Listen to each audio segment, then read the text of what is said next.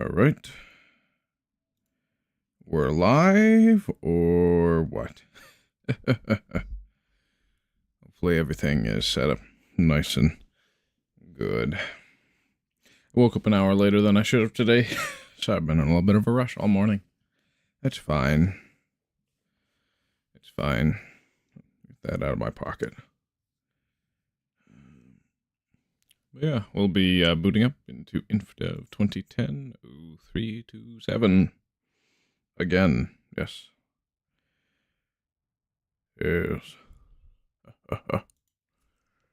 So, now Forever World has been on the same version for 4 live streams so far. This is the 5th. And we are going to keep up that all the way until we reach the end. Oh, hello, Harciogu11. I'm glad to have you here on stream. Probably enough to refill my water soon. That's the one thing I forgot to do before we started. Let's see how things have gone so far, if there's anything I need to clean up, because I forgot to stop a tree from generating. Or not. We'll see. Because, yeah, there's, those trees did not used to be there. Here, yeah. Ow. Oh, yeah, and a lot of our stuff is not understacked the same way as it was. So you're going to have to understack it again. But, yeah, those trees did not used to be here. That's why this version sucks. It'll always generate trees wherever it so desires. Which is suboptimal. I generated coal in the floor where I filled it in. So that one's not too terrible, and we'll leave this tree here. It's not hurting anybody at the moment. But, yeah, we got to keep bombing the strip out. But we have turned to finite TNT instead of infinite TNT, so we shall have to see how that goes. We should be here till at least 4 p.m. Alright, so understacking. It's time for that. Oh, I should just bomb over there, where it needs to be bombed. Oh, that's good. That's good. This version doesn't have a flag on the chunks that says it's already been populated, so it redoes the population portion of the world generation every single time you load in a chunk. And any chunks that were generated in this version do not have that tag ever, unless you add it in manually, which is what I will have to do with an external program to preserve any builds that I do in chunks built in these versions. Well, just this version. The next version patches this bug. But it is a horrible bug. Oh, certainly so. Alright. So we are going to bomb out what is not currently finite. So we need 1 TNT, yes. Sand, no, that's fine. Okay, that's good. Just glass. What else? Bricks are good. Slabs? Okay, slabs are good. Those are still understacked. So is it really just TNT and glass we have to get understacked? Because we got dip torches. Yeah, I think that's it. So get inside the chest. Hitbox on the bottom. Why am I not updating to the next version? We're actually... It has 2 major bugs. One we hate, one we love. Well, one we have a love-hate relationship with, and the other we really love, right?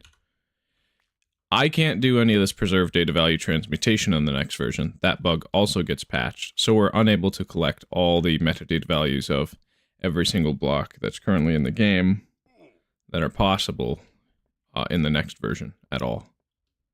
Right.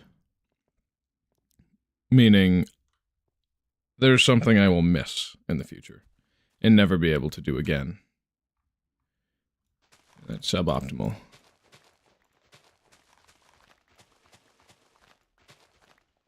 Alright. We're going to have to blow this area up a little bit. I think I'm going to get everything at this Y level. Down one more, and then the rest. And then the rest we are going to use understack TNT to deal with. There should be enough space for the next set of pads, so really I don't need to do it. Oh yeah, this might not remain understacked forever. If we do that now, so we actually are going to have to start the pads. Or I'll just be re-understacking this in the future. Imagine when this series will be in version 1.21 and you get the mace. Yeah, we'll get there. I already know what I want to name my mace. It's probably going to be the same for every world, though. But yeah, I think Monday I'm going to do hardcore in 1.21 just for fun. And then we'll get back to Forever World on Tuesday, Thursday. I'll be bringing back, yep, mystery box content then. So, that's what that means. But I'm going to name my mace Glory Hammer. It's a power metal band I listen to, but it's a funny, pretty nice name for a mace. Of course, I'm scrolling the long way. Oh, I only needed 3. Obviously, well, we'll just let that item despawn. Because the 5-minute despawn mechanic's been in the game for a very long time already. And of course, since the chunks do not save entities, if I unload a chunk long enough, there will be no items left. But players don't despawn, so that's why we saw the dead body last stream and were able to kick it around. That was fun. As bad as it was for us.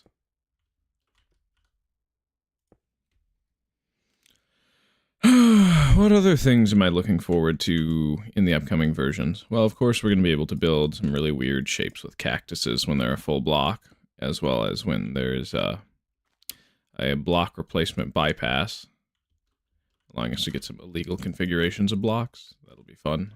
We'll be able to get command blocks, structure voids, just the weird stuff you can get with the any falling block method. God willing, Marpace, JKM, or one of the guys who's already done that before in survival, will talk to me and is willing to play on my world and help me out. Probably when you are on version 1.21, the current version of Minecraft will be 1.30. I'd bet 1.25. Oh, maybe with the seasonal drops, it may be 1.30. We'll see. It depends on, yeah, because the Happy Gas update, I'm betting, is going to be a 1.21.6. Yeah. Or 7. Something like that. It's going to be a minor version. Just like Spring to Life was, as well as the Garden Awakes.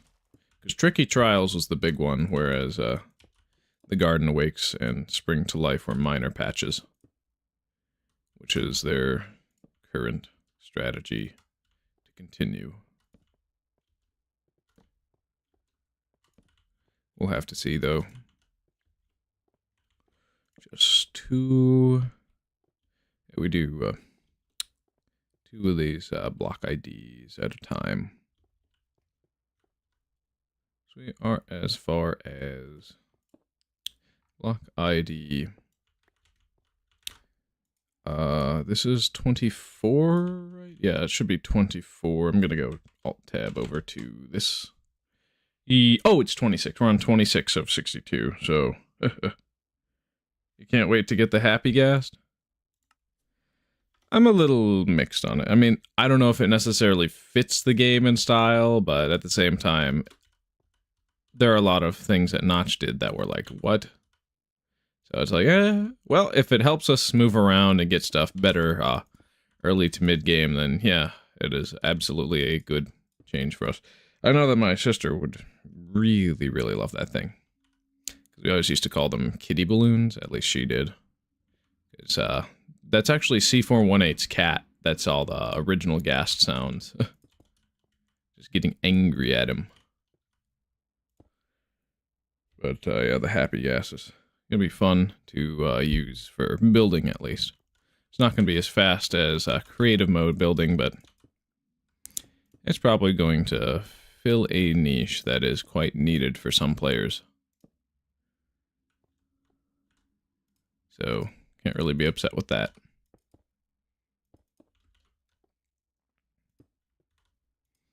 But really, they should just update minecarts. Make them faster!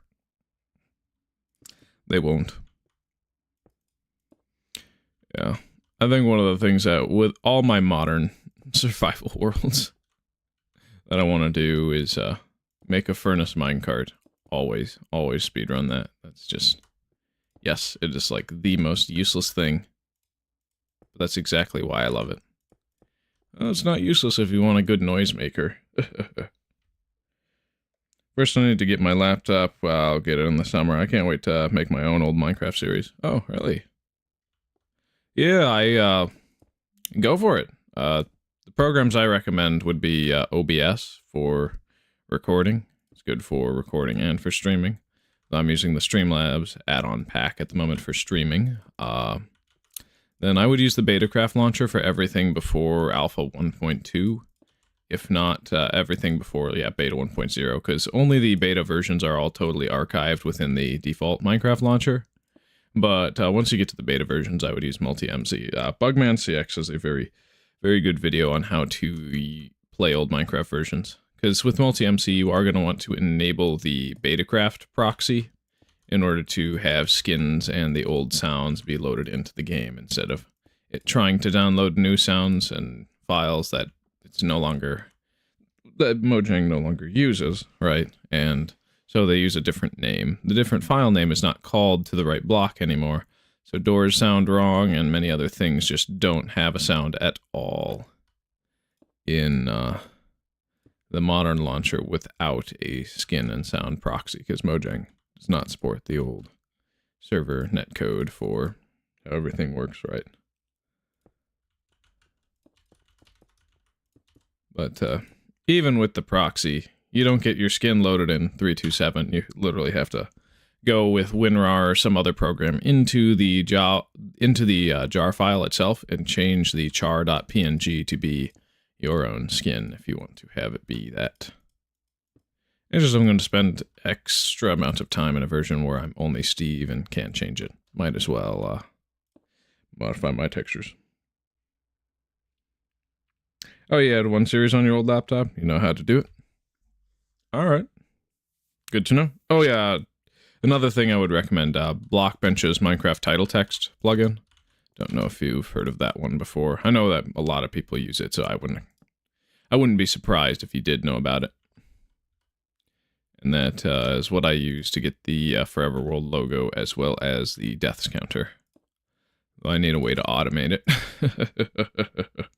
Or I just hit a button and it goes up by 1, but at the moment I don't have those graphics saved. Oh. Looks like I was a little bit off in my prediction. This is 1, 2, 3, 4. Okay. My glass bridge was supposed to be a little farther away, but no. It was not to be.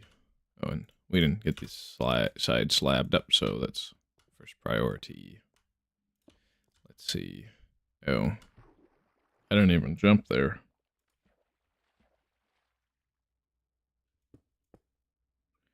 For me, is 4 p.m. my earliest live? What do you mean?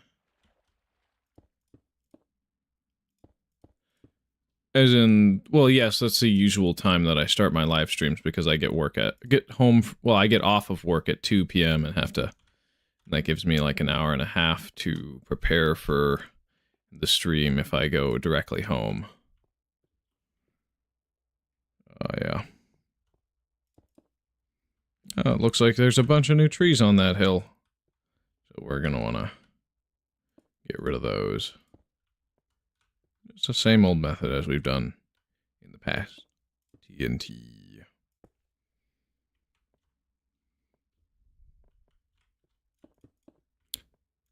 But yeah, this is going to be the last extended and earlier in the day live stream that I do for quite some time.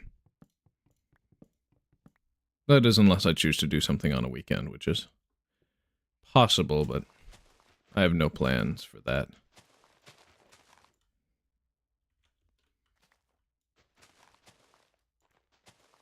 We shall see. It is night. Getting close to it, at least.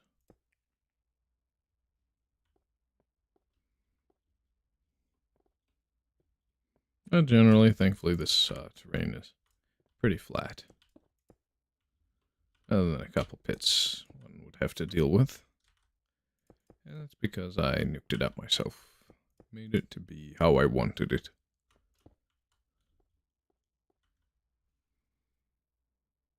Oh, this is the last live you can join? Oh. Yeah. I wish I could do something better, but until I have a different job and or can do this full time, I'm gonna have to not be doing it that way.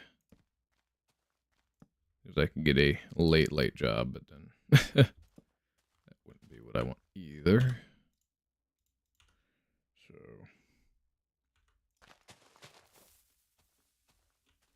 yeah, I'll just get rid of all the new trees. We don't need them.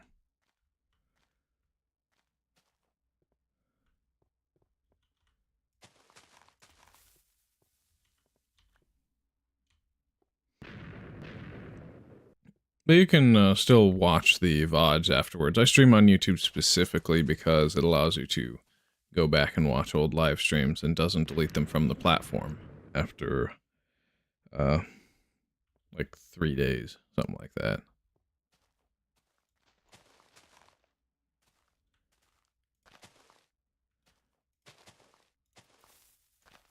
Alright, run. Good.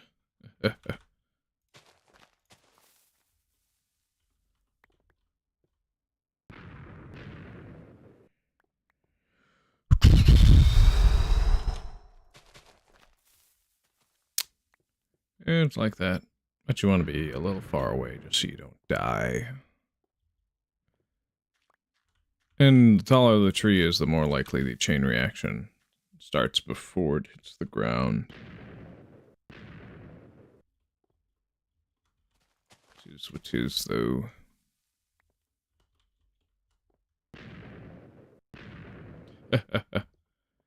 Oh, it's actually, yes, really fun to just blow up trees.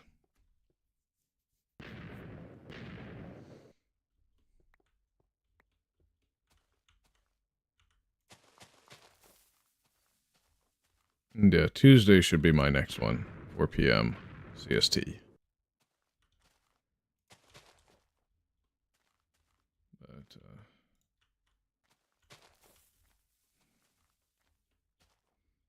But Monday I'm going to do a stream, just not for Everworld. It's been a while since I've done a non-Forever World one.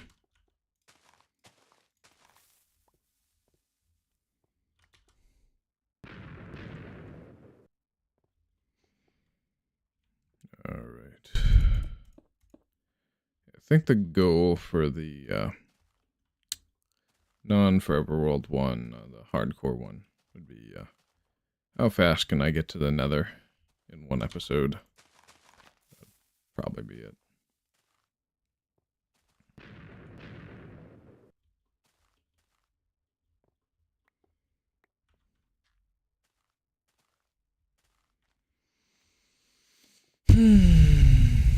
Alright, that's good. Let's oh, I got all the slabs? Okay. Time for the cobblestone then. Falling on the chartreuse wool.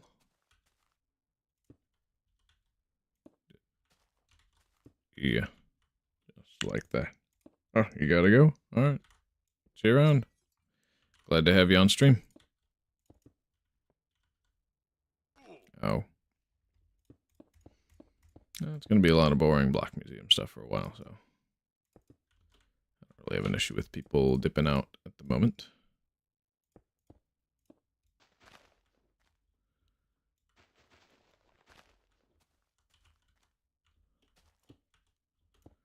Alright, and we just keep building.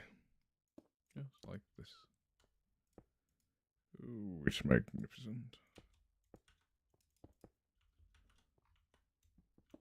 This will take us up to block ID 28.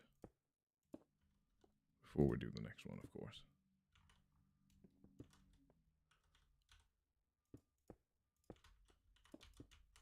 Yep. Let's go like that.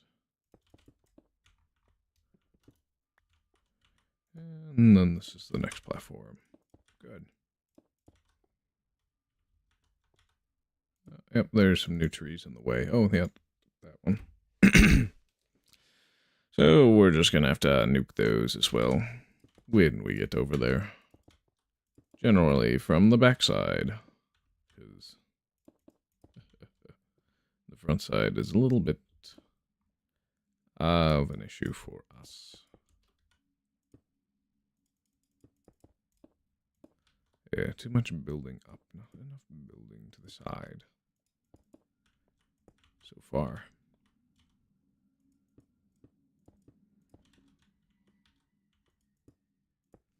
I can hear the garbage truck outside right now. Cool.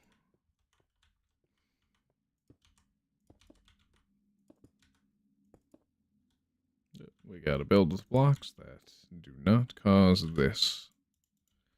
That's just a pain, we gotta clean it up.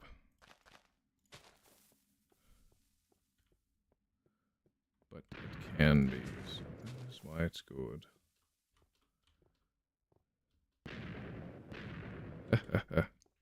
Oh, that one took that one down clean in the first shot.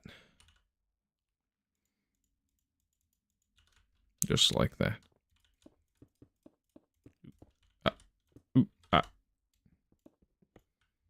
mean, if I'm accidentally building below, I'm not going to have to clean that up, but why not? It will have to be cleaned up later anyway, because we do have a lower level that goes there. We shall see, though.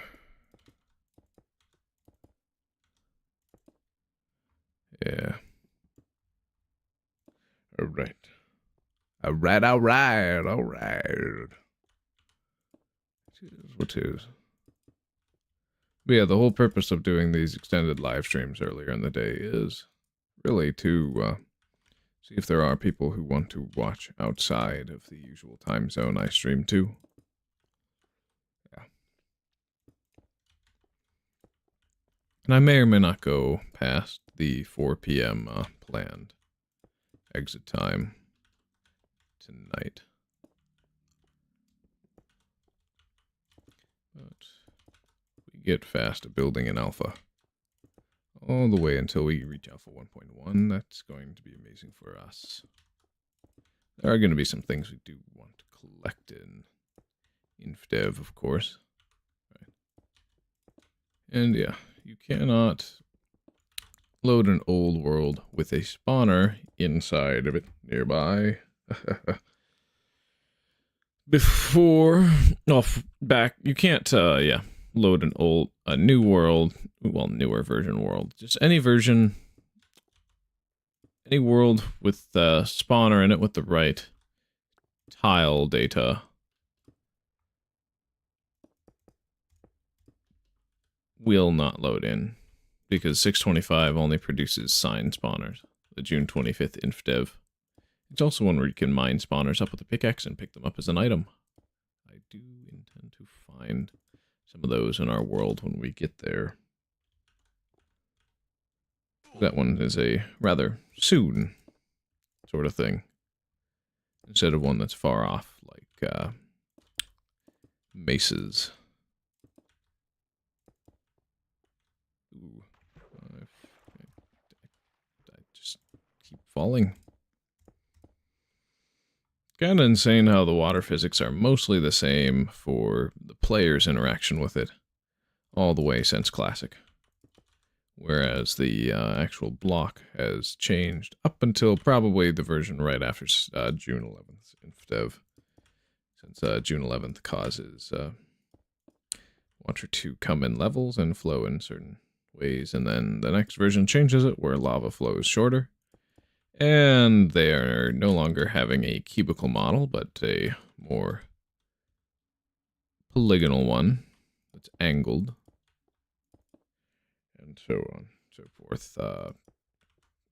Oh yeah, and water and lava can touch without turning into anything in that version, so we are going to want to collect some streams like that in the June 11th Infdev.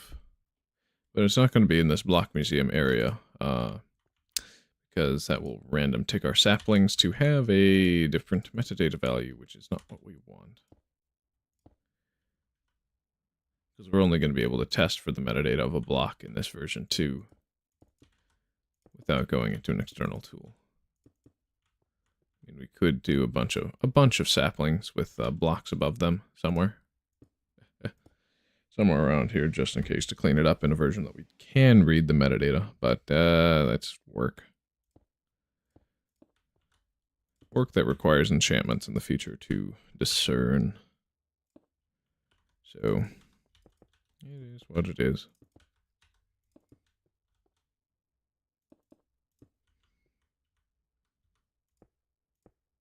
I think I might solve a 7x7 Rubik's Cube on stream today. I don't know. I want to do that on stream sometime. I showed that I can do it. Guys, it's one of my hobbies. Master Chief, just 9 more for 69 deaths. Nice. Well, I didn't actually die anymore last night. I just forgot to record the second death I had on my journey back. I remembered it, and I definitely have had more deaths. That's why there's the tilde. I forget how much. It's only when I go back and review every single live stream that I will know for certain how many deaths I've had. Yeah, we should slab this up so that there's not going to be any falling between cracks. Yeah, welcome back to the stream, Master Chief. Glad to have you here. You're just kind of like blowing up terrain at the moment. Slab, and it's a torch, and it's a slab. Good, good.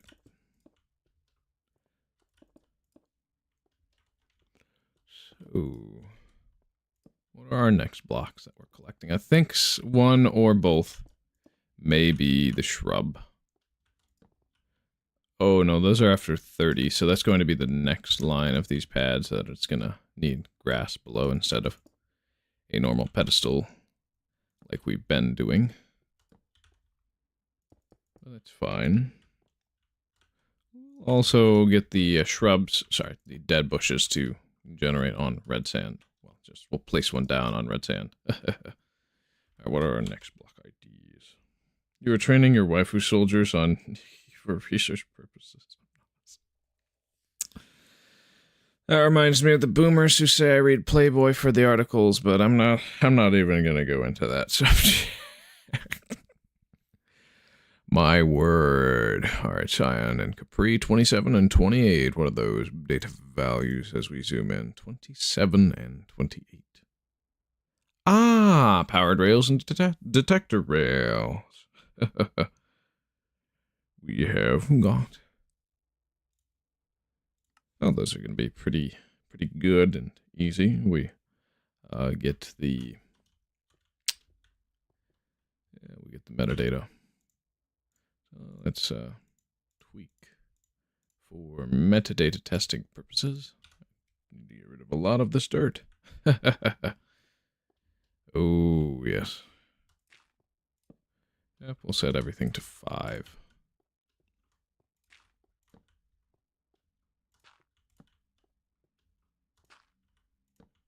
Except for the ones at the start. Tis what tis. Anyway.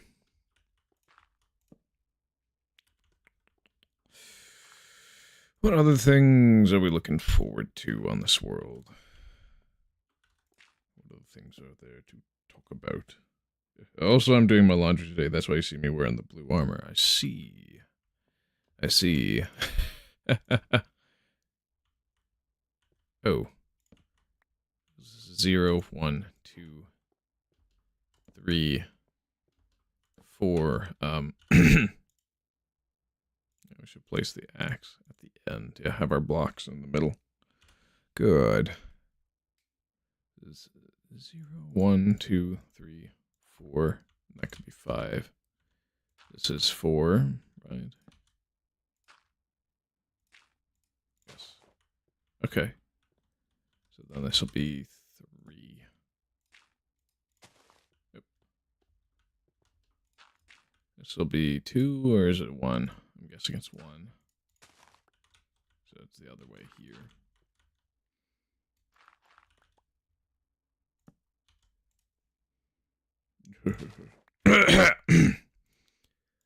That's 2, we want that, and this is going to be 1. Just like that. And this is 0, right? If not, we'll have to use a falling block, like sand, to fix it.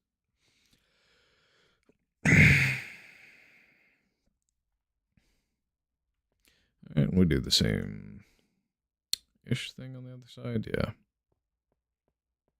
Yeah, you go. I forgot to place a cobblestone here. I'll fix that. So this is... Yep, this is 0. That's good. Oh, we need slabs. Slab this side up, huh? Well,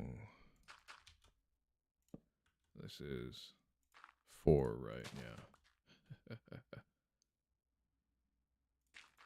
It's this for 1? Yes, okay. And sometimes you get your seeds back with the lower metadatas. Higher ones are guaranteed. Satisfactory. Alright. 2, that's good. And then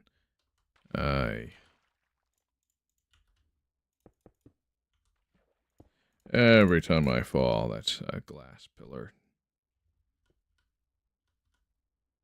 It'd be a shame if I fell again from there. See, that's why we slab these up. Just like that.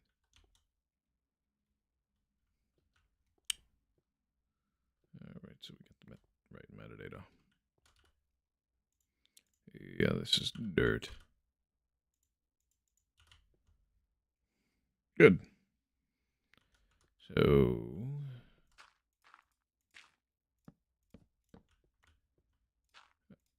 That's 3, because 0, 1, 2, 3, and then this is going to be 4. Yep, and then everything is going to be set to 5, and we're going to put slabs down here. Just like that. So it's good. Everything after this is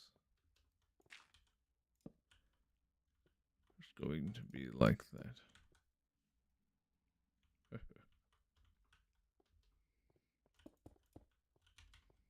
And yeah, we're gonna have to blow up some stuff in the side. As needed. As one does. That may just be the best part, though. This whole thing.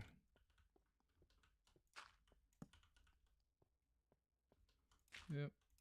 This is what we'll be doing for quite some time. When we do update, these rails should be placed in really weird, really weird placements. Some of them, I think we may have a full block, no hitbox thing on one or both sides.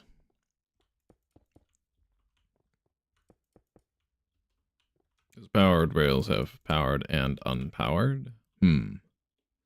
well, we'll start from the back with the flint and steel for the block metadata. And this tree is a little too close for comfort. I'm going to want to take that down. I would burn it down, but that would change the metadata of everything I placed in this area to something else that we don't want. All right, 1, 2, 3, 4, 5, 6, 7, 8, 9, 10. Yep, that's 15. This will be 1, 2, 3, 4, 5, 6, 7, 8, 9. Yep, this will be 8. 1, 2, 3, 4, 5, 6, 7, 8. This will be 1, 2, 3, 4, 5, 6, 7. Yep. This will be 1, 2, 3, 4, 5, 6. Yep. Right. 1, 2, 3, 4, 5. Good. Good, good, good. 1, 2, 3, 4. Because this one, yep, is 10. Okay. This will be 1, 2, 3. 1, 2, 3. And then this is going to be 1, 2. Yep. And we get some wheat off of that. This one's going to be 1. All right. Good. And that one's 5, as per usual. And it's about to be daytime again. Quite nice.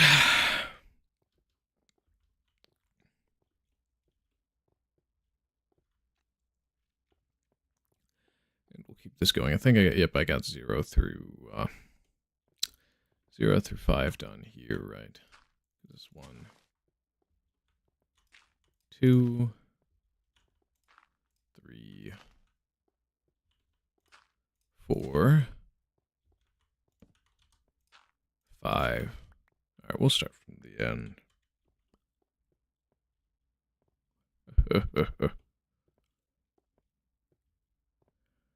This is going to be very good when we're done. It's going to look kind of like the debug world that gets added in beta, release 1.7. Well, actually, no, 1.8 snapshots. 1, 2, 3, 4, 5, 6, 7, 8. Oh, we need 2 more. 9, 10. Okay, that's 15. That's good. All right. 1, 2, 3, 4, 5, 6, 7, 8, 9. That's the right metadata. Is 1, 2, 3, 4, 5, 6, 7. Good. This will be 1, 2, 3, 4, 5, 6. Yep. 1, 2, 3, 4, 5, 6. Yep. This will be 5 because it'll give us 10. 1, 2, 3, 4, 5. All right. 1, 2, 3, 4. I'll give us 9. That's what we want. These are all, of course, invalid metadata values due to persistent data value transmutation. This is 1, 2, 3. 1, 2, 3. So we get 8. This is 1. Oh, I thought I had flint and steel in my hand, but I didn't. 1, 2. Then it's 1. Wait. I think I got something wrong. Because this is 0, 1, 2, 3, 4, 5. Yeah. This goes up by 1 to be 6. Goes up by 2 to be 7. I think I skipped one. Dang it. 7. This one also 7. So we make this 8.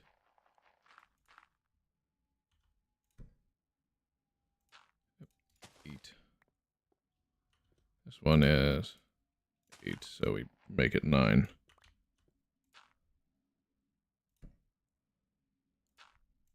This one is 9. We make it 10.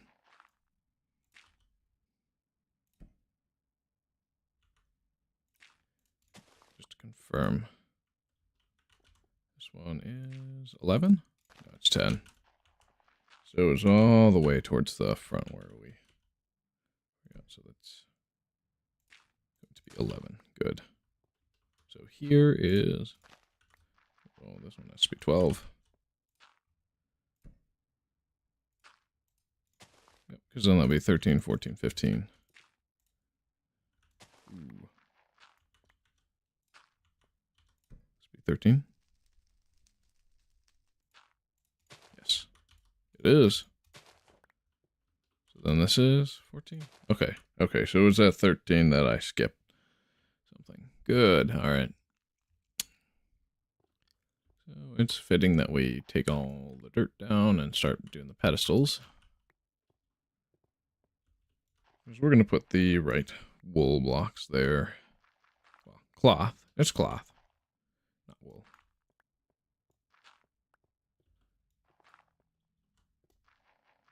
Yeah. Farmland still takes longer to mine. I don't know when that gets fixed.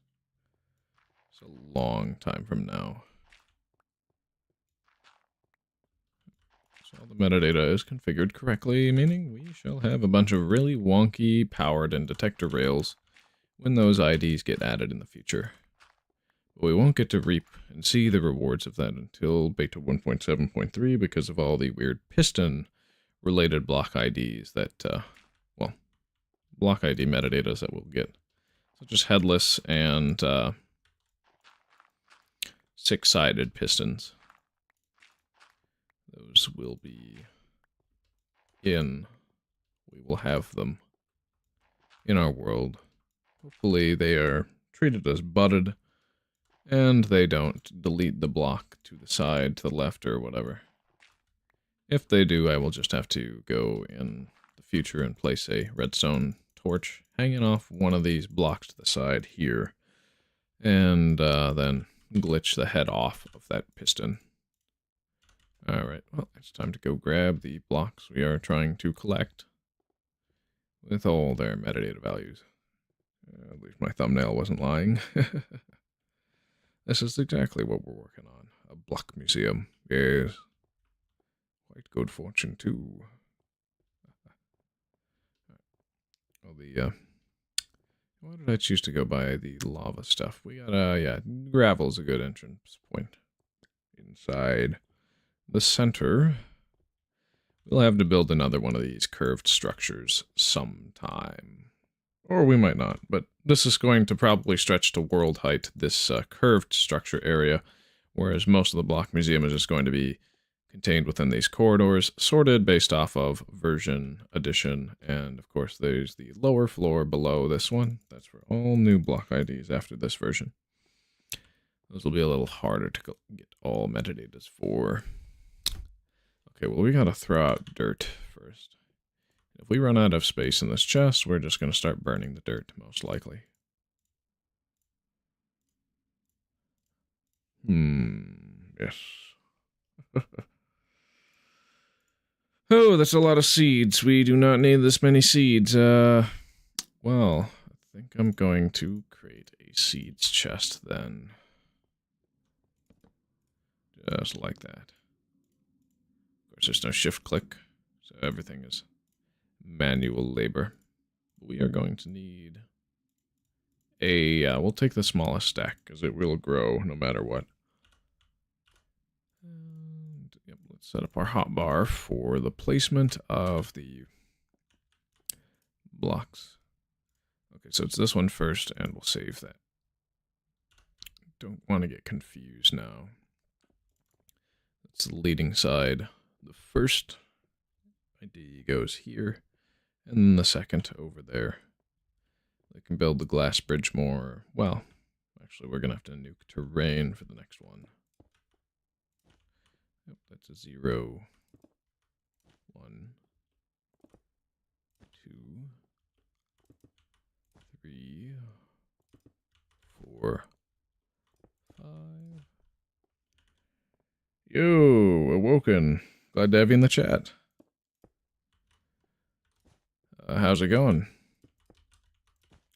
Just doing the most boring part of what this series will have to do, most likely ever. But, you remember? Oh. Remember what? Because I think I've seen you in the chat before. I'm forgetting who, though. Good. Okay. But yeah. Once this section is done, there won't be much more we have to do, will we? Well,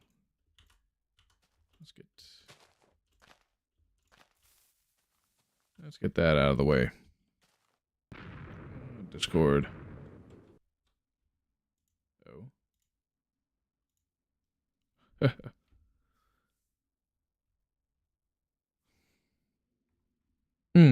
Probably one of the other servers I'm in. Let's full screen again.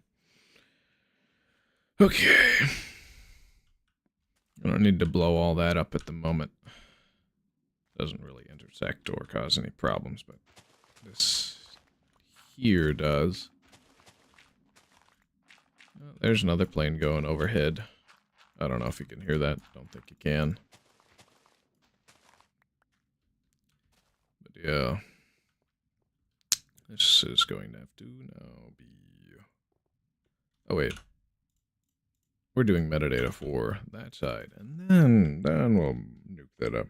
Oh, invincible orange. Got it. Let's see. Yeah, I'll try to remember all my chatters a little bit better. The more active you are, the most likely I'm going to know who you are, even if you have a different name. Yeah, all these glass pillars here are places where I fell into the water. Yeah. I mean, it's a look. It's an aesthetic. It's not the preferable one, though. Why don't we heal up? Good. All right. I hope you're having a good day. I'm having an alright day. Should have woken up an hour earlier than I did, but I didn't, and so we had to speedrun making a pizza, and I only got to eat 2 slices before it was stream time, so yeah, that was fun.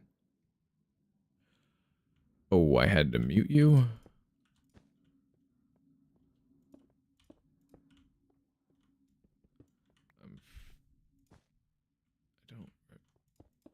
Is that ringing a bell? I think it was really just their push to talk. It was like last week. Oh, during the Indev saga? Maybe.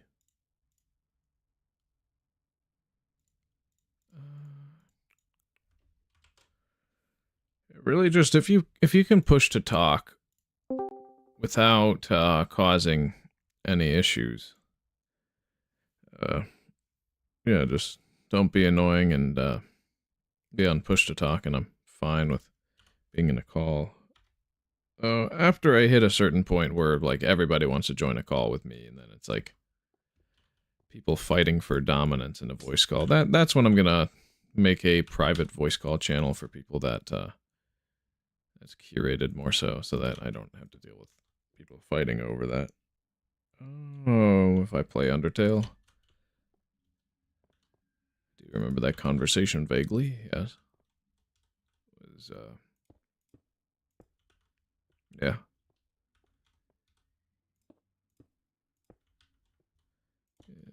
It's a good game. I just don't have all the time in the world to finish every single route, and I don't think most people do. But I do like the art from that game, as well as the music. It's a good game. Temporary block is not TNT. It would be a good temporary block for a desolated build area, though. Where it's like, okay, well, I had to pillar up with TNT. I mean, it does break instantly, so in future versions, when it no longer ignites on punch, it's going to be actually a really good temporary block because of how it breaks instantly. Kind of like how slime is in modern day, and same with honey. But that may also mess up some contraptions you make. Imagine telling a player in 2010 about slime blocks and honey blocks. They would probably think you're out of your mind. Guess which is, though. Alright.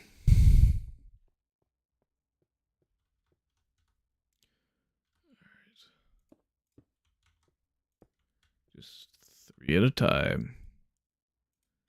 And then we do a glass bridge after we do the first pad on one side. And we'll do the second pad, duplicate it. And they'll make travel between them easier before we do the main neck middle structure of the block museum. But that would be some sort of art installation. Probably constructed post beta 1.7.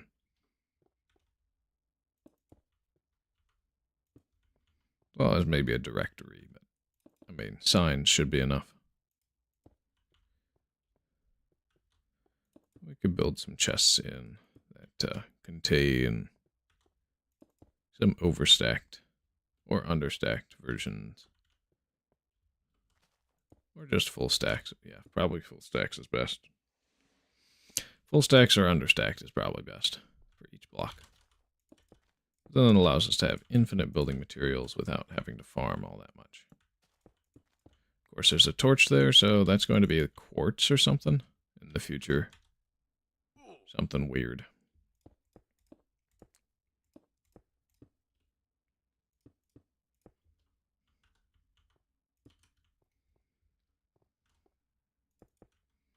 Yeah, people keep asking me why are you staying on this old version. It's horrible. It's like, well, I won't be, but we need to finish something here first. All right, now it's time to nuke out.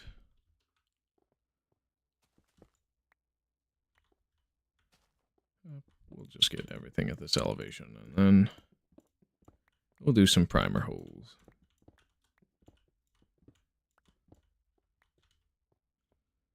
And it'll be cleaned out just like that.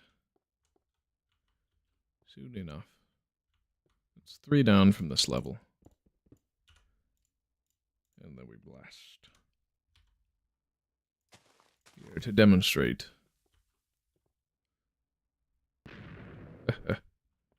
Yeah. That's exactly where I want it to go. Ooh, that's 1 lower. 1 lower than ideal. Okay. So we want it to be up 4. 1, 2, 3, 4.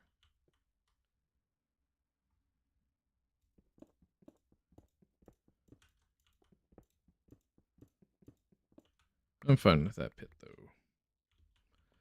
Okay.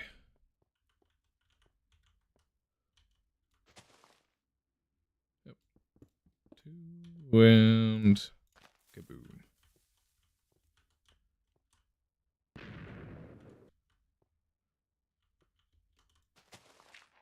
To the right height. Oh, just clean up surroundings that aren't substantial enough. Just keep going like that.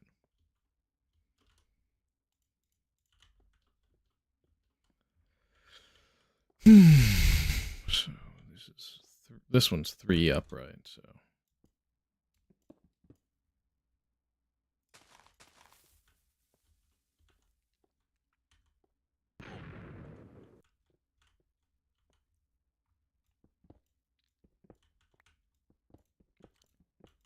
Good.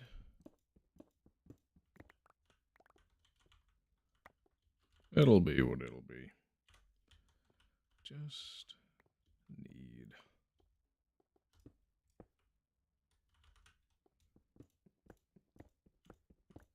the area around to that line over there. Just where that ends. Surmise I probably should just be doing caves like this. Long tunnels. It will be the right Y level if we do it like that. Yeah.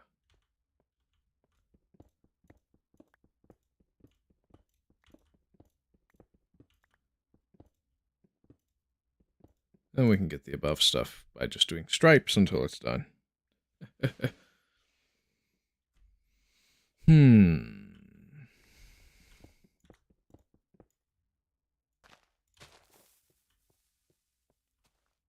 I should probably be able to just do the primer holes like we've been doing.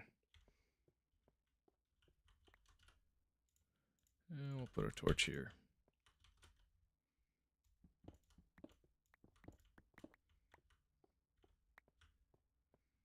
Yep. I'll make sure it's consistent with the others. Alright.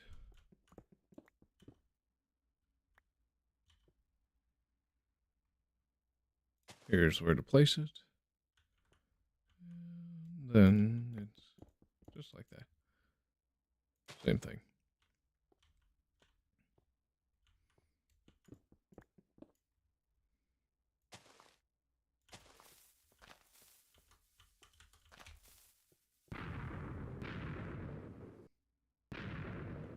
Good, good, good.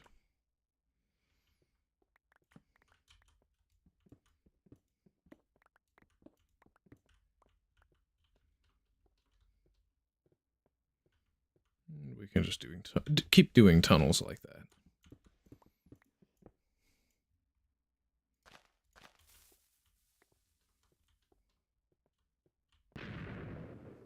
As well as a little stuff above.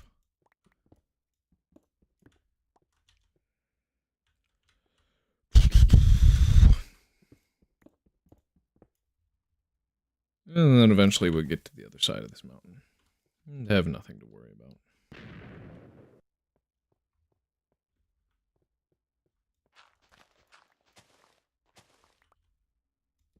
Good, good, good.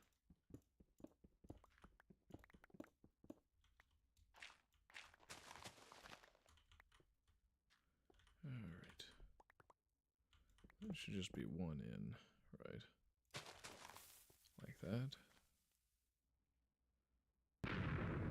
Okay, it should have been 2 in then. Oh, we cleaned that up. It's not the end of the world.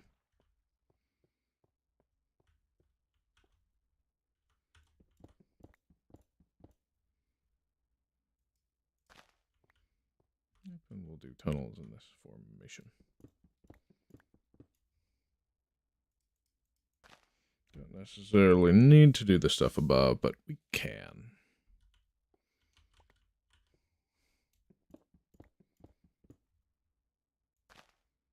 Should probably try and dig the short way.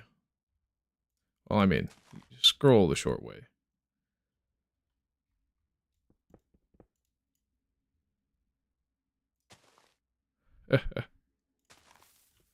And we'll just make sure that all that is congruent with the rest.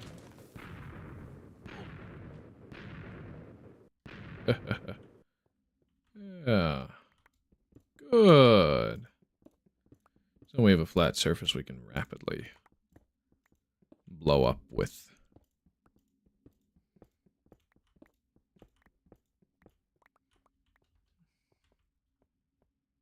We'll have to make our own caves in this version. They don't exist, after all.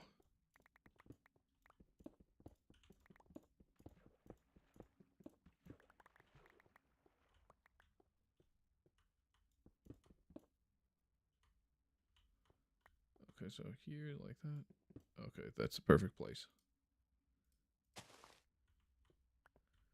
And then... Yes. Do wonder if this cobblestone is not going to stay understacked. We may want to put it in a chest in that case. Alright.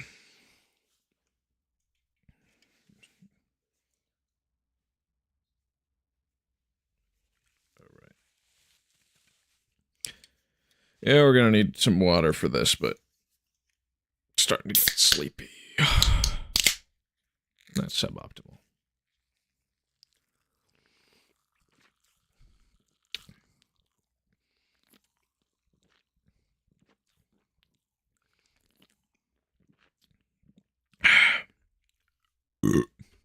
Excuse me.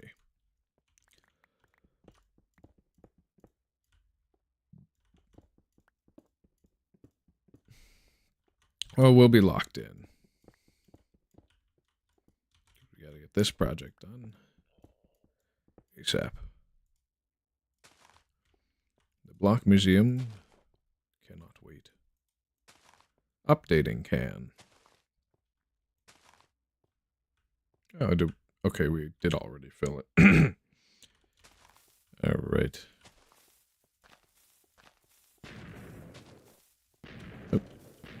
Oh no. I almost lost the item. Oh my word. Oh my word.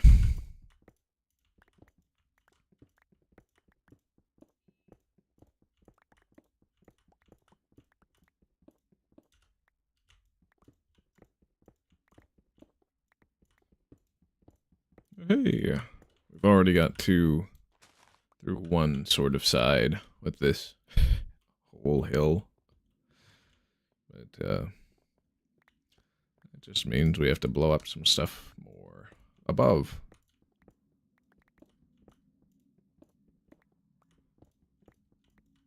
But below is fine for now.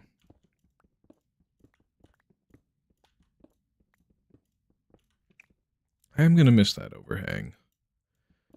But sadly, it must go. It must go. It will blow. Alright, yep, we'll do a stripe starting here.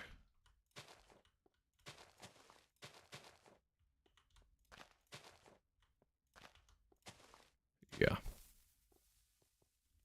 Be very careful. Probably jump in the water is best. Because we can just use glass to pillar back up.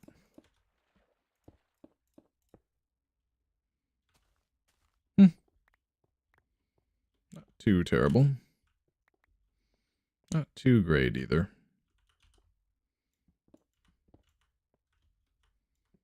We'll just clean up the first three layers. And we'll do another stripe in the center. Yeah, just like this.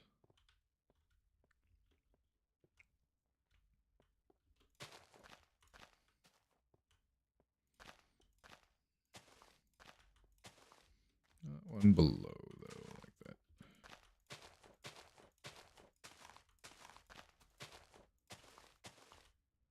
Alright.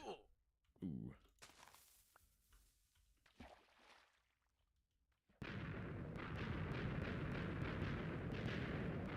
It's a little unpredictable. That's why we jump in the water. Ah, Killer Cubes. You're off to an early start today. Yes, yes I am. Glad to have you in the chat. But yeah, I did I announced at the end of last live stream that yeah, we would be 8 a.m.ing this. Well, it's a really thin layer. Why not just mine that up? Good old controlled detonation. It's only 1 thick. I don't have any reason to just mine it instead. Oh, why don't we make the stripe in line? Just like this. We've got 1 more of our block IDs already, and it's only 1 hour into the stream. Oh, wow. Yeah. TNT metadata 5.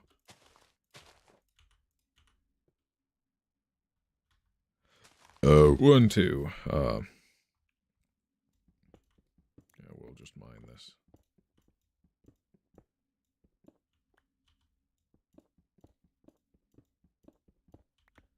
Yep. And we will run.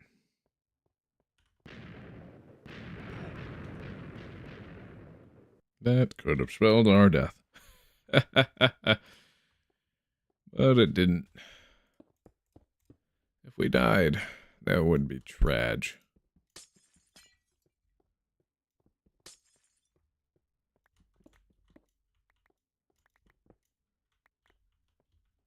Just like the engineers behind Mount Rushmore. We blow stuff up. We blow it up. Yeah, we do. Well, it's probably time to start working on more pads for the new metadata blocks. No. Now we've got enough of an area cleared out.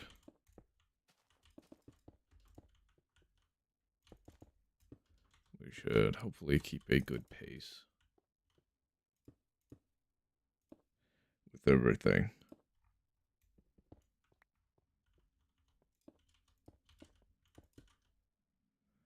Yep, we are at 28 of 62, so we're about halfway. Some of them we're only going to be building pedestals for and only getting a couple variants of. That being chests, torches, and furnaces, because those are a little bit different with how they behave when you place them down. They overwrite what exists, and that's how we get all the other metadatas to be that way, but sadly we can't collect all for them as well. I love it when I place blocks facing upwards like that. Every time I fall, a glass pillar of shame gets built. There are quite a few in this world. Yeah. That's why I didn't dig down further, even though I should probably. For the lower portion of the block museum, which will have all 1 through 256 original block ID type. Space for all 256 original block IDs, but everything post 1.13 will have to go into a basement or other type of build. Probably around this area, though. But all the invalids will probably be replaced with a sign saying frowny face, because that's a version that they get deleted in total. Whereas we can silk touch stuff before 1.8 and still have it as an invalid, weird block that doesn't behave the same way as another one. Yeah. Like the normal variant is not going to behave the same as the ones that we're generating here. And these being rails and stuff, there are probably going to be some floating rails, some rails with weird angles on them. Yeah. They're not going to be default rails. They'll be detector and powered rails, though. Some of those rails should be powered, I think. The powered ones. Or they might have a curved sort of thing going with them, but they're not going to visually show up like that with the invalid powered rail and metadata. I wonder how the detector rails would also work like that. But I don't think those ones could be silk touch. They would have to be moved with a piston.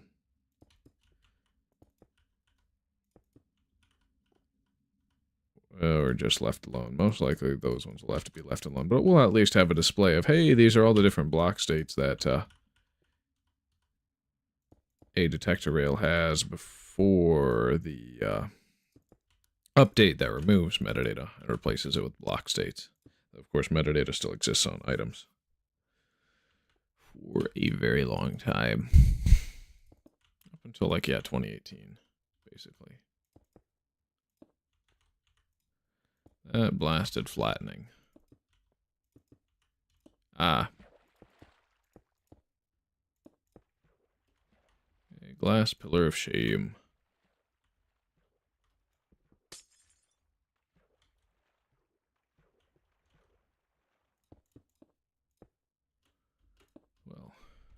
Well, we get back to where we need to work. And it's good. Good like that. Yeah. So I should probably light up what's too dark. And we're almost done with these pads. Quite a bit more to go, though.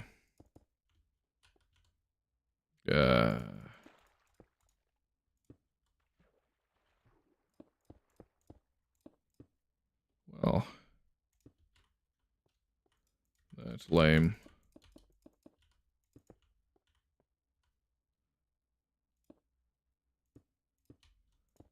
And of course, I can't aim at the side of the block for the life of me.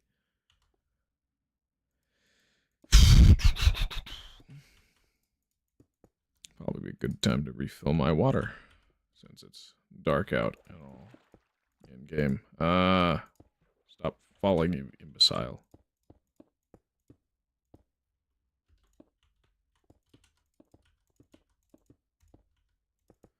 Tis what it is, though.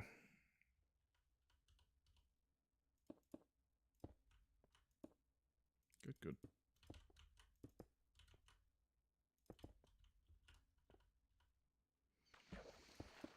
Anything I would regret not having in my world, we don't skip. This is one of them. And it may be boring to watch, but at least there's record of it.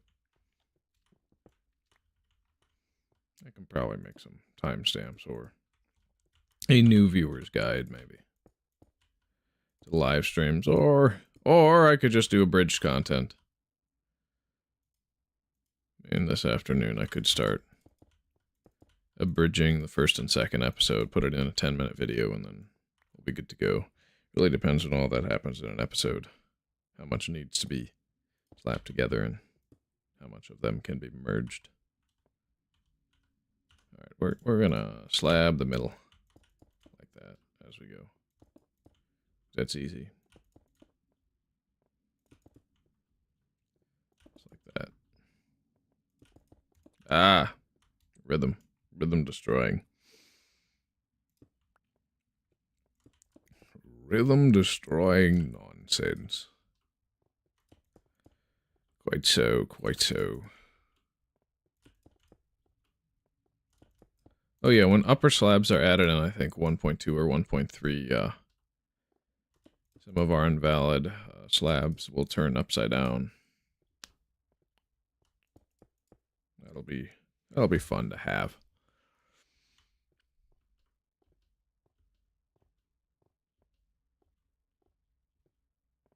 So we're going to want to bridge over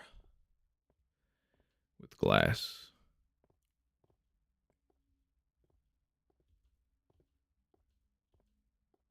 And then we'll be good to go there.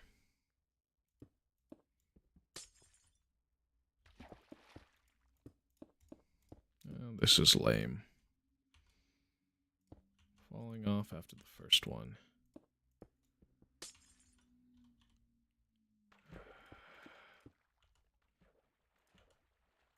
Thought I made it farther than that before before falling off.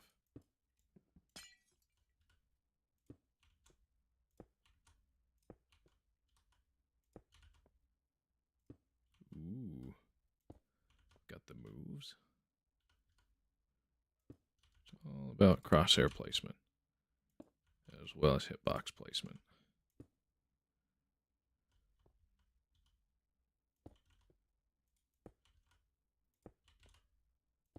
Just like that. Oh my word! We're doing it. Oh wow, we made it! We made it! Oh yes! Ha ha! No more glass pillars right before we get to that side too. Ooh.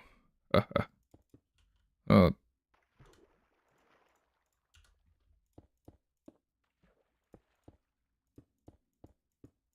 Not a word.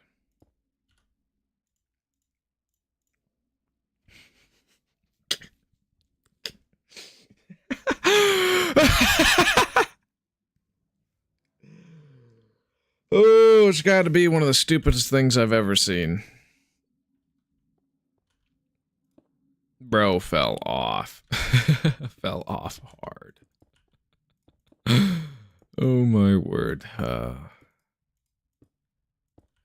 Hey, I mean, we made it. We might be able to get to a floating island yet.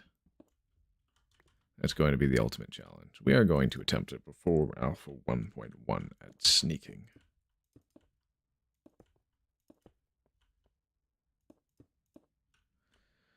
Yeah, we're going to have to get to the right Y level first, of course. Which would be like 32, something like that.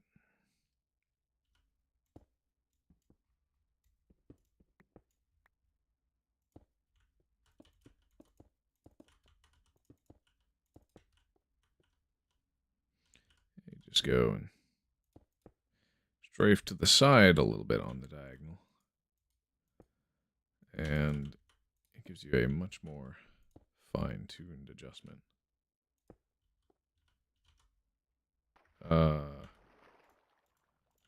Yay.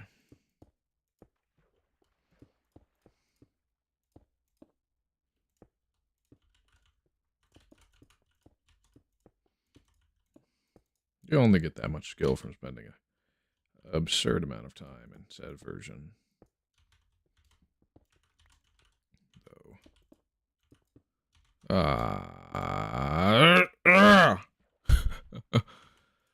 Ooh. Oh, it's going to be day. Ooh. Oh, joy.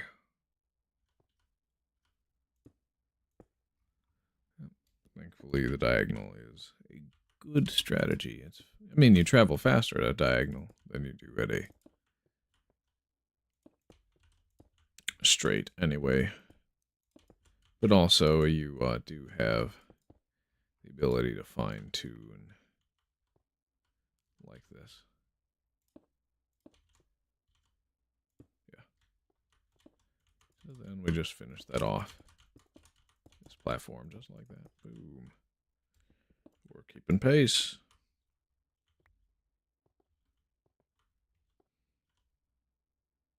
Slabs are going to be weird to build to the side of. They always will be.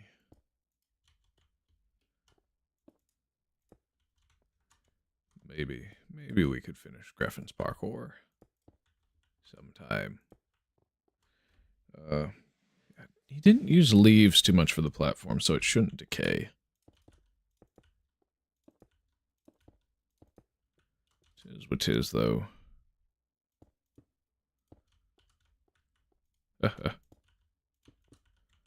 And of course, the video has the MCDF Discord. Sorry, not Discord, the website to the Discontinued Features Wiki at the bottom, because that's my main reference for when I should update my world. But we're going to regret updating if we do that now.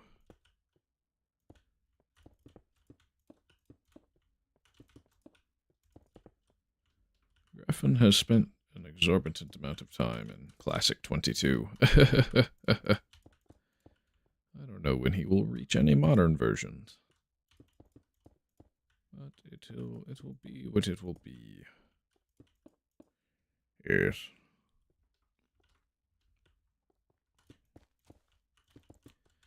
Yeah. How fast do well, there might be a meme that could be made about how how slow most old Minecraft YouTubers are to update their worlds. We're just gonna play an old Minecraft, okay? And I don't care about updating right now. We're in 1.2 right now. Yes, yes. All these changes for villagers. We're going to 1.3. Okay, yeah. And here's all the new features. I'm not gonna post for another 3 months. Thank you. Oh, here's the next snapshot. Not posting for another 3 months. Yes. Oh, goofy. That'd be a caricature of it, though.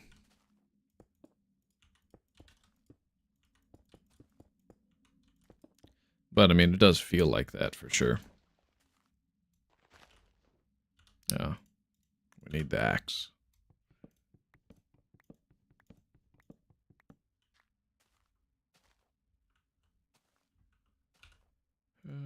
Glass. Or maybe the torch.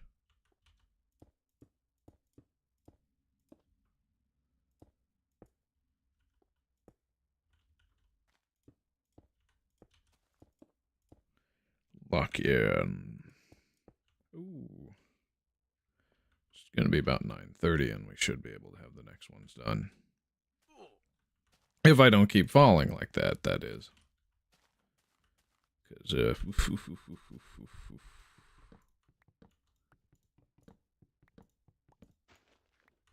yeah, that's a lot of logs.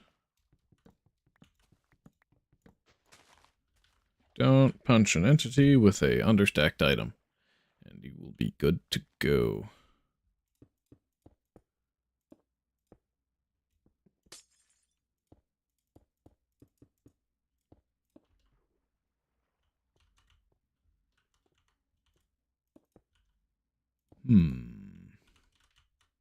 Ow. All the times I fall off will be recorded as temporary markers. Of course, the block museum below for any new blocks and IDs will be collected down there, but we don't have access to them now. They don't exist here. That's fine. It means it's a lot less effort for me. We just gotta get level 2 complete. Level 1. Well, we got level 3 done. Right. So we're working on level 2. And then level 3, sorry, level 1 is going to be long-term project. A long-term project. Yes. How would we get all wait, yeah, no, observers are added after metadata is removed, so we would only get the first 6. Anyway.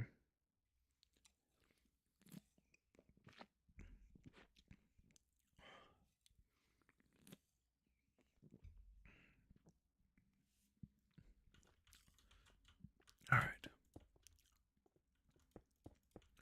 Slab the path. I think this area here is due for a strip of TNT.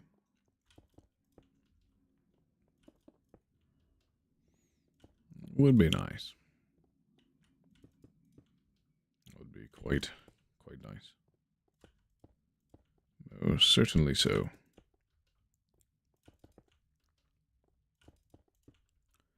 Let's see if we can bridge over to this center one with glass.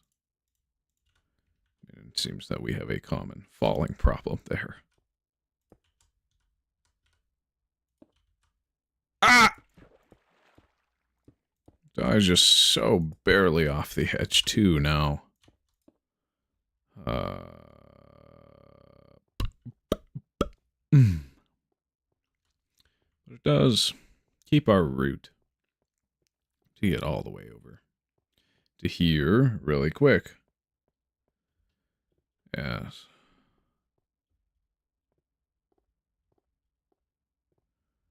Very much so. We've already... Oh. Yeah, sponges, and then we'll put a stack of glass in there as well.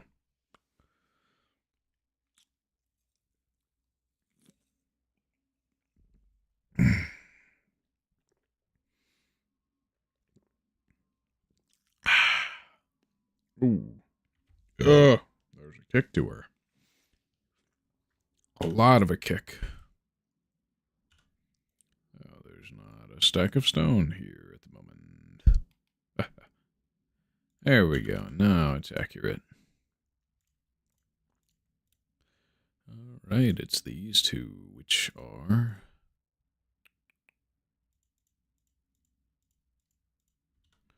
going to be interesting to work with. I may need dirt. Let's check. Ooh, poles. 2 billion petrified oak wood slabs. Oh boy. How are we going to automate this? We shall see, we shall see. Oh, most certainly so. Well, so it is Capri and Ultramarine. Wait, no, it's Ultramarine and Violet, which are 29 and 30, respectively. Ah, sticky pistons. Cobwebs. Okay, that's not going to be hard. We can have regular pedestals like that.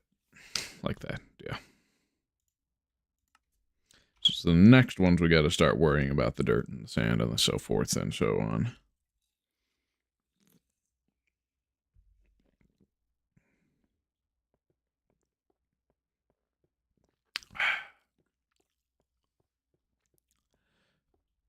Excuse me.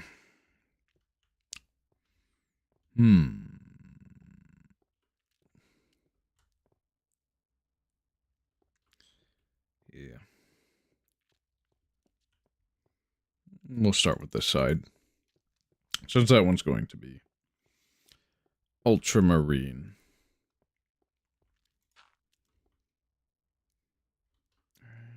It is this way. I forget. Okay, it is this way. Wait a second. You put that in the 0 slot. Oh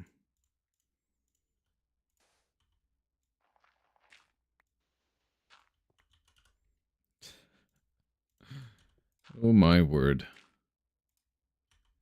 There we go.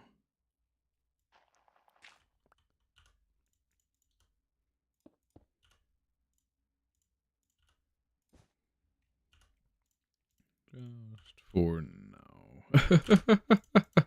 Oh boy. Twas weird. There's one. This is 2. Then it's 3 this way. Oh, excuse me. 4 this way. And then it's 5 this way. And then all higher ones have to be based off of 5. And use flint and steel. Oh. Excuse me.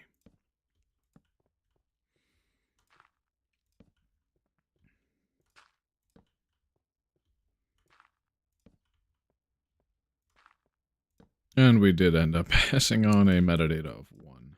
So it's likely going to be a cobblestone slab. If it's a cobblestone double slab, we may want to change the metadata to be higher. Double slab. Oh, it would be sandstone. Okay, yeah, we're fine with that. That would be funny, honestly. This is just the sticky piston, too, so... yeah, having it be a sticky piston is fun.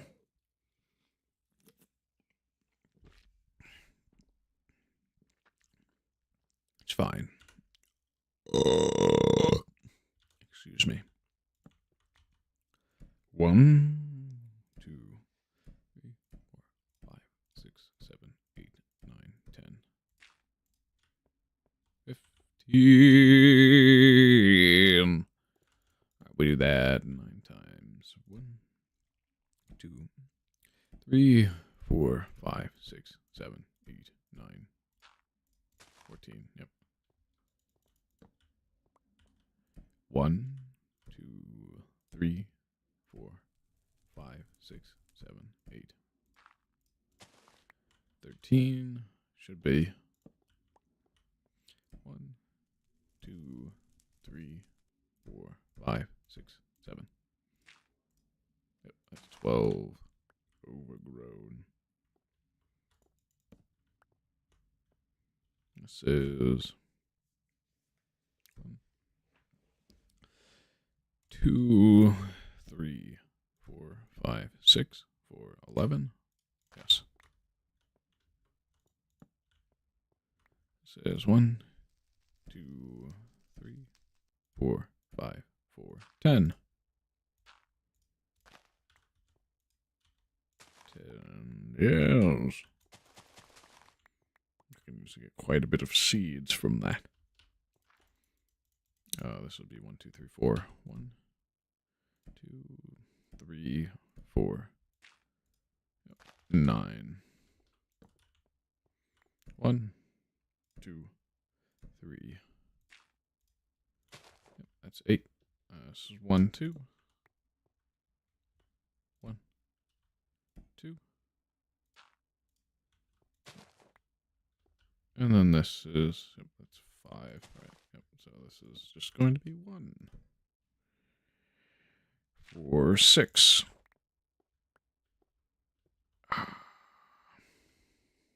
Now we can start from the beginning. Start mining up the dirt. Replacing it with the relevant pedestal and block ID.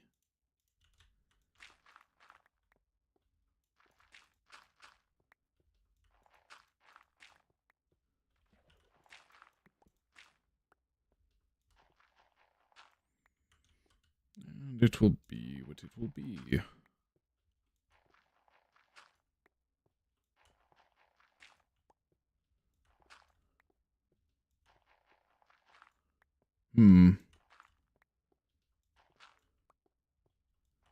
Farmland is going to be a weird one. Hopefully none of them turn to dirt, but they could.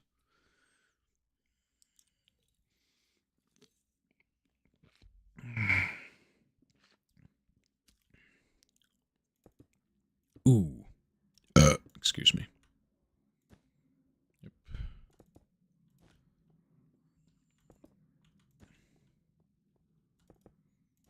Boom. Just like this. Good. We can do the same thing for the other side. Because it's violet. Next.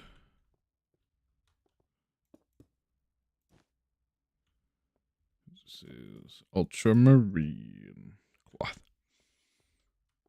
That's good.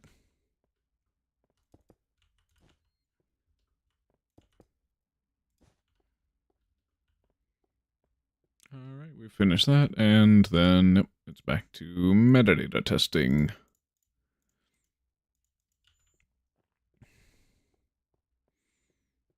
If this is not 0, that would be weird. This is 1. Yes. Then it's the other way around. 2, and then 3 is this side, like this, not that. Well, excuse me. Yeah, that's 3.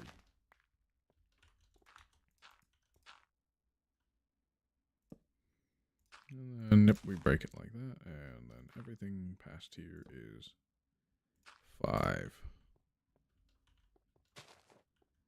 That'll grow to 7. So, yes.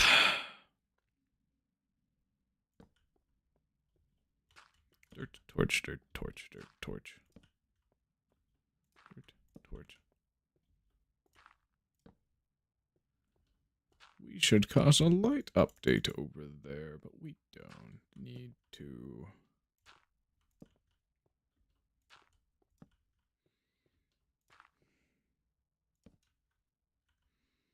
So this is 1, 2, 3, 4, 5, 6, 7, 8, 9, 10.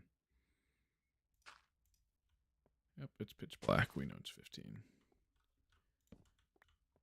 1, 2, 3, 4, 5, 6, 7, 8, 9.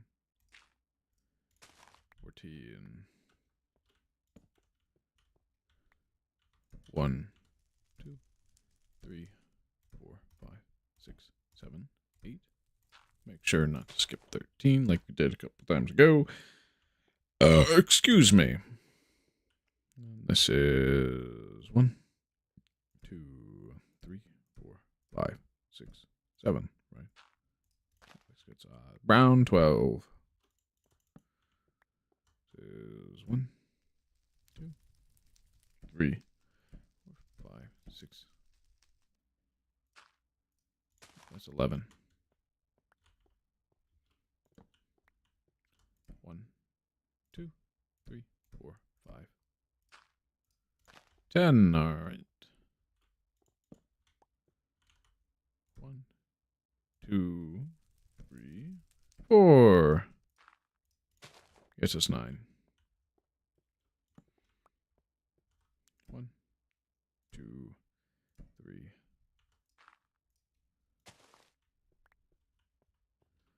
There's 1, 2. 1, 2. Yep. And then it's 1.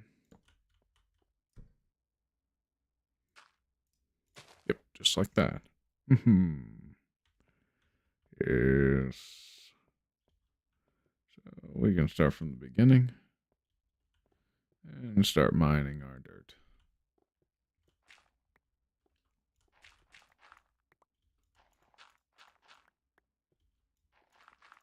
We got some good dirt. Only the best dirt.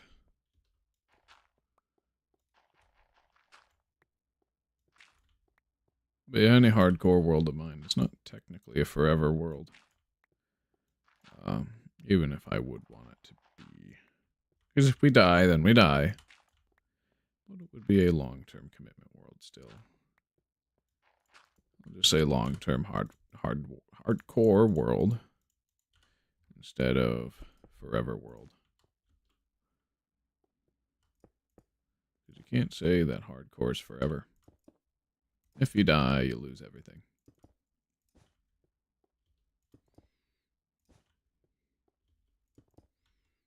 It'll be fun that way.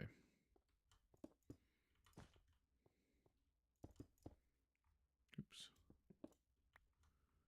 That gets used for something later, but not what we want. No, if we place a slab there, theoretically the metadata should be preserved, right?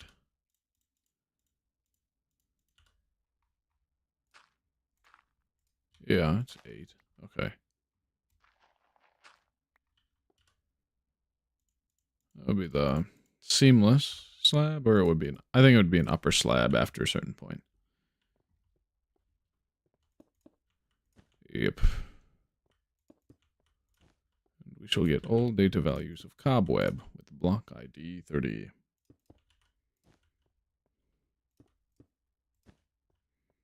Just like that.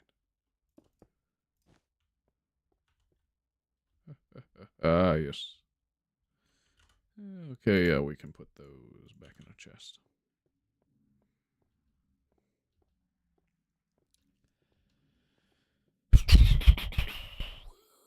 Because 31 and 32, I think, are shrubs and dead bushes, so we're going to need a bunch of sand and some grass as well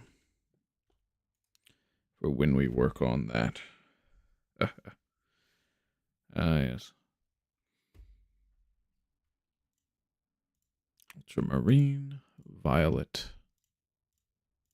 So these two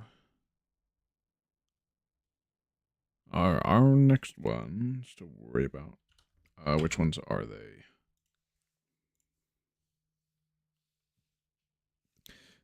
$31 is grass or shrubs. And 32 is dead bush. So we're going to need sand, red sand. Plenty of red sand for the second one.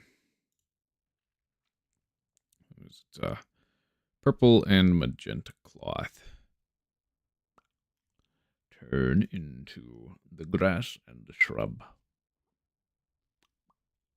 And the dead bush.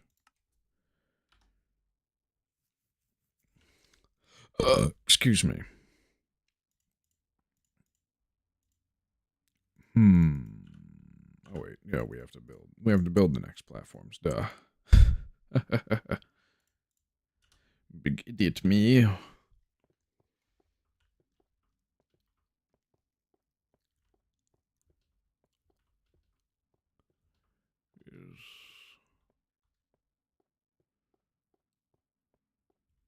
Is there enough room on that side? Yes, yes, there is, and there should. Yeah, there should be room on this side too. We'll start from the edge over there. We'll start from the edge over there. When it's nighttime, I think it's fit to turn on music. And then get some water in my bottle. Oh, yes. Ah. Wow, it's 1 block deep. All this water. Oh boy. The amount of failure will be preserved until we finish the block museum in a future day. 1.12 will be the version that the first level would be complete, and the basement, the 0th level, will be a perpetual creation. All the way until 1.13. Oh, sorry, no, 1.13 and beyond. From 1.13 and beyond, I misspoke. I misspoke. We can't do that. No.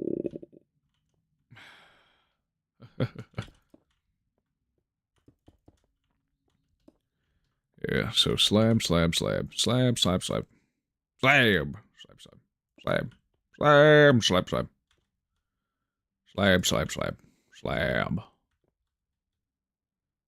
But yes, this will be the most incredible terrain one man may ever see again, especially when it gets repopulated with biomes.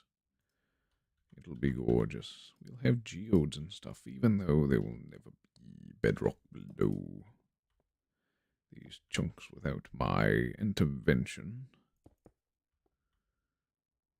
It's like, do I want all new cave terrain below? Probably not. Anyway, it's good to have a large area that doesn't spawn anything outside of the surface and the overhangs due to the removal of caves. No caves, all cliffs. That's this update, huh? No caves, all cliffs. I like that.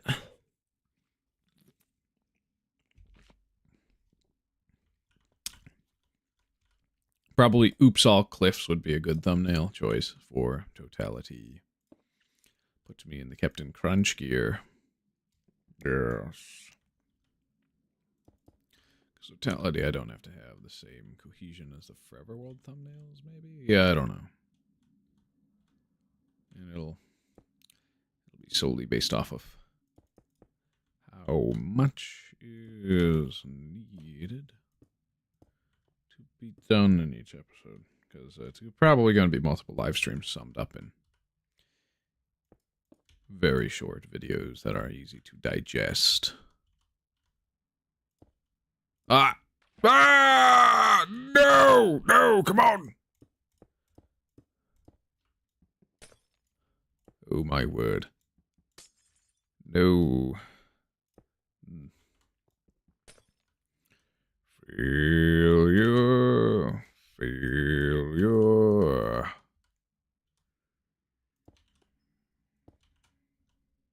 Ooh, that's a hard sliver. Oh, I thought I was going to fall off. Ooh.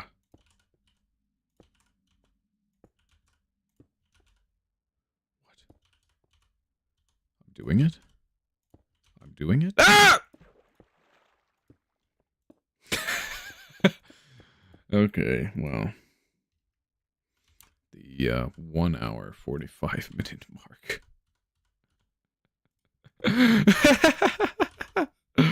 Oh my word.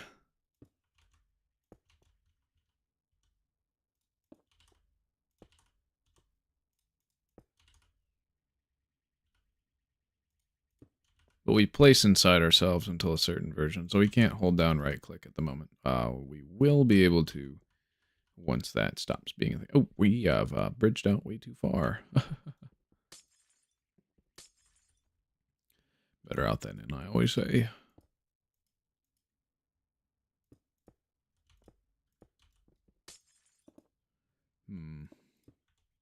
Okay. It's a go.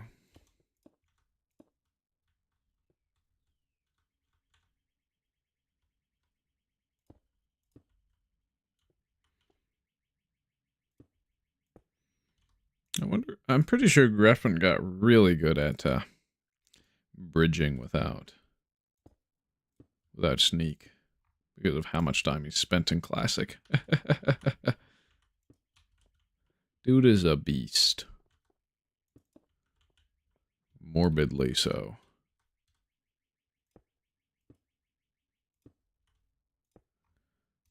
I'd like to think I'm morbidly a beast, but I'm not. I'm bad. Not good.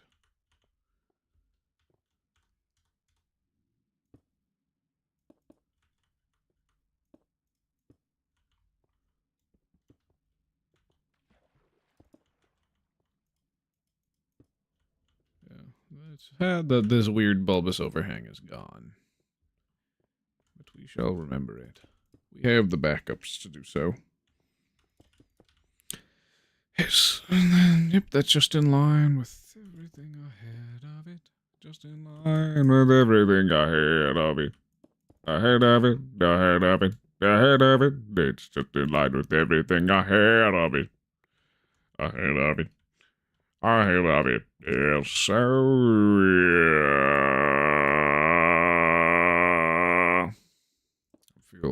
I'm feeling low pitched today. Not slow, but low pitched. Yes. We're gonna be fast boys. Yes, just to watch. Wow, just like this. Wow. I hate that you can place inside yourself while also loving it at the same time. It has caused more frustration than joy, however. Oh, come on.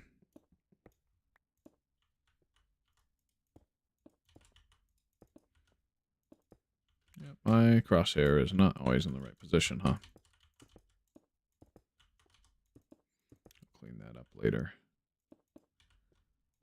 When it gets in the way.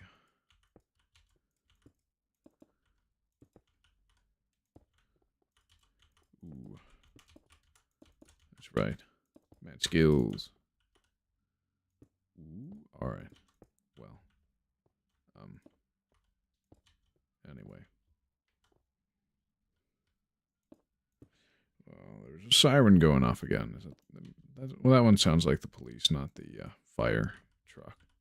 Hopefully there's been no arson around here. That's no fun. It's only fun for the arsonist, I guess. Ah! Why? One right next to another. Oh boy, that sucks for me.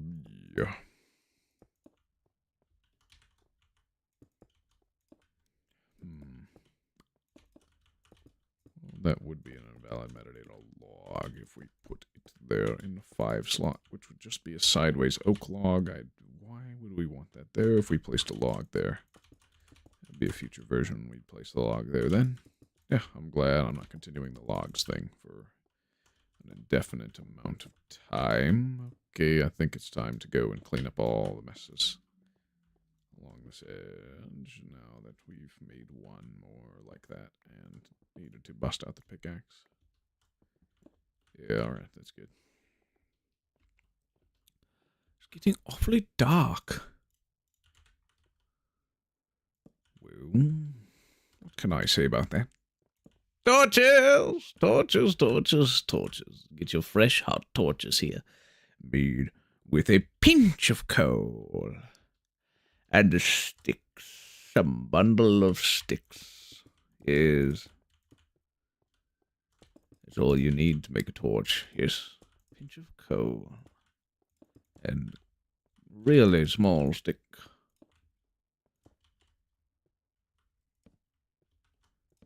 Why am I splitting a stick into 4? That makes no sense. I kind of like to think of sticks in Minecraft, kind of like Steve is literally working with like a floorboard, and he just like kind of splits it because the planks block is how you make sticks. There's 4 of them in there, so it's just like 4 planks just being molded by his bare hands in the crafting table. So they might be more like dowels, maybe just a 2x4, just a small 2x4.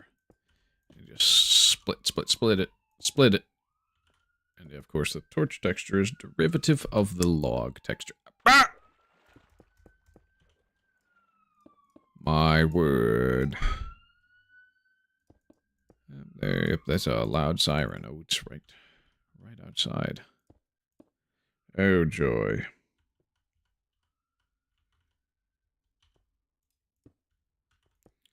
Well, this is what it is. Thankfully, my car is disgusting enough not for somebody to want to steal from it. I don't know. But, yeah, we're going to want to put grass blocks as the metadata. Well, yeah, grass blocks down below here, and then we'll do sand with the metadata of 1 on the other line of pads directly across from this one, which we've already got the glass going for that. Which is good for us. It's dark. We'll place a torch.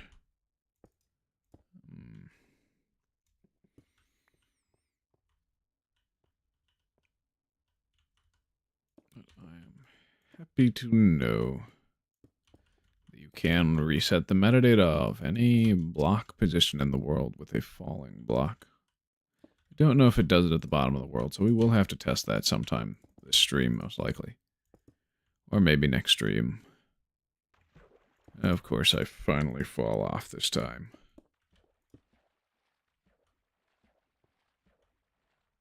Yep.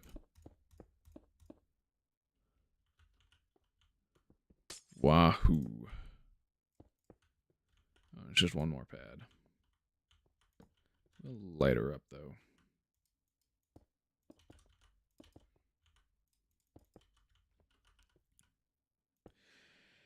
Yeah, I bet the MCDF people are going to be pretty happy with this. When we're done. Yes. When we're done. This will be quite nice. It may be water time already. It may be water time, but I'm going to drink more energy drink.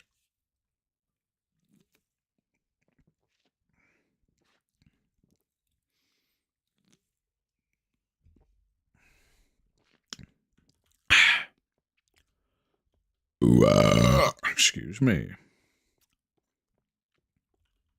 Well, that torch goes there. Yeah, it's not even 10, and we've already got the next set of pads up and running.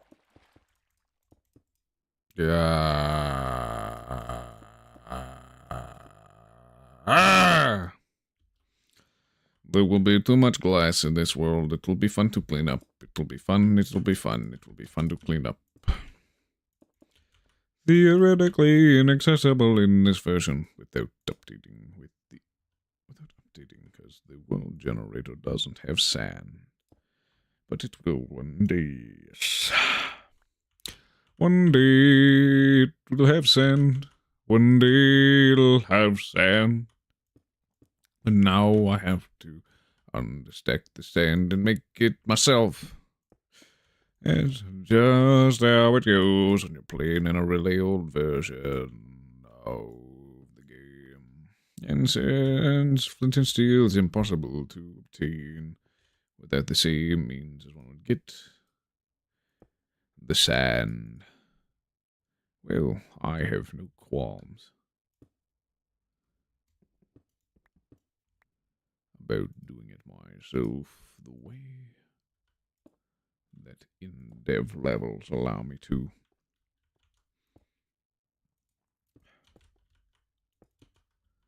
So dark at night.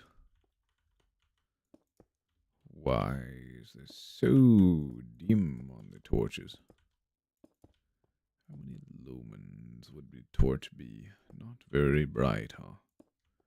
Especially on moody settings, if you were to calculate it. There's a neat little Mog Swamp short I saw.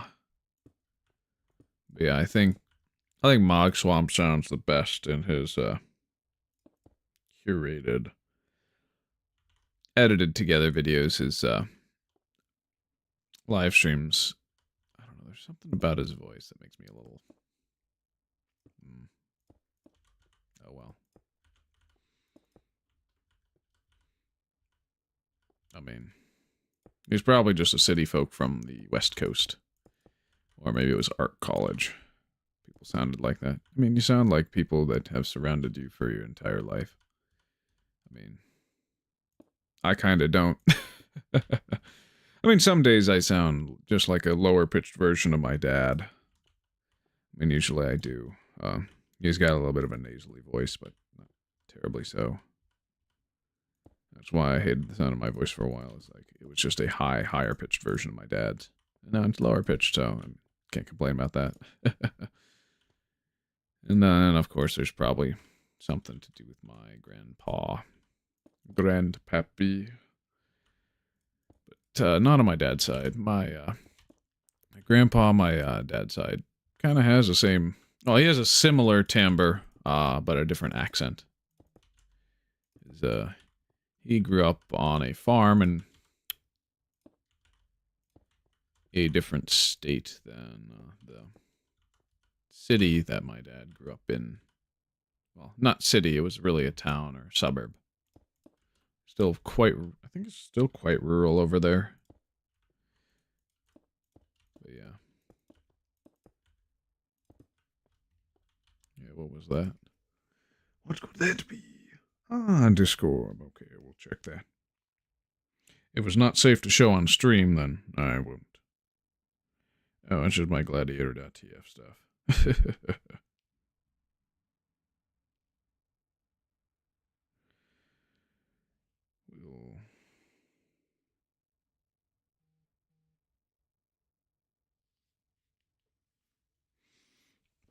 And I think we all would sound, most people would sound their best when they have multiple takes to go at something.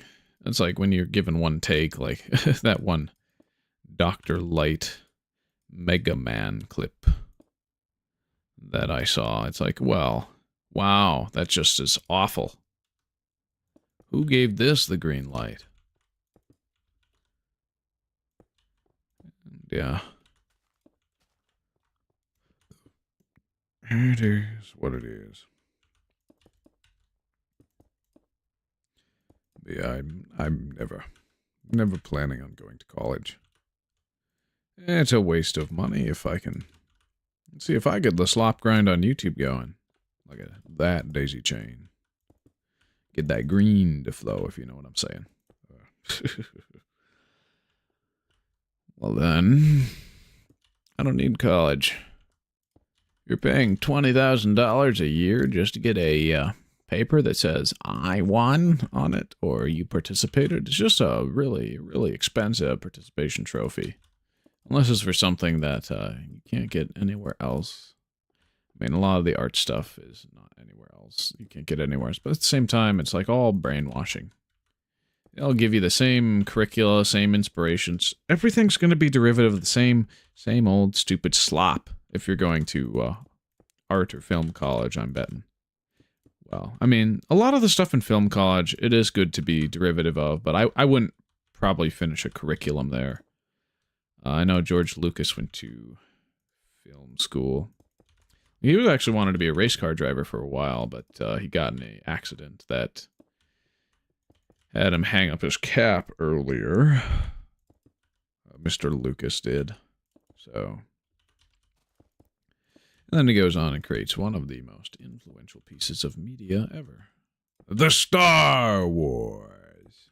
And then we've had thousands upon thousands of derivative space things afterwards. Yeah.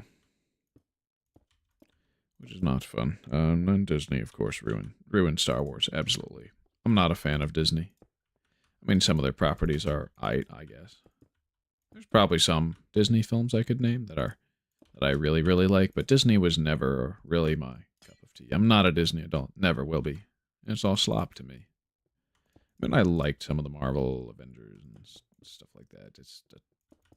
But it was never the biggest thing. I was never like rushing to go to the theaters to see that movie. It's like, okay, oh wow, they're doing sequels. There's MCU. Oh wow, they're doing a second Captain America set in 2015. I'm like, 2015? That's way far off.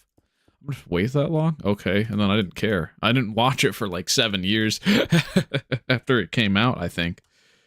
I don't even know if I have seen The Winter Soldier all the way through. Maybe I have. I forget. It just never really was my total cup of tea. It's really only when people around it got excited for it around me got excited for it, that I would actually go out of my way to watch it and so forth. And well, out of my way was not very far because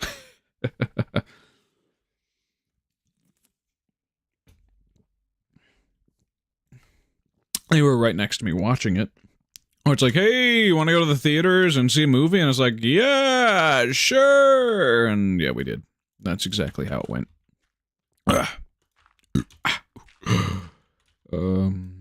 It's 1 this way, right? Metadata 1. Yep. All right, that's just 2 because we got 0.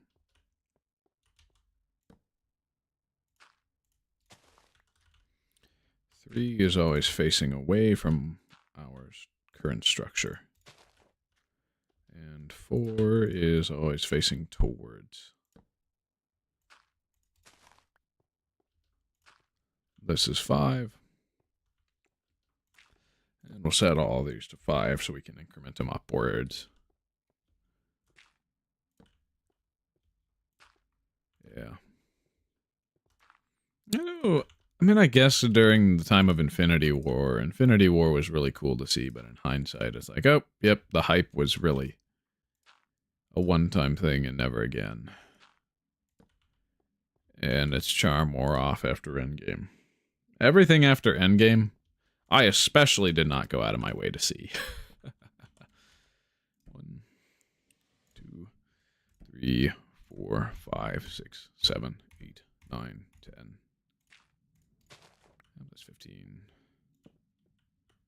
1, 2, 3, 4, 5, 6, 7, 8, 9. Yep, 14. Good. That's exactly what we want to see. This is 8. 1, 2, 3, 4, 5, 6, 7, 8. Yep. And then this is 1, 2, 3, 4, 5, 6, 7.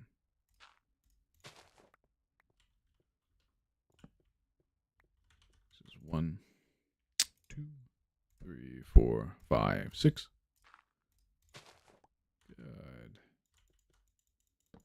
This is 1, 2, 3, 4, 5. It's 10.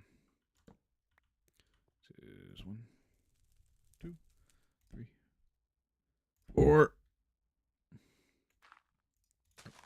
We need 9 because this is 10. Okay.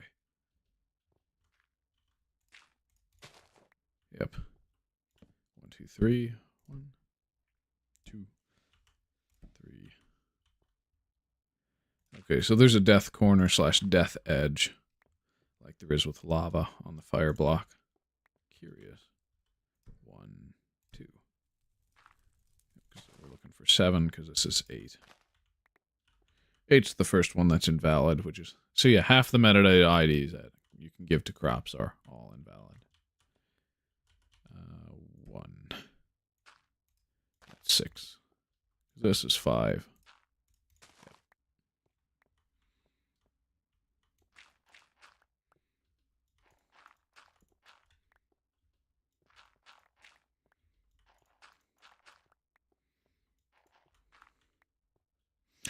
Oh, that's right. This section is all going to be the one we do the weird stuff with sand.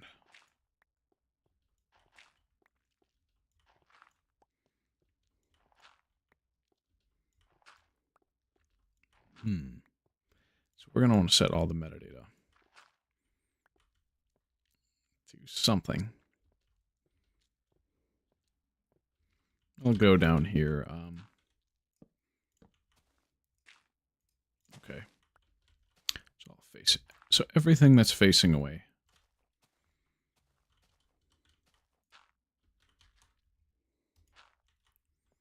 So we're going to need more sand to do this.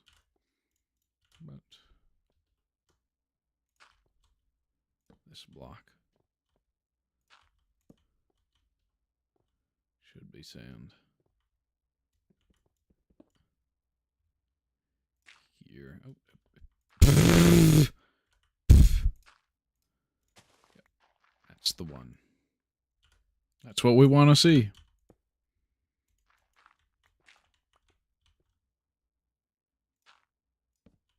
Just like that. So there's the pedestal too, because the pedestal has to be sand, because this is where the dead bush goes.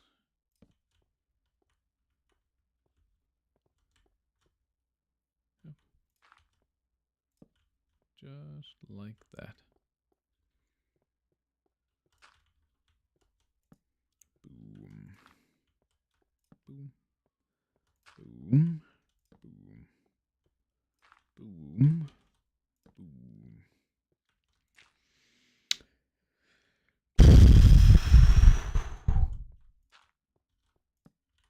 Just like that. Yeah, the DC animated, DC cinematic universe never got its legs off the ground. It's always getting rebooted. I think that's hilarious. It's like, wow, you have all this depth of storytelling to pull from, especially, say, the animated series. The animated series is very good, at least with how it does Lex Luthor. Alas. They didn't go to that source material fully, and they kind of ruined it. They ruined it. Okay, let's set up for this one, which is magenta cloth.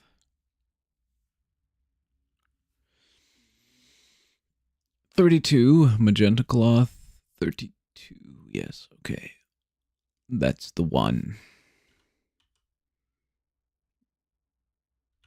Yeah.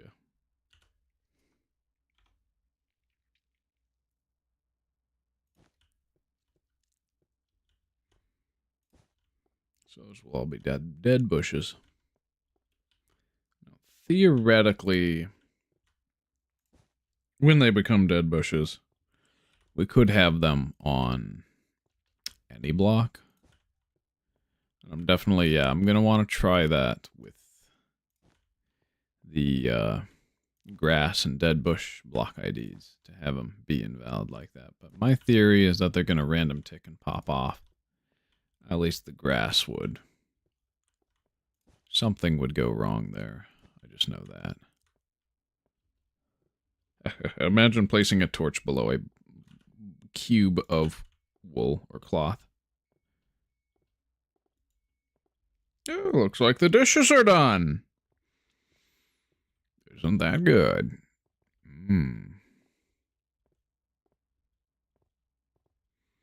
I think it's good. Oh, well, we didn't bridge over to the new ones yet. So it'll just be done like that. Oh, yes, fantastic. We need sand for over there, where we have the magenta wool or the magenta cloth, because that's going to turn into a dead bush, and we want the sand to keep them alive, because we could maybe try and have a floating dead bush. And yeah, we'll probably try that out somewhere around here. But at the moment, it's a little not ideal. Ooh, on top of gravel? I've never seen that done. We're doing that. Yeah. That'll be the one. Just do that. Shovel. Sand. Shovel. Sand. Ah. Every time I fall off. Oh, what a shame.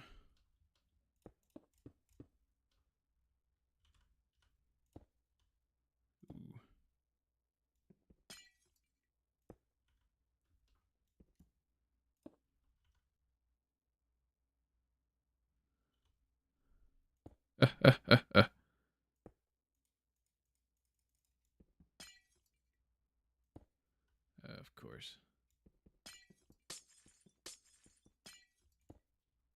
My word. Stupid, big stupid.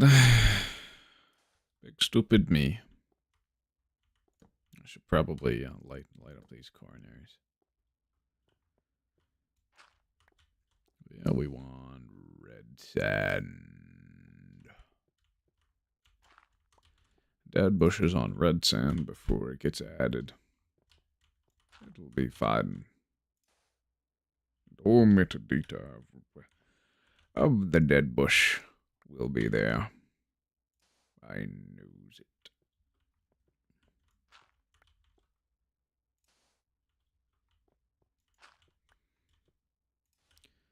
Because we know what it will become. Excuse me.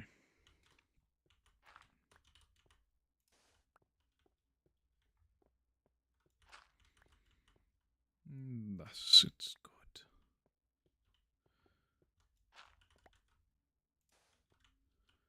Yeah. Alright. We are at 30 of 63, technically, I think, of these done.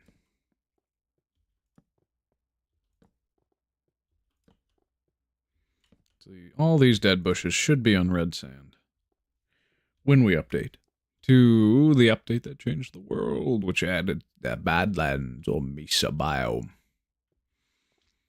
It's magenta. Because we still got to get the whatever you call it done. So we'll metadata our. Oh, we need grass blocks. I almost forgot.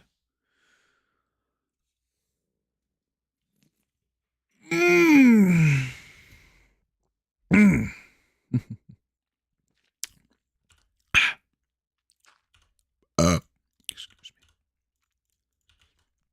But yeah, if it's 0, we are good. We're good if it's 0. If it's not 0, if it is not 0, we're in trouble. And trouble is not good.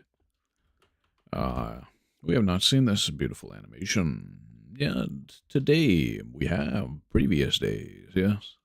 Good old gold. Yes. All right. We shall take grass upon ourselves. So the shrubs and the grass will all be produced properly and not in wrong turn. So, yeah, that's the dead bush. This will be the shrub. This here is a shrub. This is going to be regular grass there. Oh, I have to slab these. 1 second. Make it easy. Make it easy to complete in the future. With the bricks, of course. Plenty of understacked bricks. And yeah. Once the block museum's done, I think starting the brick pyramid project would be a good use of my time then. And we can do that in the future version. But only once we exile ourselves from this spot. Easiest way would probably be to die. And get sent back to spawn 2,000 blocks away. Yeah, we don't need to start this right now. Dirt torch. Dirt torch. Dirt torch. Dirt torch. Dirt torch. Yeah. Oh. Dirt torch. Dirt torch. I wonder if there will be any more types of shrub that show up. Because,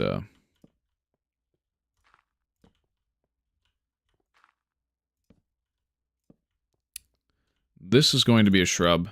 This is going to be regular grass. Oh, and this is going to be a fern, and I messed this up. Why did I 5 all of them when really this one needs to be a 1? Yeah.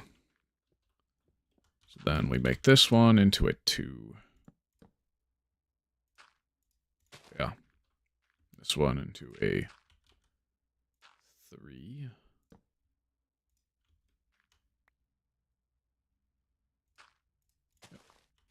This one here into a 4. Because otherwise, yep, that's a 5. So we make it a 4 by doing this. We have reversed the age of a crop. Ow! Yep,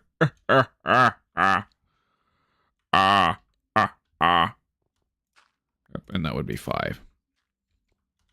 So good. And we'll do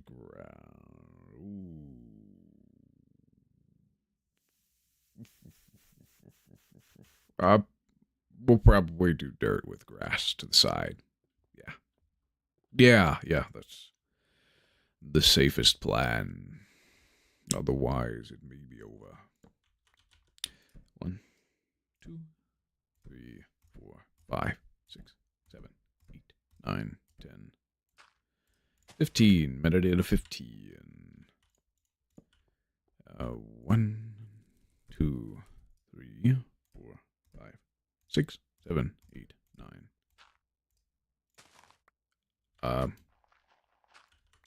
One more time. There we go. Now it's 14. Good. It's 14. This one will be 13 if I do 8. 1, 2, 3, 4, 5, 6, 7, 8. Oop, we are down by 1 still. There we go. Yep, that's 13. 15, 14, 13. This will be 7 ignites. 1, 2, 3, 4, 5, 6, 7. Make 12. That's the number that denotes in the too many items mod that there are infinite of it. Of course, there's not, because it's an overstacked tool. Okay, so we do 6 here. 1, 2, 3, 4, 5, 6. That takes us to 11, because 12, 13, 14, 15. Okay. So then this is 5 for 10. 1, 2, 3, 4, 5. Ooh. I made a mistake. We made it 11. Oh, we got to reset it down to 5. and eat the apple before we die. Good old. All right, this is 1, 2, 3, 4, 5. All right, because we want 10, right? Because this was 11. Yes. So then it's 4 here. 1, 2, 3, 4. This is 9. 1, 2, 3. Yes. 1, 2, 3. Good. This is 1, 2, and then the last one's 1, 1, 2. Yep. That one produces wheat, and then this is 1. Just like that. Because metadata persists at every XYZ position. You can overwrite, but you can only get down to 0 using falling blocks. So next course of action is to remove all the dirt. And, oh, actually, that's right. These are going to be on top of dirt. That's the plan, because the block ID that gets reused for grass later on is this one here, which is 31? No, it's 30. 30 for grass. Like tall grass, I mean. Because grass blocks here are ID 2, of course. Okay. So now we do want to place grass along the sides so that it does spread to them eventually once we return to this block museum in a later version. But yeah, this could be a data value 0 shrub here. Okay, let's just set up our hotbar for exactly what we're trying to do. So this is going to be a shrub. This is going to be tall grass. This is going to be a fern. That's going to be a shrub. This is also going to be a shrub. But they're all going to be different types of shrub. They may be tinted differently. I don't know what they're going to look like, but I know how we can get them. So, shrub. All these past here will be shrubs as well, based off of block ID that gets reused. Because all these wool cloth block IDs get removed from the game in later versions. But we will replace them. Well, sorry, the game will replace them. So this will be added back in beta 1.6, if I recall correctly. And yeah. There's grass to the sides, and so it shall spread to the shrub platform later on. And we can understack anything to have infinite quantities of it to place with. Because the goal is to speedrun the block museum, not necessarily to do it all legit. We're exploiting all the way for it. But yeah, that platform's done. I'm gonna put the block IDs that are illegal back in my chest. That'll be good. I'll check my ping that I just got. I heard. It's coming along nicely. We will beautify this block museum in the future. Because everything below here that's stone, I should replace with brick before I leave to make it match that side over in the front. But it doesn't at the moment. Yeah, we'll put those back. As well as, yep, magenta and whatever this is called. Because this is violet. This is rose. Oh, rose and dark gray. I'll place those in our inventory. All right, what was that ping? Ooh, it was Discord. Or was it? I'll see. You cook it. What? Oh, he's either congratulating me or insulting me for my goal of getting 2 billion petrified oak slabs before we update to the version that no longer has the petrified oak slabs in there, but instead the regular oakwood slabs we know and love today. But no, yeah, it's okay, it's not time to bomb the terrain again over there, but it is this side. We'll have to clear that out. Then we'll slab up the sides, get ready for the next set of platforms. These will all be dead bushes with invalid data values, which will be interesting to see how the game treats those in future versions. Why don't we just do a strip? 1, 2, 3. Okay, 4. Oh. That may not be optimal.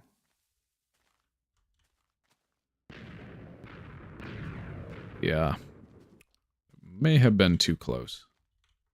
Also didn't need quite as much TNT. 1, 2, 3, 4. Just every other, then. Yeah.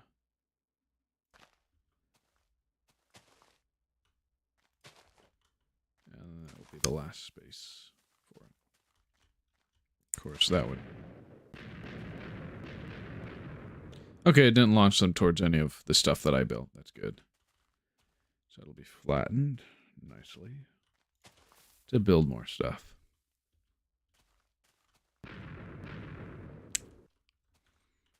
Yes. I'll have to mine that out. So how do we want to continue this? Yeah, we'll do every other. Of course. That's not even. Yeah, 1, 2, 3, 4. 1, 2. Oh, and we don't. We literally only need those 2. Or should. Yeah, that should flatten it down to where we want it. Yes, yes, it did. Oh, and then we can go ham. Ham on this side. Oh, we're far enough away from the actual build.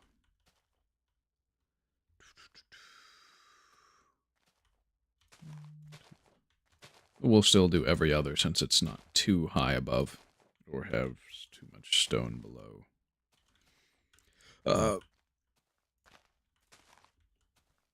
Here. Just like that. We will be on our merry way.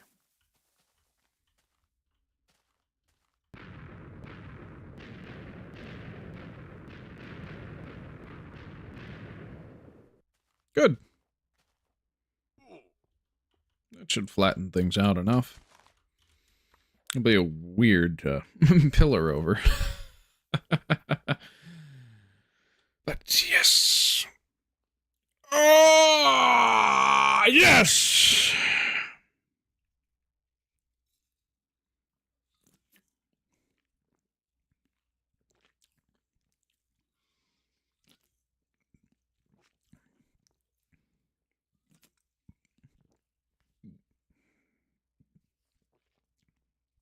Excuse me.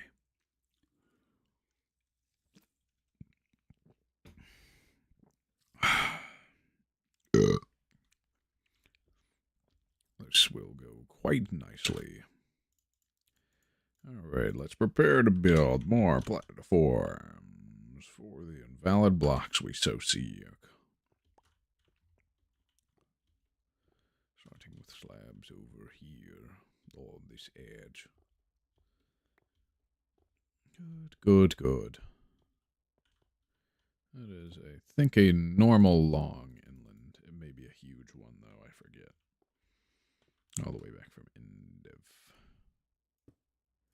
It was, yeah, the process for transferring the Indev levels over was so long and tedious for all of them that I really, really and ended up on Monday, like, so fatigued. Like, feeling like I didn't want to stream with all the effort I put in there. Like, maybe I want to quit, but no. It was absolutely worth it to keep going. And finish that. Because otherwise, we would never have gotten here. Building this block museum with everything that we've got. Well, not everything, but a lot of things. Which is good. Very, very good. And I look down to check my stream chat every so often. Because we need to do that.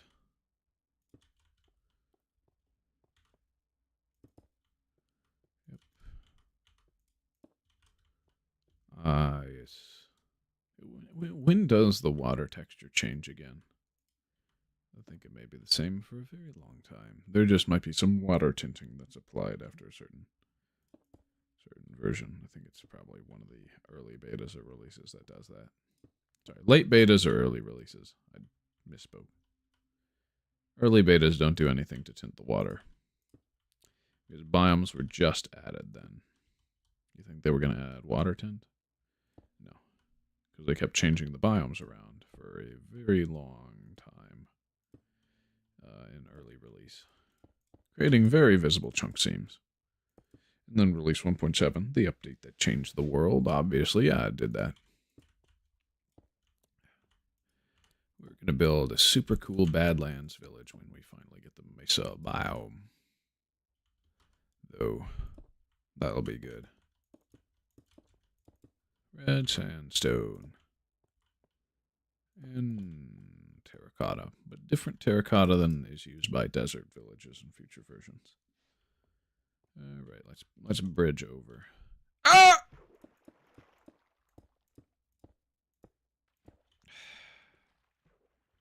It's always the same.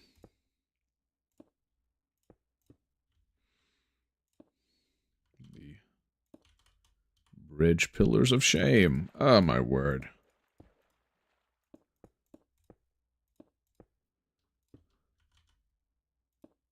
Okay.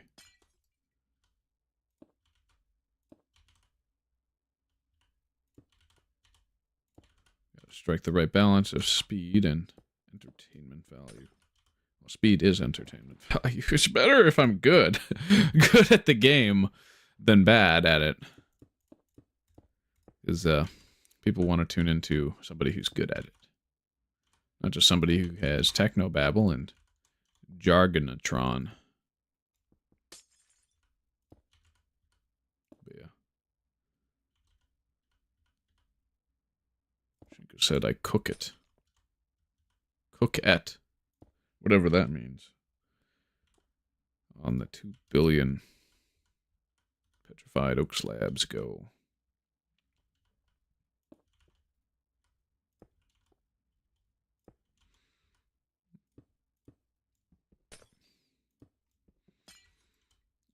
Yes.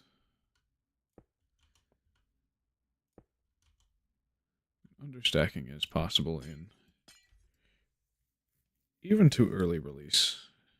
I think it gets totally removed in release 1.9. But still possible for quite some time. I don't know. Maybe we could understack some end portals. I'm saying the end portal block, not the frame. The end portal block itself, because we have access to that up until, I think it's a 1.7 snapshot, 1.6 maybe? I forget. Some snapshot removes the block ID from the game as an item. Sorry, the item ID for a block ID. It starts forking the system to remove invalids from most people's inventories. Oh, wow. Yep.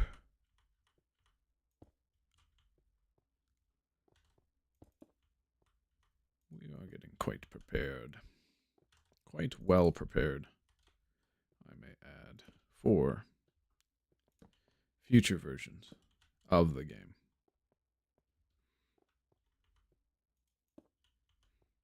So yeah, we're about halfway through the block museum. Hookah. I don't mean to place a block, and then I do somehow, and then it changes the block ID to the double slab from the single slab, and then that's suboptimal. Oh yeah. We have now every data value of shrub that's possible. That'll be fun to fully collect all the shrubs. You must bring us a shrubbery. Nee. No, please, I can't take it anymore. Nee.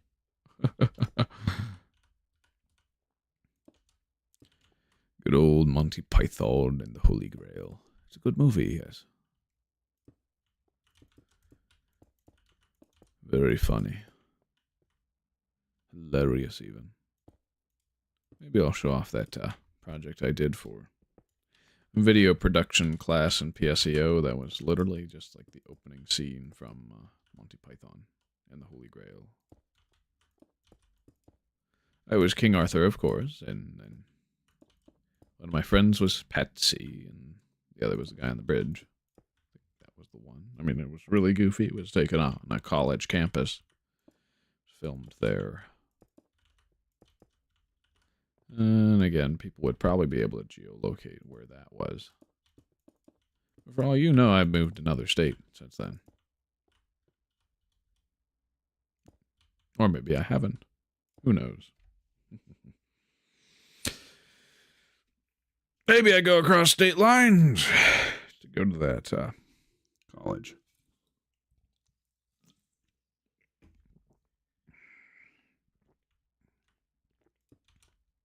But yeah, we've spent more than 100 in-game days in Infdev 2010-0327, the March 27th Infdev, the first one that saves. So I could probably clickbait. I spent 100 days in this terrible version that I don't recommend for anybody to play unless you're a discontinued features player. Shorten the title to that of I spent 100 days in Minecraft's weirdest bad version.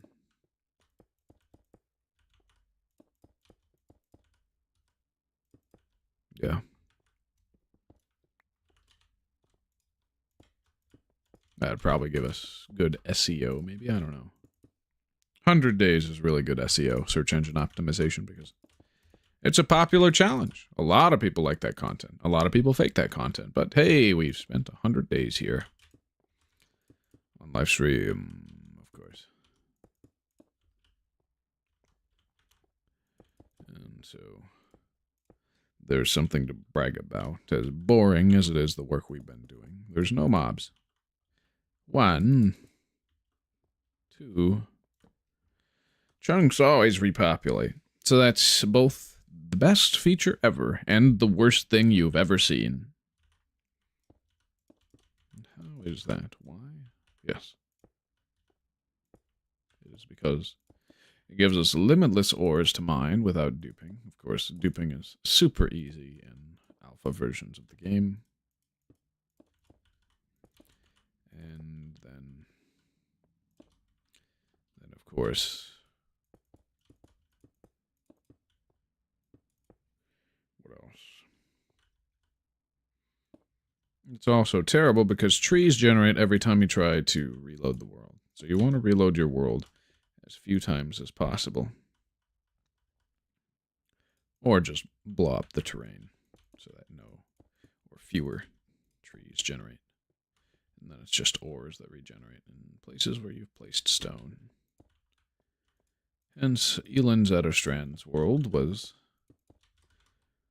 completely turned to have ores in it. Even though it didn't need to. I think it was set to populated, but we're still going to go in with a special external tool and repopulate, well, set to populated most of the chunks that we are collecting stuff in.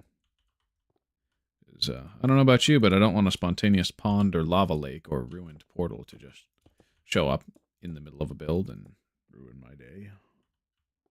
That's what does happen if you just leave it like that. Up until post 1.17. Then it gives it the right tag and everything. About that bug. Because only people who played this version a ton, or at all, have even gone through, what, what that feature is. All right. Yes, okay. We can just... Yep. And we'll clone it on the other side.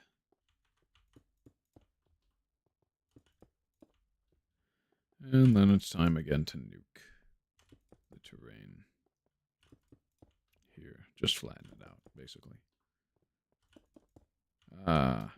We don't want that. Too many slabs.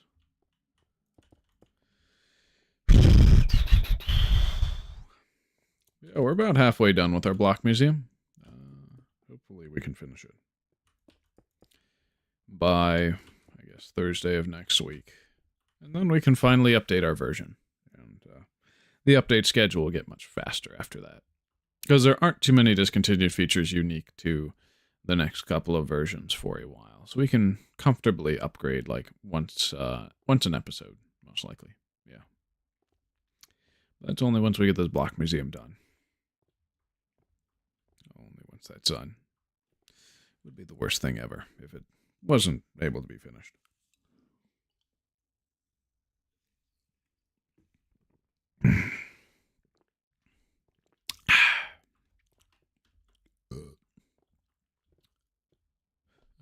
Imagine walking on glass like that in real life. Like, you know it holds your weight, but it would be scary. One wrong move and the whole thing would shatter.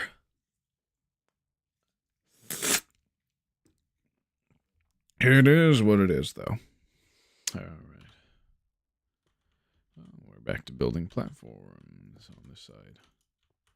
And we shall get faster with bridging. Glass Tower of Shame! Oh, my word. Yes. The Glass Tower of Shame. Ooh. We don't like these, but they are generated quite frequently because I am a clumsy person. Without sneak, of course. This version sucks. In that regard. But we're fine. We're fine with it. We'll get better. This is actually going to help me get good at speed bridging, which is something I've never even tried to get good at. I just use sneak like usual, and that's why I've never won a game of Bed Wars in my life. I, like, tried it out, but, yeah. Everybody there is just so much better than me at the game, so it's like, why even try? Just rage quit. No. We're gonna get good. We shall get good. Very good. We can't sneak in this version, so the fewer falls we have, the better our life will be.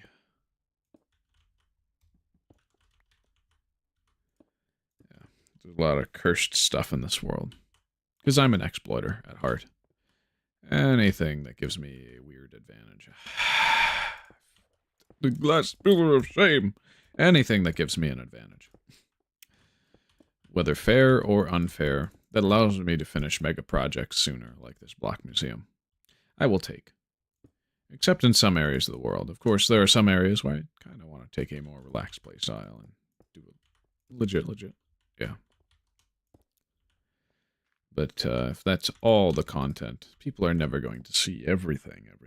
But everything that Minecraft has to offer. This world is about seeing everything that Minecraft has to offer, and that's why I'm collecting all these invalid versions of blocks. See, these are all going to be dead bushes, but they're going to possibly be shrubs or something like that. There's something wrong, something weird, something you can silk touch and hold in your hands, and hopefully duplicate someday.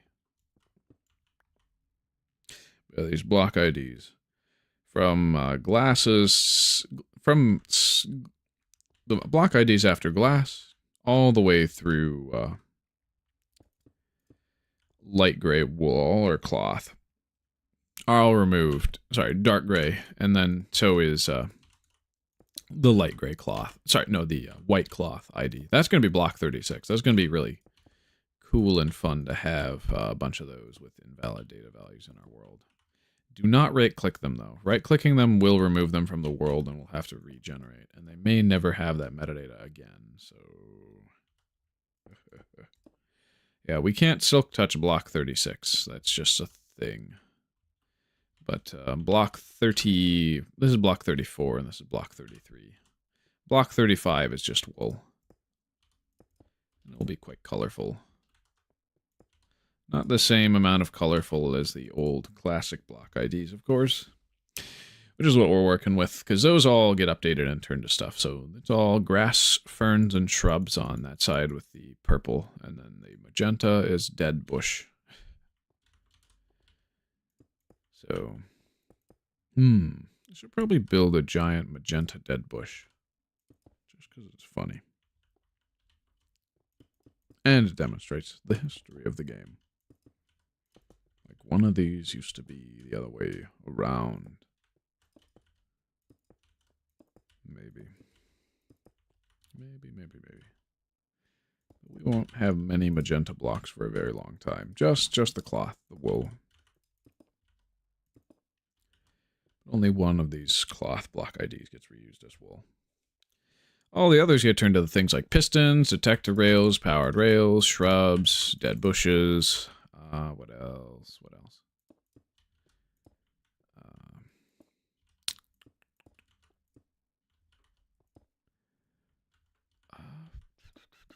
Well, yeah, I mean, I might have just covered most of them. There's some solid blocks. Well, there's 4 block IDs associated with pistons. There's the default sticky piston, there's the default regular piston, and then there, of course, is the moving piston and the piston head block ID. And those are used for quite a bit of technical stuff.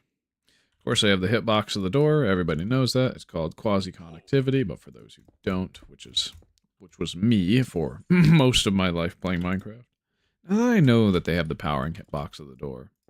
I'm very mindful of it when I build things. Of course, redstone blocks above a piston cause it to just be infinitely extended. You want to have it on the side of a slime block in order for stuff to work. So once redstone blocks are added, there are flying machines. You could make a flying machine with redstone blocks and pistons alone. However, the thing is huge and rather cumbersome. And I think it's only a 4-direction. Or maybe, I think it's only a 1-directional, actually. It's huge, too, but when slime blocks get added in 1.8, the bountiful update, that's going to be good. Now, when they were added during a snapshot, they originally were just the funny bouncy block. They didn't do anything special with pistons. It was actually a fan idea of like, hey, why don't we make slime blocks stick to stuff and allow us to make pistons 1,000% more useful. And that made 1.8 a goated update. One of the best updates of all time, if we think about it. As much as the removal of block metadata makes me sad, we can still have block metadata on items until 1.13. And we're going to be on 1.12 for a while because of the any falling block method. That's how we're going to be able to get, say, command block, structure voids, all the weird stuff over here into this block museum. But of course, there's going to be one elevation and layer below, because that top one is for all the pre-classic block IDs, then this one's for the classic and Indev block IDs, and then everything post this version goes 1 floor below. And then this whole strip down the middle, why we're placing all this glass and stuff as a temporary block, is because that will be space for art installations in the future, where we can just have not functional areas for the most part, but just fun stuff. The glass pillar of shame. Oh, this time it's symmetrical. Why don't we try bridging over again? Yeah, just diagonal like this. Ah! I am bad at this game. Oh, we could just place. My word. Well, now we gotta set up our hotbar for metadata stuff, which would just be dirt, seeds, and a torch. Rather simple, rather easy. This should be 0, but in case it's not, we check. 1 is back this way, and then torch right. We always check just in case. Even if it is the same thing over and over again. Because this is metadata 3, which would be indicated by growth phase 3 on the crops. Which I've used a texture pack to be a little handy tool. This is 4, and then everything beyond is going to be set to 5, because we have to use flint and steel to increment it above a certain value. 5 always overwrites, so we're only going to be able to get 5 metadata values of torches, but we're going to build a hall for all 16, and in a future version we'll just have signs there saying frowny face, unobtainable. Yeah, I wish I knew what those invalid metadatas of torches would look like. But I think we may actually have some 0s, and some 7s, and some 6s of torches in our world somewhere from the Indev levels. Because there is a version range where it randomizes the metadata of blocks you place, but only the ones on the floor would likely persist. Yeah. So 1, 2, 3, 4, 5, 6, 7, 8, 9, 10. Now there are only 8 growth phases of a crop, so if you hit it to 15, it is invalid. But overgrown crops will be very neat to look at from beta 1.7 onwards when we return to this block museum. 1, 2, 3, 4, 5, 6, 7, 8, 9. Yep, that's 14, which would be red wool if we were dealing with block 35 right now. This is going to be 8. 1, 2, 3, 4, 5, 6, 7, 8. So that we can have it be, yep, metadata 13. So then this is 1, 2, 3, 4, 5, 6, 7. That is 12.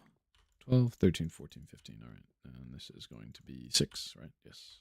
1, 2, 3, 4, 5, 6. Yep, 11. This will be 1, 2, 3, 4, 5, 4, 10. Yes, 1, 2, 3, 4, 5. I think. That's 10. All right. And that'll be 1, 2, 3, 4 for here. And everything should be much faster after this. 1, 2, 3, 4. So I think this next block ID is the sticky piston. Yeah. Yeah, it will be. Yeah, rows. So my concern with the headless pistons, 1, 2, 3. The headless pistons would be with those. If we update to another version, I'm wondering if they're going to stay butted or if they're going to break. Because there's a high likelihood that they will just break the block that is below or to the side of it, and we'll just have lower metadatas, and we'll have to bud the piston and delete the face somehow. That's 6, and then to confirm, yep, this is going to be 5, 100% guaranteed. We can place torches on the corners because it is very dark outside. But yeah, the sticky piston, when we update to beta 1.7.3, the sticky piston being here, every ID past 8 should be headless or 6-sided. And half of the 6-sided piston IDs, well, metadatas, I mean, those will, fortunately for us, crash the game if you power them. The others are decorative blocks. They look nice. They don't really serve a purpose, though. The one next to us is the shrubs at the moment. Well, it's for the tall grass block added in beta 1.6. Yeah. We won't be able to return here until beta 1.7.3 because we don't want our trees to random tick. And we could come here in a version before the June 25th Infdev, but that is going to bear the significant risk of using some invalid metadata trees. Overgrown crops should not grow past their setting, though for the earlier growth phases, I'm going to have to probably see them all set to 7 because those will random tick, and I'm not going to be able to do anything about it, but we can still collect them, or at least for a second.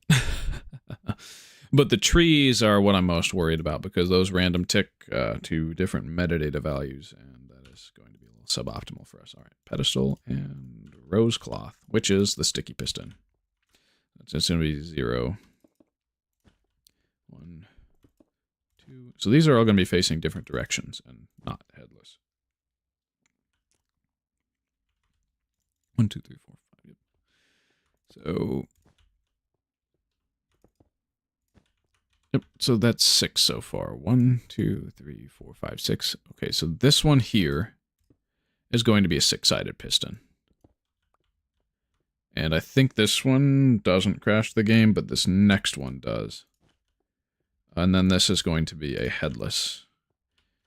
This one is also going to be headless. Yeah. And then the last two are going to be 6-sided. One of which is going to crash the game, and the other is not going to. Well, they crash the game when powered. If you leave them alone, they don't do anything. Yeah, so this is 6-sided, 6-sided. The next 6 are going to be headless. Then the next 2 are going to be 6-sided. And then the first 6 are going to just face in different directions. But I do have some concerns about the headless ones not remaining budded. God willing, they remain budded when we update. And we can go to the other side and... Okay, we're going to set up our hotbar for metadata again. Yes. It's quite dark over there. And then what is the next block ID? Just got to make sure. Go around it. Okay. So after... Oh, it's... Okay, this is going to be piston heads. Wait. Wait! 33. Oh, no, this is going to be regular pistons, but... Principle remains... Yeah, because we've already done the sticky piston, right? Oh, yeah.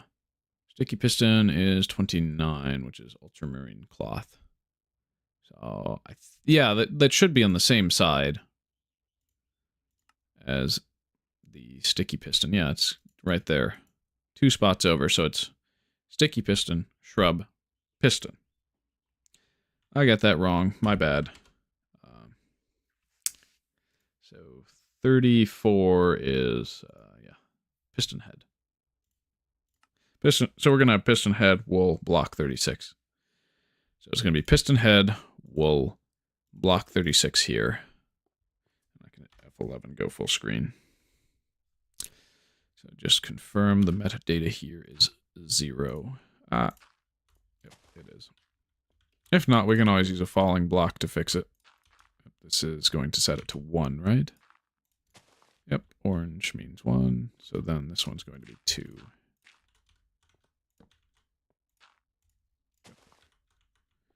3 faces away from the main portion of our build. And 4 faces towards. That's good. That's real good. So these should just all be piston heads facing in weird directions or invisible. I think you'll be able to walk through these piston heads.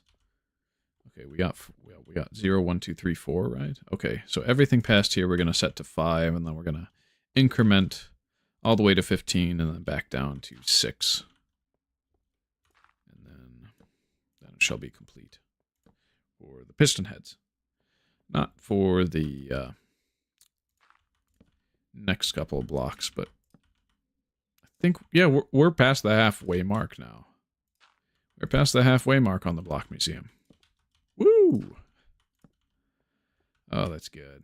That feels great. I'll probably get to like ID 40 or something. Oh, I left my door open. The cat's in here. I'll put her on camera and then I'm going to have to kick her out. Most likely. Meow. What you doing? Hi, Emma.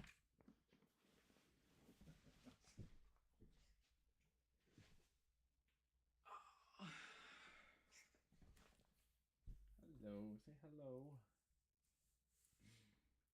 Silly cat. I'm going to have to kick you out.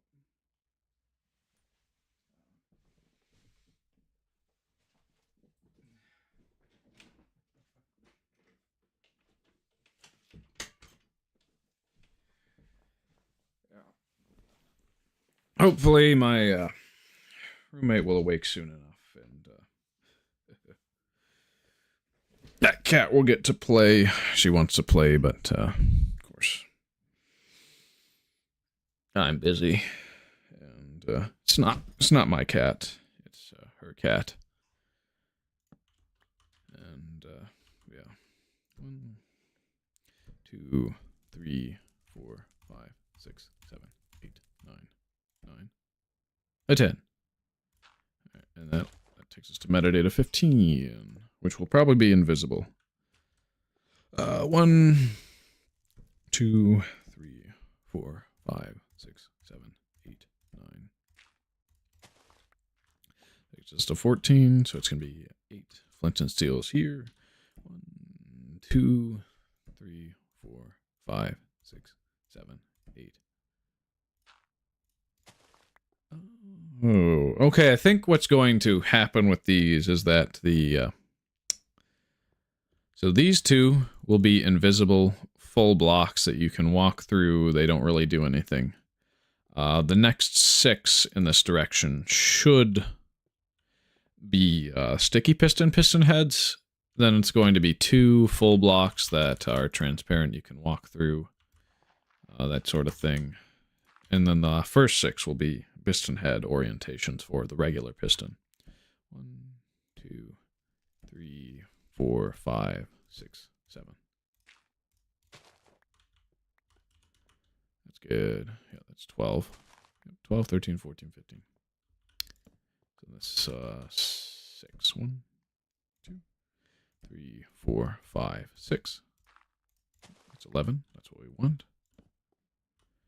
Let's increment the metadata 5 above 5. So 10. 1, 2, 3, 4, 5. That'll be 10. Yes. And it gets faster and faster as we have to do less. So 1, 2, 3, 4. And that'll be growth stage 9, which obviously doesn't exist. Well, actually, no, it's growth stage 10, technically, because 0. LPT4 bro is getting the funky wheat. Hey, Biogoon. Glad to have you here. 1, 2, 3. What I'm doing here, actually, of course, is we're doing piston heads here. The funky wheat is like block ID 50. It's going to be the last ones we put in our museum, because these are all going to be invalid dead bushes. And then here is right across from it. It's all going to be invalid shrubs, as well as regular tall grass and ferns. So what metadata did? Okay, that's 5. So we're going to have to replace that. Okay, yeah, this is 8. So we'll have to flash this 2 times. 2. Yep. And then this one goes once. Yep. So we got it 6. That should be enough to finish off and get the weird looking piston heads. So the first 6 should be regular piston heads facing in all 6 directions. The next 2 should be full transparent blocks that you can walk through. They don't really do anything, if I recall correctly, but I'll see once we get to beta 1.7. Then the next 6 will be sticky piston heads, set in weird directions. Yeah, I'm applying the fire data value to a bunch of other blocks. I'm trying to collect everything with invalid metadata that's possible. Now for furnaces, chests, fire, torches, and a few others, it's going to be weird. I have empty air placed down so I can get the saplings. The saplings are going to be the last ones I place down to be invalid in the world, because they random tick to grow up, and I might not be able to have every data value of sapling if I don't immediately run away once I've done placed all the saplings. But yeah, these will be piston heads when we return in beta 1.7.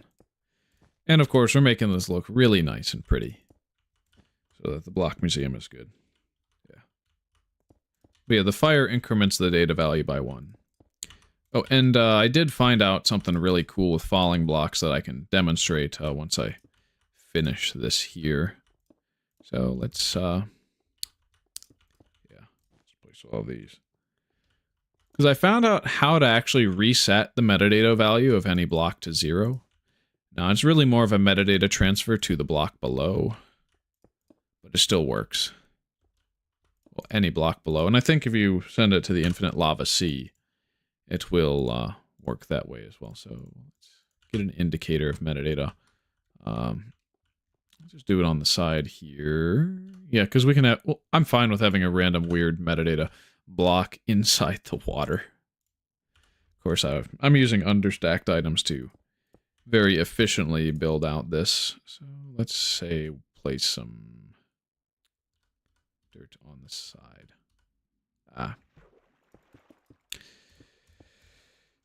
Every time I've fallen, that's where all this glass is coming from, is every time I've fallen off a ledge.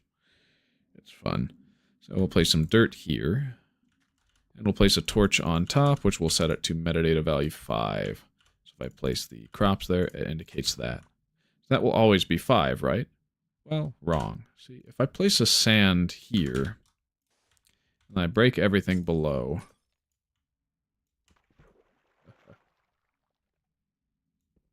Okay, we're gonna... I meant to place glass there, but I'm fine with a slab. So then if I go and break this dirt, I'm gonna need to... And now that's why we didn't want a slab. Ooh, my word. Right. So, we can just break this dirt here. The sand falls. I started in RD 13.22.11. The very first version possible. So now, if I place this here, hoe it, and it's metadata 0. This was 5, now it's 0. So where did 5 go? So I'm going to mine this block. Well, it's 5 there. I can demonstrate by placing the farmland lower, hoeing it, and yep. So that's 5. I'm just, going to do a double slab block with a metadata 5 and just move on from there. But yeah, you are able to reset the metadata values of any block. It's honestly insane. Now, I'm not sure if you can finally, totally reset it for the entire column, but having it be able to be overwritten all the way to the bottom is going to be insanely nice.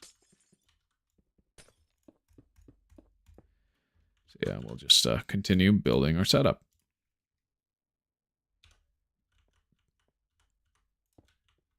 But yeah, it had been previously thought that it was completely unable to reset a block. I figured it out, and so the wiki needs to be edited now. Yeah, the falling block transferring the metadata to wherever it falls is a new thing. But that means we are able to reset anywhere we make a mistake down to 0, where 0 is supposed to be. Yes, it's a discover. I posted about it in, I think, Java discussion last night, and nobody cared. Nobody looked at it. But I discovered it. So now the wiki has to be edited to say that there is a way, but it is unintuitive and weird. Yeah, because data value 0 is the default metadata of every block in the entire world. But if you accidentally increment it, it gets preserved. You think it would be broken, but there is a way to reset to 0 in this version. And so that's amazing. Oh, really, it's more of a Y column transfer via falling block. And I figured it out the first time with gravel, but gravel will sometimes drop flint, so I prefer to use sand for that method. But the only reason I even figured it out was... so I had my gravel platform right, with all the double slabs, and then gravel on top. And a tree had generated... deleting the double slabs, because I believe double slabs are treated as transparent blocks in this version, and for quite some time. And so with those double slabs, the tree's leaves grew through You have no idea how Infdev data values work? Well, it's kind of the same all the way up until release 1.8. But, oh, it seems like dark magic. Well, so there's a few things that happen with data values. Really, preserved data values is only a thing in this version, so that's why I'm spending an exorbitant amount of time here. I've spent literally 100 in-game days at least in this version so far. But normally everything's 0, but there are some things that use metadata data values, that being fire, torches, furnaces, chests, and namely crops as well. Oh, farmland too. Farmland has a data value used for if it's hydrated or not, if there's water next to it, or in my case, a infinite lava source, which is actually an invalid data value oakwood stair, because that's the block ID it gets replaced with later on. And yeah, those liquid infinite sources that become mob spawners and oakwood stairs respectively. Oh, how the world generates with random data values and you can transfer them to air and other blocks. Well, the world doesn't generate random ones in Infdev. In Indev, it does random ones for... So everything that the game places by default in, I think, the January 22nd through the January 28th versions of Indev, everything that's like not... So all the foliage, so grass, leaves, and maybe dirt, all are given a random data value of 1 through 7.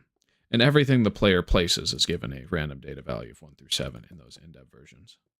But as soon as crops are added to the game, metadata actually has a purpose.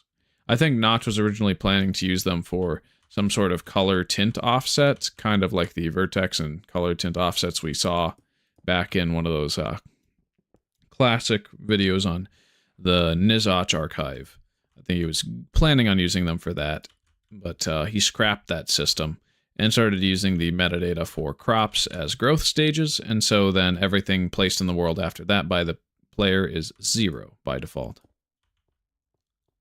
Except for torches. Torches have a metadata, but it's only preserved in March 27th Infdev, which is the version I'm in right now. And we're going to be in here until we get all invalid metadata values. And yeah, the yellow cloth is going to be especially interesting because those are dispensers. In the future, these will be dispensers. And I'm thinking that most of these are going to be faceless or even invisible. That's my theory. But yeah, the block XYZ position is saved as an air with a metadata value, or block ID 0. And you can transfer to any block you place in the spot where the air was. That gets removed in the next version, which was released 3 days after this one was. Of course, we've been playing here for 4 days or so. But it seems like dark magic. It's really simple, honestly. It's just you have to have the patience to collect them all, but I plan on silk touching most of these before release 1.8 so that we can preserve them up until 1.12, at least in their item form. And maybe we'll dupe the items as well. That'll be cool. But yeah, block transmutation is really my favorite kind of exploit in all of old Minecraft. All right, what's slab? Okay, yeah, slabs, torches, and cobblestone. Cobblestone here, slabs here, glass there. That's good. That's how we want our hotbar to be organized. Oh yeah, if overstacked tools have a durability, you can drop them on the ground, and when they get picked up, you get the full stack. That's another thing. It doesn't work the same way with overstacked blocks or regular items that don't have a limited stack size, but these ones... just tools. Now, one very important thing about the tools is that if they're at full durability, you will have a full durability tool picked up alongside a stack that is reduced by 1. So you want to make sure that there's durability taken off of a tool before you accidentally drop it. Otherwise, you're just going to split the stack by 1. which is going to be weird, but doable. At least there is a way to non-destructively resume picking them up. And then everything I really want overstacked in the first place would just be tools. Everything else here, like the golden apple, it's understacked, so we can have infinite uses of it. Well, theoretically infinite. Glass pillar of shame. Yeah, it's very cool. I don't usually like to understack cobblestone most of the time because of how much there is in the world. And I can easily overflow it. But if I'm placing so much cobblestone that it's going to be a really low negative number in the runtime, then I can have it be understacked, which is what I'm doing here. Slabs are always just player generated, right? So there's no issues with that being understacked. But gotta do max exploits. So yeah, this platform is going to contain all the 16 colors of wool, and that's going to be pretty cool. And then the next one adjacent to it will be, what? What? I'm forgetting.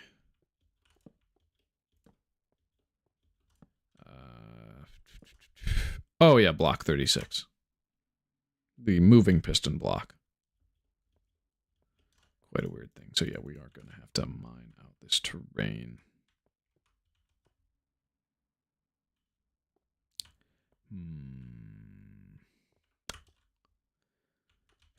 Is this a good spot for the TNT? We'll see. We can always just replace what's on that platform over there. Yeah, it was. Only thing it took out is a slab. Yeah, I think the count is 32 bits during the runtime. It's either 32 or 64.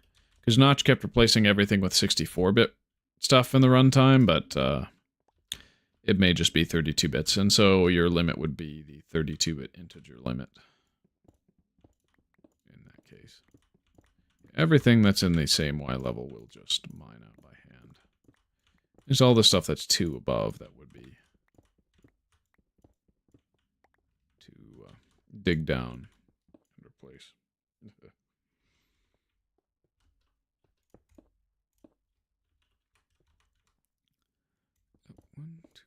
Okay, that's good.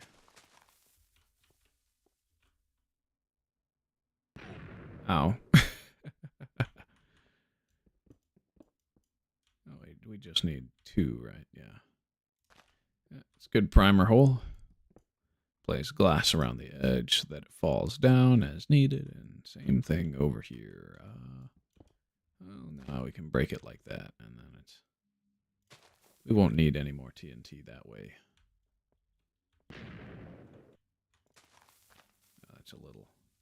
That's going to be a little bit of a rough hole. 32-bit is the most performant for calculations on basically any hardware. Well, any hardware that's above 32 bits. Because if you have a 16-bit computer, you're not going to be able to or want to use 32-bit calculations, but who runs a 16-bit computer nowadays? We are long past that era, which I'm glad. That was like, what, the 90s? I think it was. Okay, so 4 on the Y level.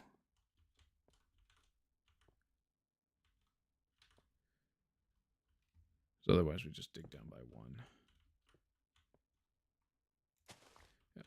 Next pilot hole goes down, how many? Okay, yeah, 3. To be congruent with. Very strategic detonations. And then anything that's above, we could just blow up in any sort of fashion.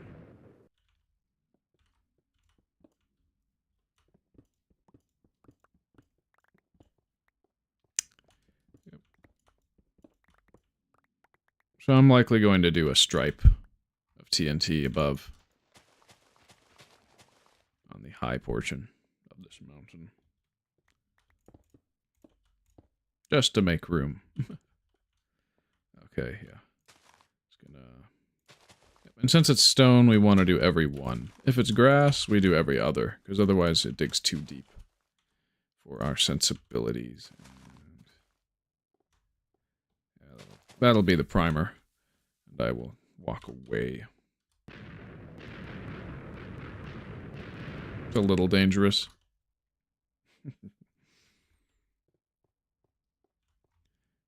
It works out nicely in our favor. We don't have to do too much now to build. And of course, everything, the bottom layer is going to be above sea level, just right at. Yeah, since most systems are now 32-bit or larger, most of them have dedicated instructions for 32-bit operations, but may not for 8-bits, so it might have to do some conversion in the background. Oh, that makes sense. But 8 bits does save on hardware storage, so it's absolutely good that it's that way and not another way.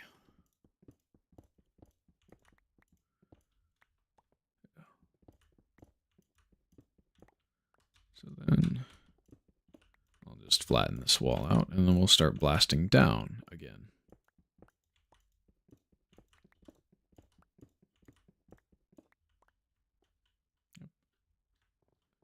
Care about is one specific Y level. So yeah, this, okay. Which one's above? So it's 4 above. So we got to flatten that down by 1.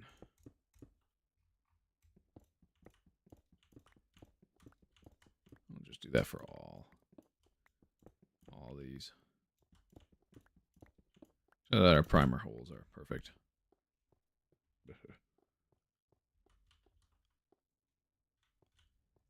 Okay. So we'll start, yep, 1, 2, 3. Place glass. Glass has a really low blast resistance. So this will be down 1, 2. Place TNT there. 1, 2, 3. Oh, and that might just be it. I'll just walk away. Oh, I dug down 1 more than we needed to.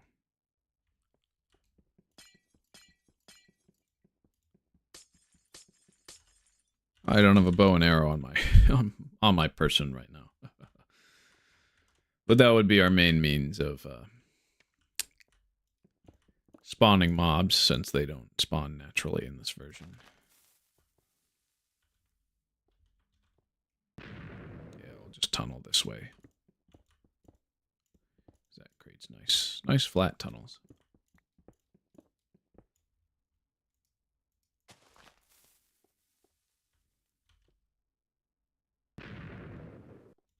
With minimal cleanup required.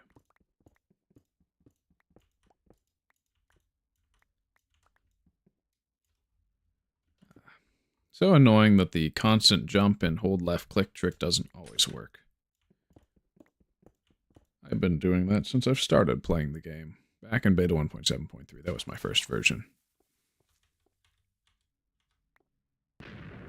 So a lot of nostalgia for that.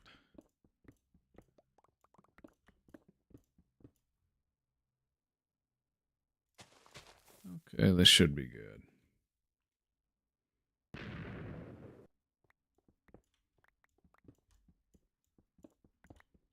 Well, yeah. Just keep this tunnel going like that. Then we can blow up what's above quite nicely.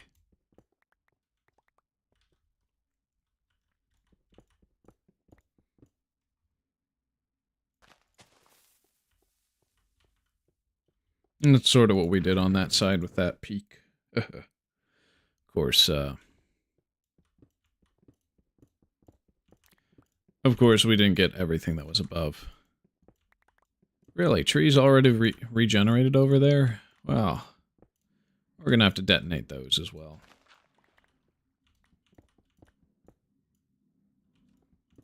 Yeah, I'll just dig it too wide and place a TNT here. That'll be... That should get rid of all those on the side as well. Except for the ones right where I was facing. Perfectly flat. And everything above, we can just do a stripe. So it'll be starting at 3 blocks out from the farthest point. Actually, we're going to get the tree first. The lone one on the edge.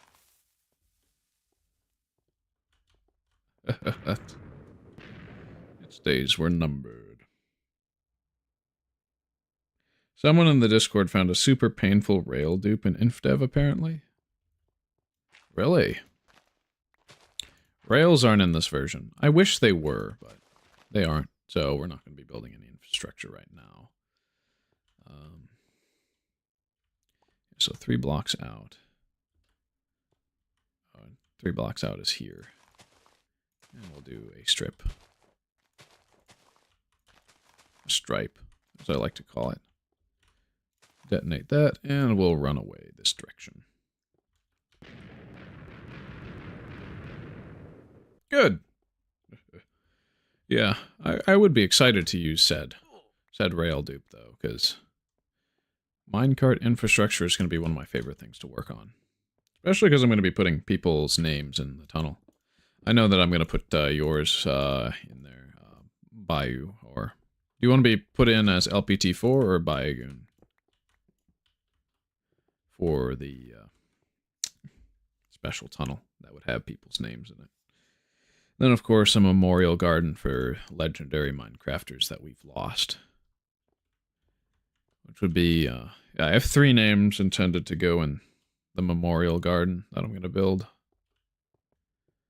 But that's not the priority project right now. It will be done, though. Okay. I'm just going to light one there because it was not... Oh, you don't care? Okay.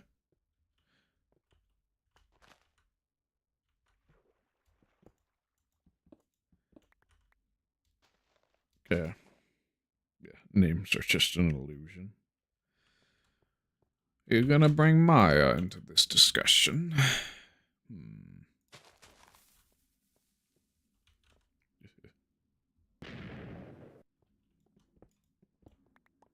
Anyway.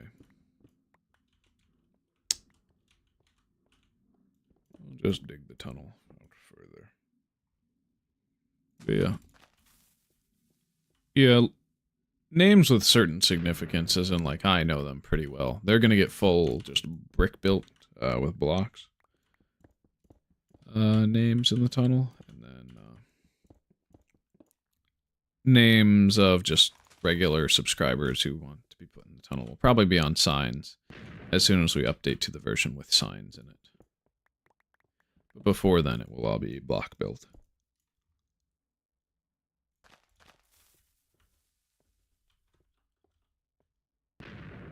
We'll just keep blasting. One of my favorite things to do is just build an entire strip mine and then nuke everything. Just place TNT all the way down that tunnel. Gives you a very nice round blast radius, but here I'm looking for mostly square so that it's predictable and easy to build off of. So that I can minimize the amount of bridging I have to do.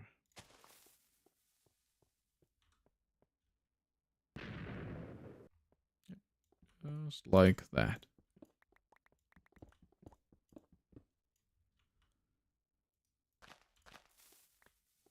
And we got some more trees to blow up over there.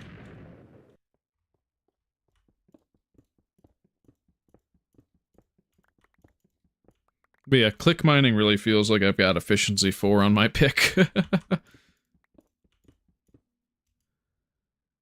it's a shame they removed click mining.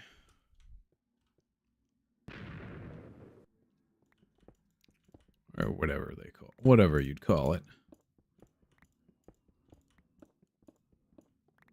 Alright, we'll do 1, 2, 3, 4 in. And place it. Good. And it is getting quite dark. I'm loving the extended height limit that we finally got. It's quite good. So...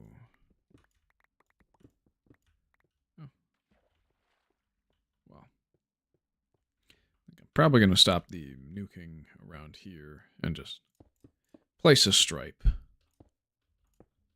around. So it's 1, 2, 3. Yes. So we'll do a stripe of TNT all the way across. It's likely not going to get the full upper portion, but just enough. Just enough. Alright. Well, can't see a thing. We'll fix that. It's good. Very good. And just keep bricking. Over here, same stripe.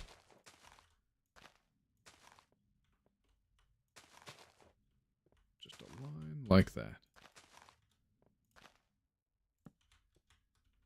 And all the way to the edge. It's the final one, and I'm going to jump into the water. Oh. Okay, I had to eat some golden apples. I would have died there. That's fun. Oh joy. Alright, let's see how much above it I got rid of. Oh. Okay, there's only a little bit we need to mine out, it looks like.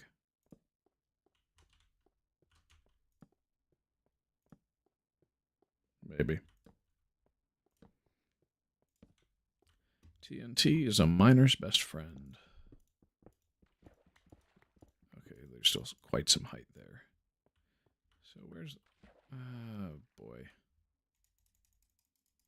Glass pillar of shame.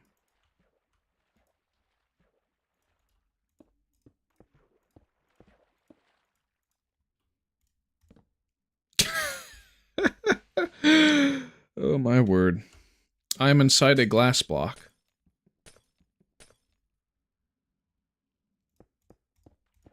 At the bottom of the, at the bottom of the sea. Oh, my word. It's fun. Have you used MC Edit testing 288, and do you know a way around the mouse issue? There's no mouse issue for me in testing 288. Though I think, Stable 29 has the issue, but all future versions don't.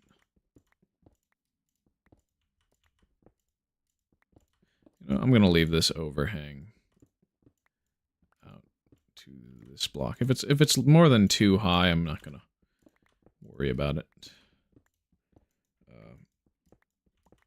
Because, yeah, this world has 96 Indev levels in it so far, which will be turned to 144 once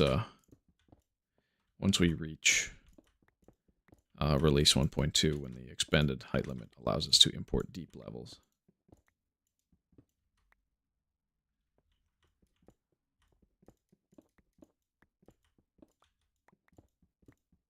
Which will be nice.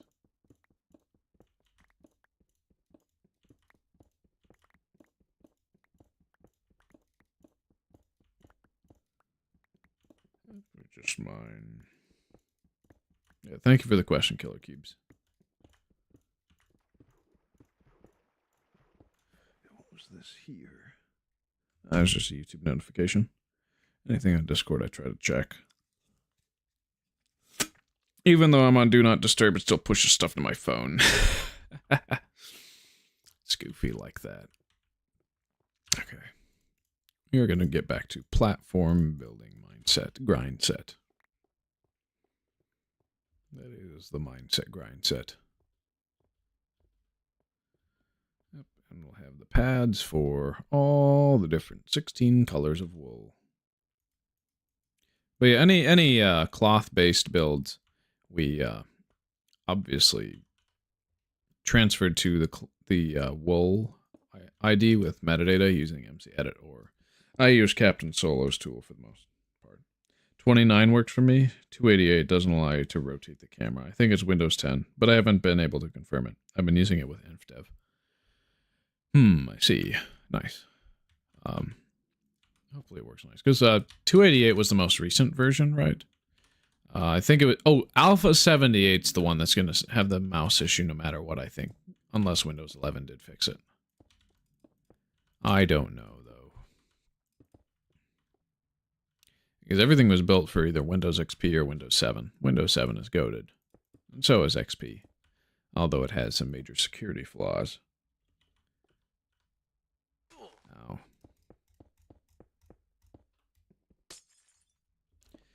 We'll just keep going.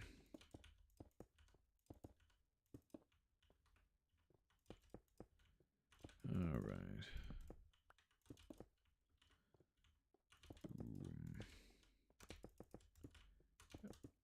Just go all the way.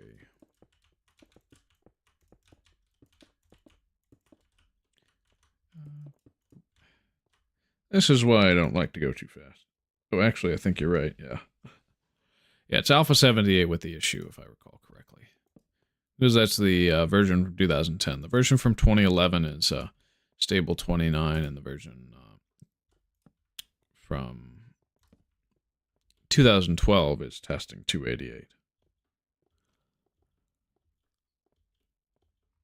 But yeah, I only really use testing 288 to import my classic worlds, and then also to import, well, just to look at the shape of the map. But I think there's a better level previewer, and we'll have to get that going. I started with 288, it didn't load up Infdev, and then I tried 78. Okay, that might work, yeah. 288's inconsistent because it's made for MIC region and Anvil format. That probably has the best Indev presets, I would think. But it only works more for modern versions. That's what I've seen. Zelinator's tutorials early on was a godsend. I think all of them convert to cloth to wool, but one would have to verify. Yeah, oh, testing 288. Yeah, no, it did. It did. That's right. Yeah, because I explored the classic world and all my art, all the art that I built in the classic world had been preserved, but it was white. It was bleached. It's a shame I didn't check out the Garfield telephone. That was a fun build. But it was on the opposite corner of the map for most of the other things I checked out, so I did climb up one Assassin's Helix. I saw the Depth Charge and Rampage art that I made, as well as the Megatron one. And then what else? Oh yeah, the Threm Bridge sadly had collapsed due to leaf decay. Well, the gravel portion did. I think the sand one remained upright because it was close enough to the logs in the Threm Bridge. The tunnel across the world was pretty fun to explore. I started a mine down there, but I didn't do all of it. Yeah, you've been using Zelinator's tutorials as well. Nice. Very nice.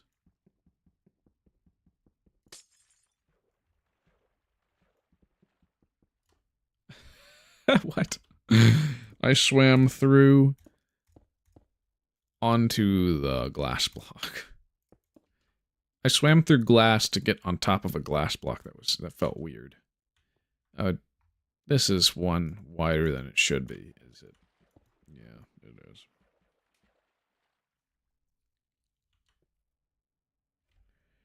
When mine changed to white 2 or in beta and the blocks changed. LP24. How am I making it too long? Oh, the pad. That I literally just said it was too long. But there is latency for people watching the stream, so that makes sense. Yeah. When there's a dark out,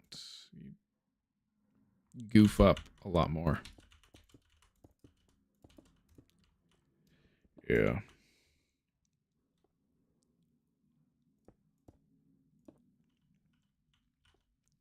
But yeah, once we get to a good version for stable multiplayer, so post-alpha 1.2, or really alpha 1.2 and beyond, I'm probably going to use via version or via proxy to get cinematics with the flashback mod on a modern version.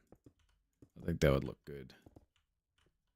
That way it'll help me with shorter form content, make it pretty, make it nice.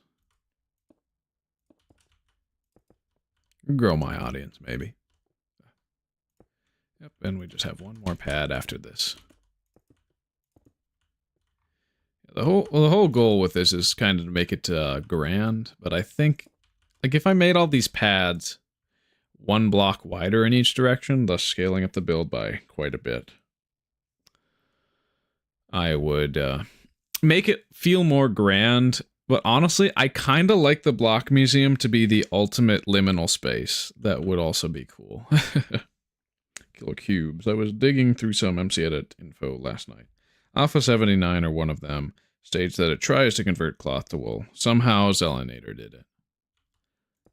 Yeah, it should. Because the intention with MC-Edit with those older worlds was to make it easier to convert those to work in new versions with infinite terrain for those who had those worlds left over. But it wasn't always the case. All right, let's see if we can speed bridge without falling.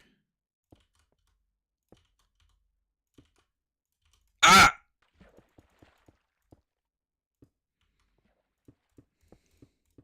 Shame. Shame. Ultimate shame.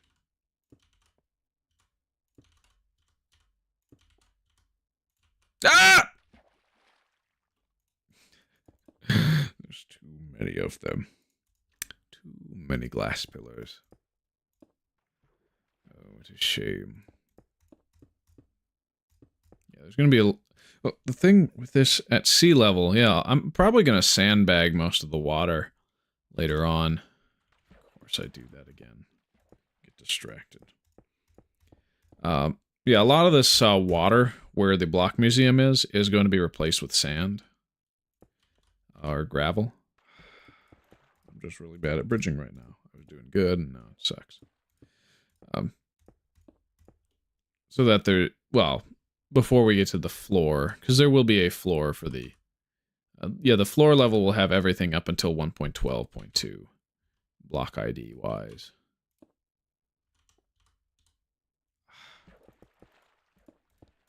Wow. Maybe I should just bridge and not talk. Yeah. Oh, my word.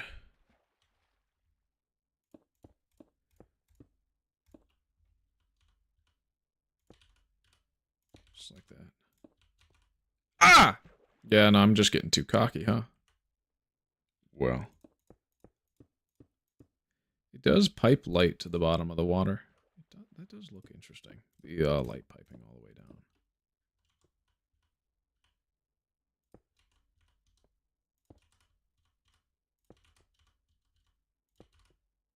Oh, and we start a pad here anyway. Well, ain't that easy.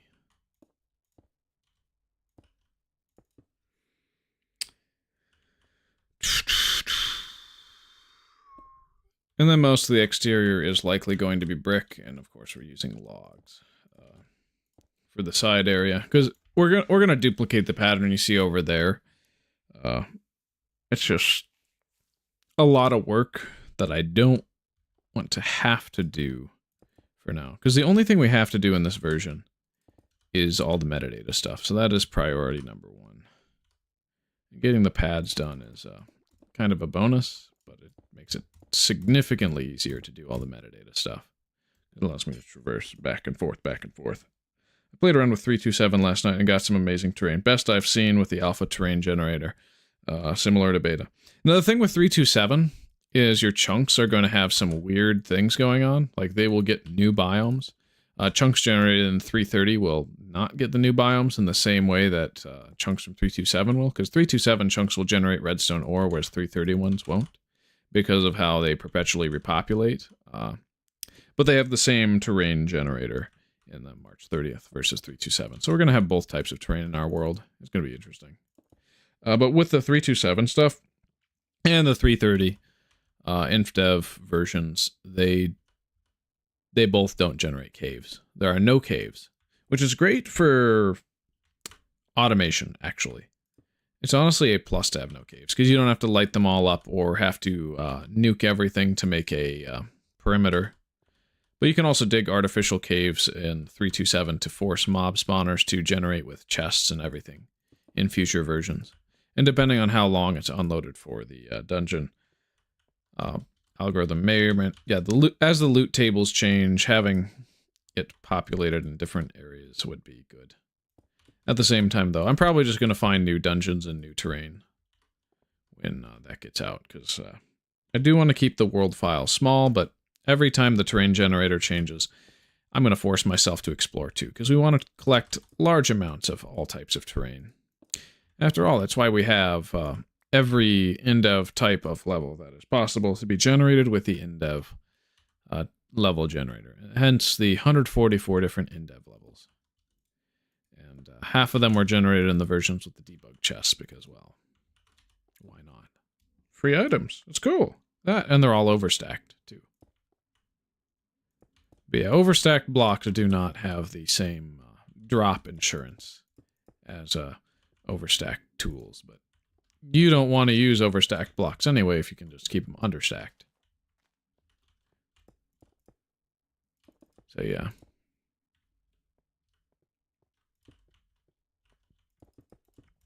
And I think March 13th's Infdev changes the world generator again. Slightly. I think that's the one with the big trees, or it might be 4.15, I forget. One of the March versions replaces all trees with big trees, the Spooner trees, as I like to call them, because they were designed by Paul Spooner. I think most people call them big trees. Also call them globe trees or round trees or just tall. And those were taken from his Forester script, which was made for Indev and Classic.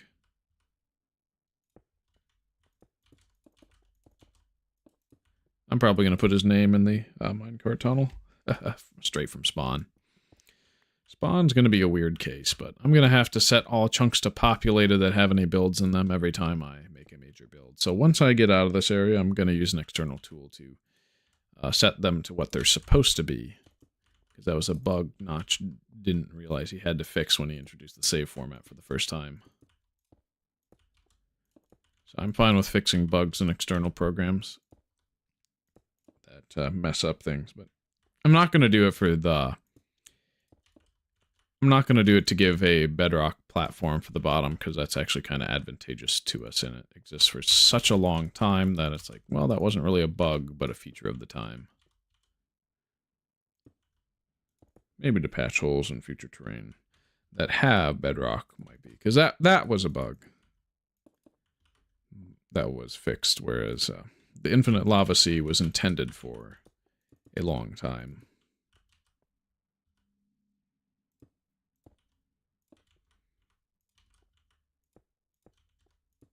Yeah, a lot of the Indev levels will have the new cave terrain generate underneath it, whereas a lot of the early Infdev terrain will not. So that's going to be fun. Oh, that's... Wait. Oh. I reduced its size by 1. My word. I need to make more videos for the MCDF YouTube project, maybe. I mean, I was the trailer voice, but I've gotten much better at speaking since then. Probably redo the trailer. That would sound nice. Much nicer that way.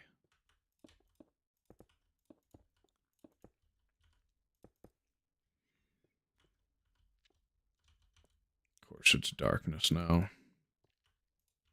Right as we finish this up. But yeah, the next one will be for block 35 and 36. I will be generating each of the different types of farlands in the world. So on the positive axis, I've already generated the corner farlands and side farlands for 3.2.7, because that's the first world version that has the farlands in them. Of course, I'm collecting those. Those have really interesting farlands. I think I'm going to go back to the positive corner and generate some in March 30th as well. Because I've got a good voice for narration. Thank you. Took me a long time to be confident enough with my voice to do much of anything. I mean, I really just sounded like a higher-pitched version of my dad for the longest time, and then my voice dropped quite a bit. And we haven't been the same since. All right, we're going to swap for slabs. But yeah, because the March 30th versions of the Farlands aren't going to repopulate like the ones for March 27th. Which is good for preserving the original look of them. Whereas the ones on 327 will be interesting for getting just weird things like new spruce trees and geodes in them. There's likely going to be a geode or two that generates in there before we update to 1.18. Just because of the perpetually repopulating. My mic is a mediocre mic. I mean, it's one of the more common ones that streamers use and so forth. It's like $100 mic from a couple of years ago. But I'm probably... Like, I may someday upgrade to a $300 mic or something like that. Like a Shure or something like that, maybe. I don't know. But the Blue Yeti does good enough for me. A good preset for that mic really does help, though, I will say that. Because Warm Antique is what I'm using at the moment. Where's the middle bridge? Okay, it's here. Yeah, it's hard to see. Course.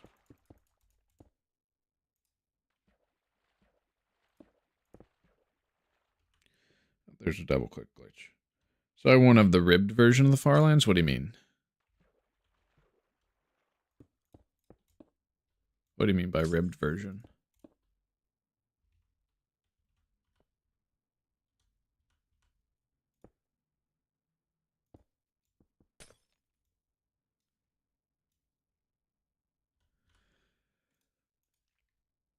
Yeah. Better than my Michael. It was a gift from my dad because I asked for it like one birthday, and he's like, "Oh, this came with a webcam that I purchased. Here, have it, son." So yeah, it was a gift. I've been using it ever since. It sound pretty decent. The one out of stone that looks like a radiator. Well, we weren't in those versions. This is mostly a vanilla playthrough. I would have to mod my game to get the stone lands. So I would probably just build a mock-up of those in a future version. Adjacent to existing Farlands chunks. Because we can still go out there and make the Farlands if we want to. But that one's not going to be hard to get the aesthetic of. But it is varied based off of world seed that you get from runtime, I think. Because sometimes it's entirely flat. Other times it looks like a radiator, and other times it is... Yeah, it's really only radiator or flat stone wall. It's called the stone lens because I think it generally generates at 30 million in the first version it is in, which is the February 27th Infdev. And then every version after that, I think it's at 16 million. So it is, rebuilding them manually is what you're doing too. Yeah, because this is a pure vanilla playthrough. Except for showing a server-client discrepancy. Because sometimes you can do that, right? But, yeah.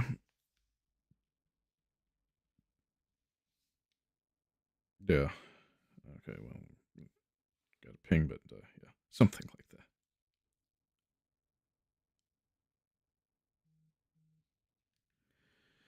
that. Yeah, that was something to ignore that showed up. Wow.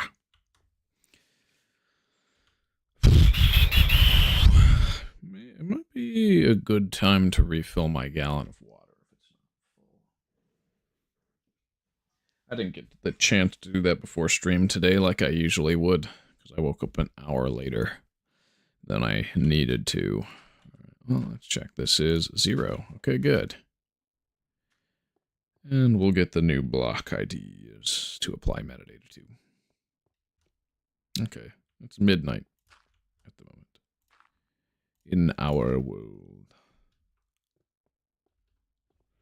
So we'll have colored wool on that side and block 36 on this side. Cool. Oh, this is quite fantastic. And of course, there's the bridge across that allows you to just go all the way in. Fantastic animation. Good old flailing the arms around every which way one would desire, or not. But I got doubles of water and lava just in case it was still or flowing, because if it's all not flowing, then we can continue to get it. Oh, there's a stone in there. This is the cursed furnace from the first one we did. That's cool. I like that. Oh, we're in the last ones in the cloth chest.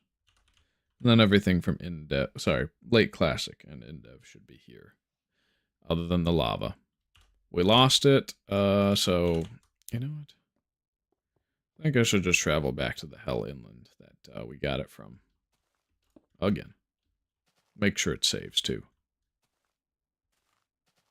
So it's just a little ways in this direction. Place some torches so it's convenient.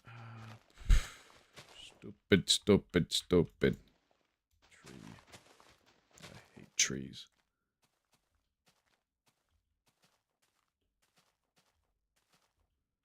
It doesn't seem to have violated all our invalid data value bedrock so far. Invalid data value error. Why did I need to collect this? I didn't, but I did. Saplings will be going here, but they'll be the last one. Which version fixes the infinite water and lava flow? What do you mean by that? Like classic or Indev or Infdev? Because the infinite water and lava source blocks, they only generate 4 blocks of water around the edge. Nothing actually flows. So we just go this direction until we find glass, and then that'll be a staircase. And a glass path that leads us to the object of our desire. Because they don't flow infinitely in Infdev. They just get spawned in and then removed, basically.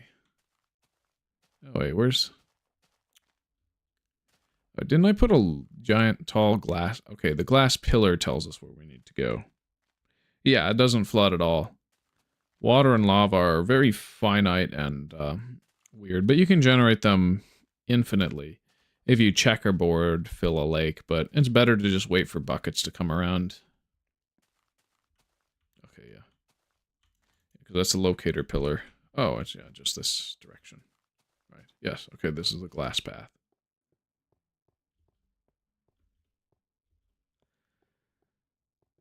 And trees are always just generating alongside the path, which then juts in.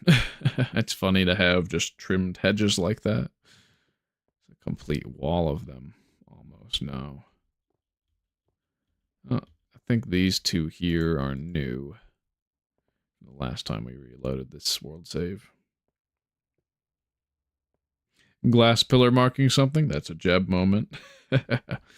Yeah, I built a mock-up stronghold out of regular bricks instead of stone bricks in Classic, and I, of course, built glass pillars, and then I made it set up like I was going to blow up the portal, like in Puffing Fish's Unobtained, episode 1, I think.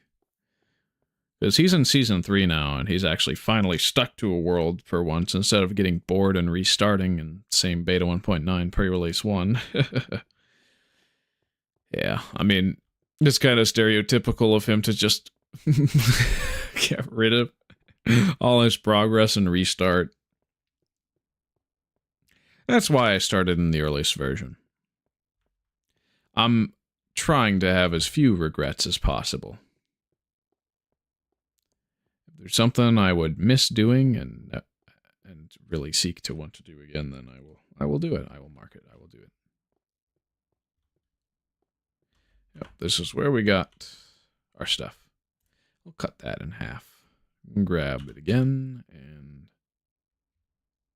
actually, we don't need to update this chunk. We don't need to give it an update. That's going to get an update anyway from the light. Yeah, light updates cause chests to save. And you get those during the day-night cycle. So it would have probably been better to go and grab that at midnight, meaning we would still have 32 in there instead of 16, but it is what it is.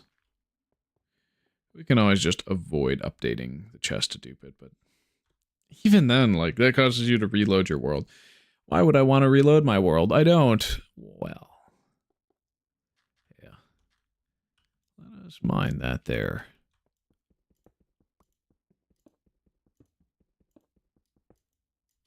Just kind of for no reason, because we can use understacked stone and demonstrate a little thing that happens when you reload the world. But we'll do that later. Probably another live stream. Hopefully I don't lose that lava again. The infinite lava source. I can always just understack it or keep duplicating. Yeah. Just be like Slim Jim and spend 5 years planning out the perfect world, then realize you waste 5 years of your life stressing out over Minecraft. See, generally, I kind of have tunnel vision on this, or what would you call it? So I stress out about like the next 3 months for the next major feature, and then I just kind of take it at my leisure afterwards. See, I read the entire version based all the way from Preclassic to 1.21, the timeline. It's probably outdated on the wiki. There's probably some new discontinued features that aren't on that timeline yet. But I read the entire timeline for every version before I got to some portion of Classic, I think. So when I returned... So this world has been mostly planned out. Like I set the seed to be the one of the only few seeds that can generate a half double chest. And that was the only one that was seed dependent that I saw on the wiki. Hopefully there isn't one that's more like that, but if there is, I'll be a little bummed that I missed it. But likely, I'm not going to have to regret anything over that.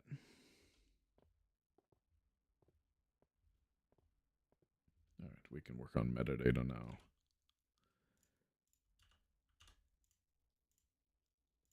But yeah, Captain Solo was very helpful with his map tools program. I would have used Molneo's converter, but that didn't convert cloth to wool.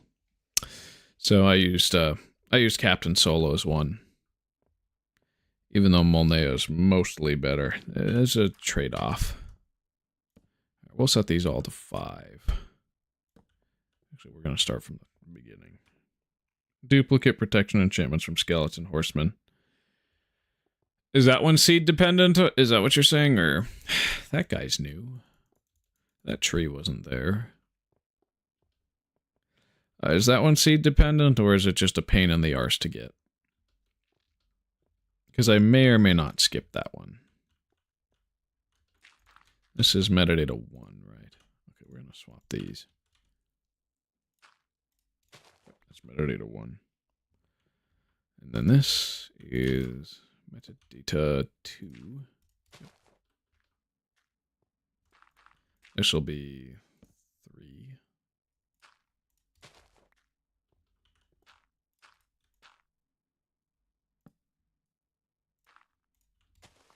Yeah, I have quite a few scrapped worlds from before this point. Oh, you need the snow biome at 0, 0? I think mine's a swamp. I think mine's a swamp. I think it takes a while to grind. Yeah, I think my spawn biome's going to be a swamp. That's going to be fun. But the Captain Solo, it was map tools. I would just ask him in the Minecraft discontinued features wiki Discord for it. Or look in the resource downloads. It's probably there as well. it can be, all you have to do is Java jar that map tools program in your command line, and you should be able to get it to run. And then it'll just ask you for your directory as well as what you want the world to be converted as. And that's how I did it really fast. Now, what I did to get all these worlds in was I just kept the same world directory, and I just kept pasting in different worlds, and I always would skip the import level information once I had a level.dat that I was satisfied with.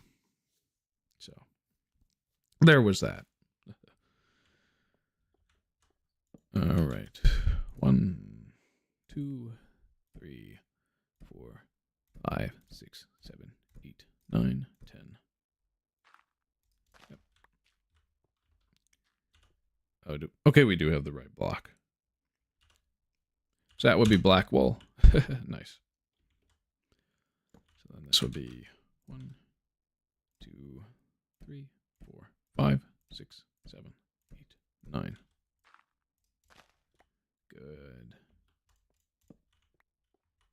1, 2, 3, 4, 5, 6, 7, 8. Because, yeah, for a bulk amount of worlds, I would not recommend MC Edit. 1, 2, 3, 4, 5, 6, 7. To be frank, you could always get Piglin armor with duped enchantments, then transfer it to other armor types later. How do you transfer it to other armor types? Is that through the grindstone with that weird thing? 1, 2. Okay, this is going to be 6. 1, 2, 3, 4, 5, 6. Okay, so it was with the grindstone.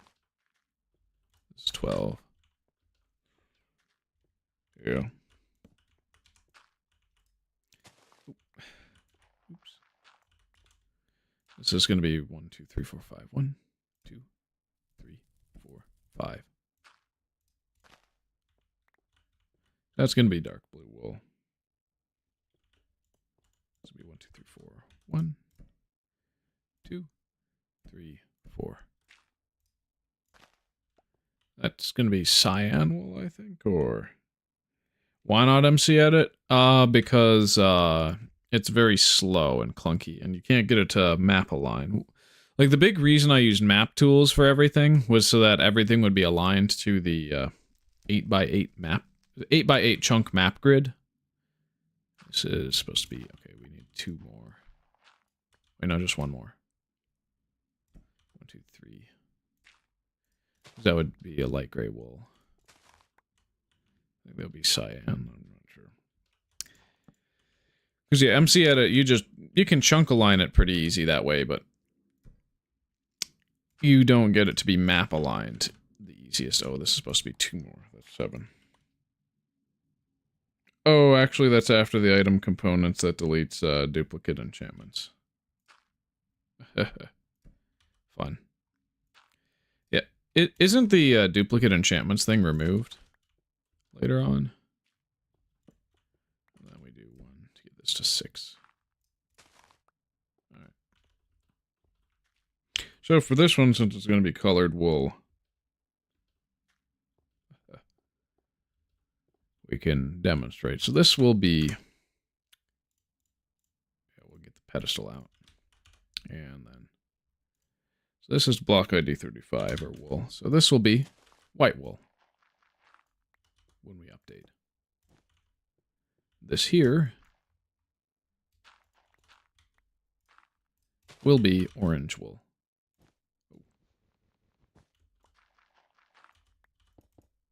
When we update. This will be... Oh, shoot, I didn't check first. I think it's going to be a light blue, right? No, it's going to be purple. Yeah, 24W09A, that adds the item component, changes the enchantment array to a map keyed by the enchantment ID. Ah, I see. So I think this is going to be purple. Purple wool. We'll see how many we get correct. This is going to be light blue wool, of course. Ooh. Yep. When we update. This is going to be yellow wool when we update to beta 1.2. But we're not going to see it till beta 1.7 because of the pistons, like there. When we update, this one will be lime wool. Ooh, I didn't mean to place dirt there. Yep. Lime wool. Color of this one, yeah, that's going to be pink, I think. Yeah, it should be pink.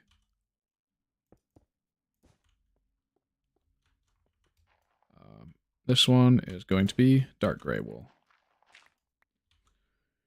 It's going to be quite cool. And this one's going to be light gray wool. I can already know it. That's 8. 6, well, 9 is, it should be cyan. It's either cyan, yeah, it's going to be cyan. Because light blue is that way. I use the average colors of blocks from Classic and not from Beta 1.2, so I could probably make a better version of this terrain.png texture that's a little bit more accurate to the colors we get later on. This one is, okay, yep, that's purple. It's going to be purple wool. This one is going to be blue, dark blue wool.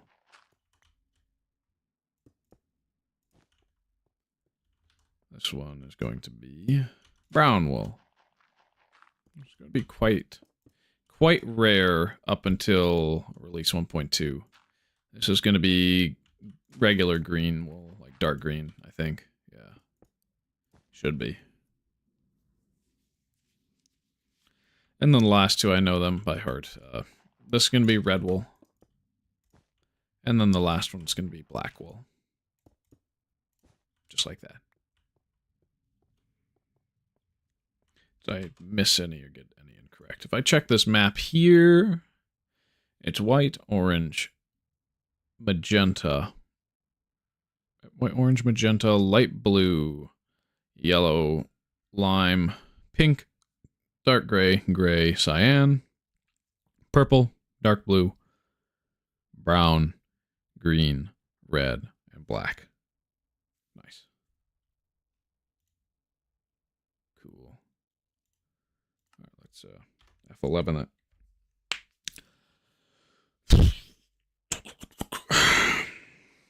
All right. So we'll do the next metadata set. It's just sundown. Happened lately. It wasn't too long ago. Blast. A real shame, that one.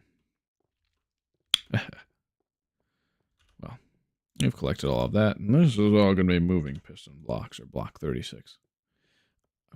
I may or may not want to build a easy field for storing falling blocks with the AFB method with 36, because you can't place down block 36 null in later versions than June 25th Infdev. Yeah, that's a 0. 1 is this way, right? Okay, yeah, we gotta set it up for the torch. Oh, that's 1. And then this would be 2.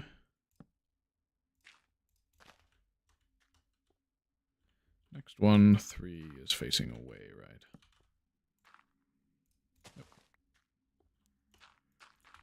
It was much slower when we started out on this process. The metadata, but I think I've got a good muscle memory for it. And we'll set everything above to 5 and count down.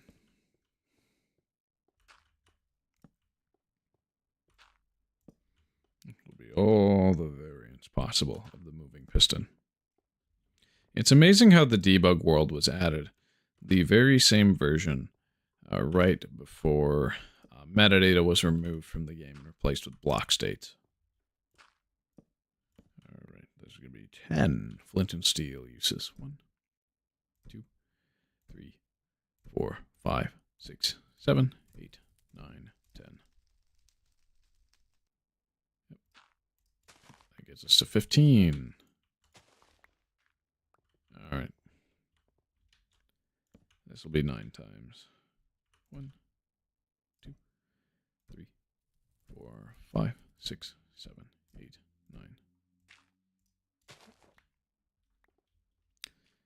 And then this one. 1, 2, 3, 4, 5, 6, 7, 8. So it should be 13. Yes, it is. It's going to be 1, 2, 3, 4, 5, 6, 7. To get 12. Yes. This will be 6, so we get 11. 1, 2, 3, 4, 5, 6. Good. 1, 2, 3, 4, 5. I guess it's 10. This will be 1, 2, 3, 4, 9. Yep. Good. So it's going to be 1, 2, 3. That gives us 8. It's the last invalid one for crops, at least. 1, 2. Yep. Gives us wheat. And 1. Get 6. Yep. And then, of course, because there's a torch there, it's 5, which is lime. And we can start digging up the dirt. I'll start from the beginning, and then we'll do the pedestals, and it'll be block 36.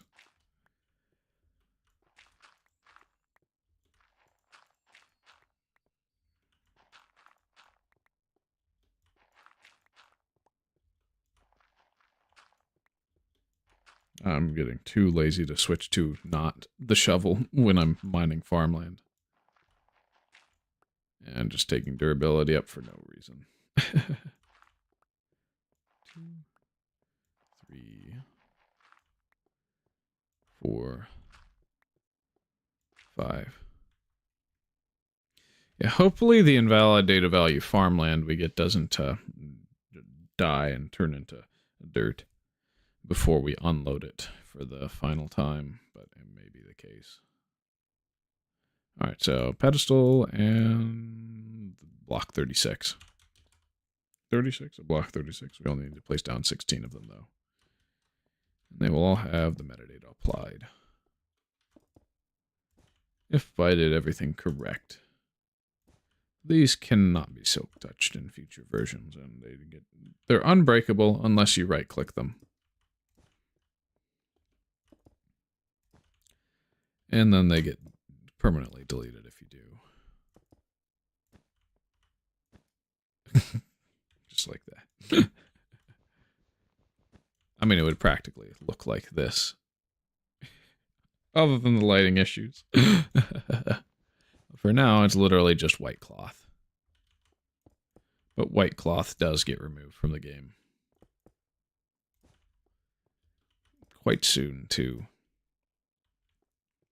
I forget which version of Infdev or Alpha makes gray cloth look white again. Because it gets turned to white. And then metadata differentiation is added in beta 1.2 with the dye update. And we'll just walk back and put it in the chest. We are finished with all the cloth colors. Oh, this is wonderful. I am quite bemused.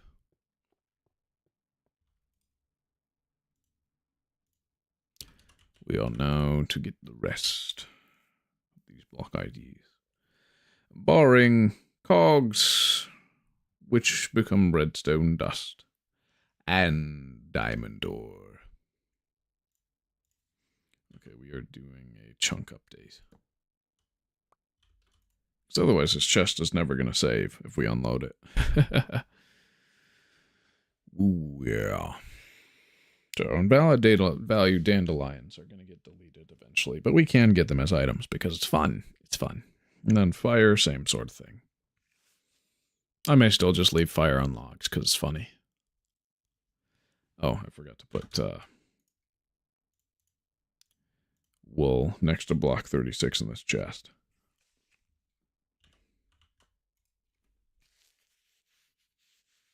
Yep, next one's our flowers, so we're going to want to break out the grass for that. So we're going to understack a grass block. All we need is one. Honestly, though, I kind of do want to watch a sunrise now that we've completed all the wool ones from our floating island. Water elevator. This is still one of my favorite things that I've built, and it was kind of an afterthought, too. Ah, yes. Lift yourself.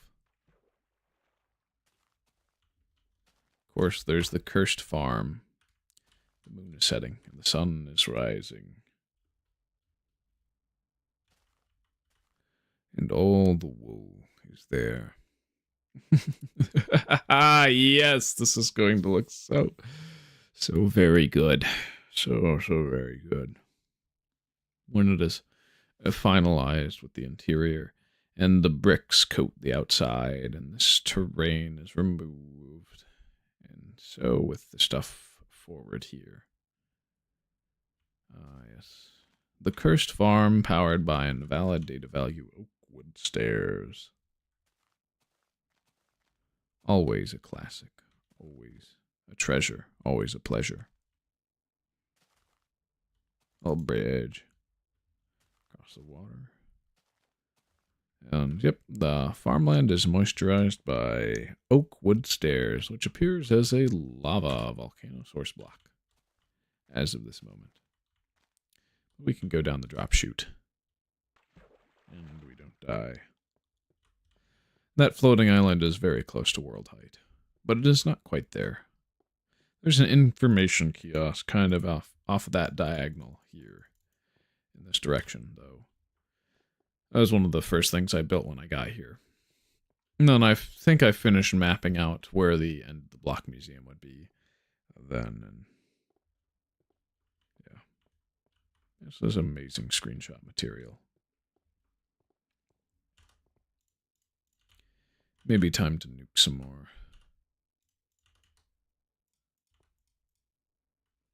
Yes.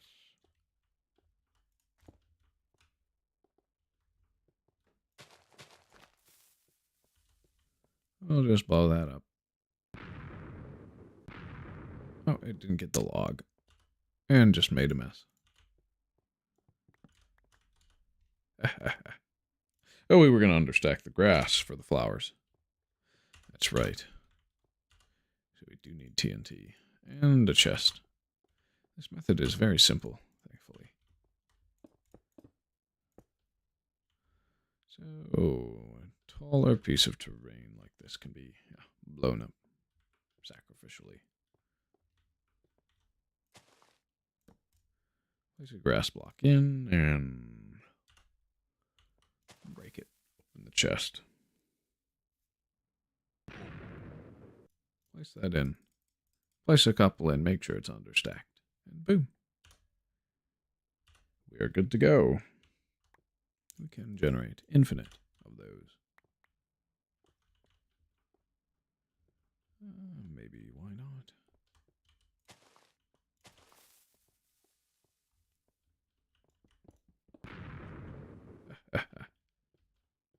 Yes. We have enough room for the next set of blocks, so I don't feel a need to use TNT yet. We will have to soon, though. I think I do want to go over to that block chest at night and put a couple, like 1 or 2 stacks of grass blocks in there, because we're running low. Could get a full stack from over in the Indev level, but I don't want to. We don't need to.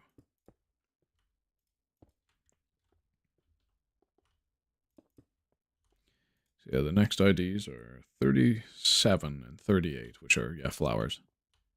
And the next ones will be mushrooms, which will be on stone, just regular stone, or what? Could you put mushrooms on double slabs? I'll have to check, but I don't have it in my inventory right now, so I think it is just going to have to be basic regular stone. Yeah, and mushroom spread is going to annihilate the block museum after a certain a certain amount of time. I wonder how many of those mushrooms will be invalid, or if mushrooms only spread the 0 data value or not. That'd be a weird thing to test for. Yeah, I think it's beta 1.6 through beta 1.8 that mushrooms become the scourge of all life forms.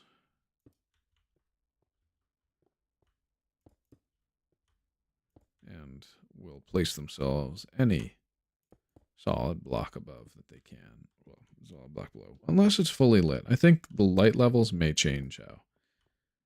Maybe they'll decay, maybe they won't. Yeah, in beta 1.7 we are absolutely building an automated mushroom farm. We're going to need a lot of mushrooms. Or I could just understack them. That too works. Also, we're going to get 4 billion fermented spider eyes. We're going to need them.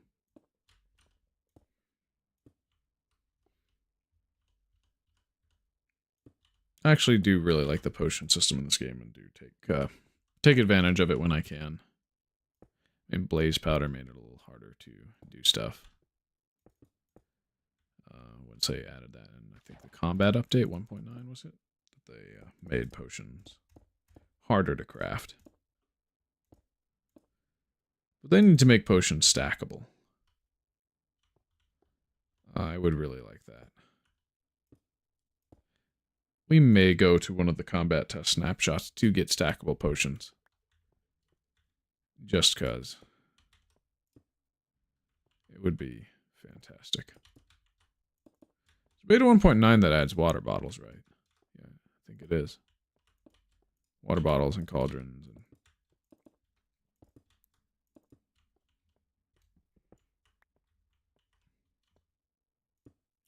do kind of want...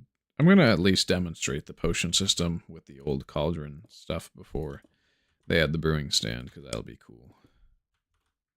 It's just disappointing that they ended up going for the simple system instead of the weird, complex, seed-based one that was going to be in the game.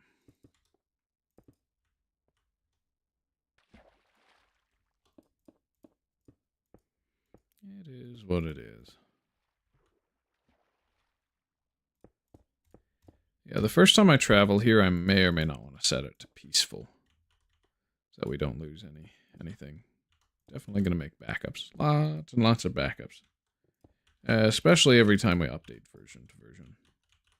I take a backup of the 327 world every day just because of how population will override stuff and so on. In case something goes catastrophic, we can revert or save. But so far we haven't needed to, and it'll just show people the daily evolution of the block museum if they load up the world download.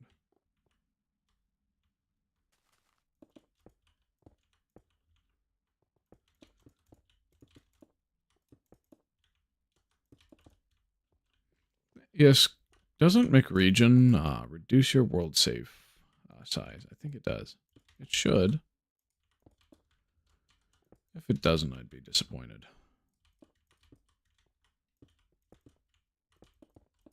But yeah, this world, because of how much data has to be converted, it's going to take so very long to convert it to McRegion. And I think the version that I use McRegion on, once I update to McRegion, I think I may just remove all the old alpha chunks from the save file, just so it goes faster. But we're absolutely taking a backup before we update to beta 1.3's McRegion format.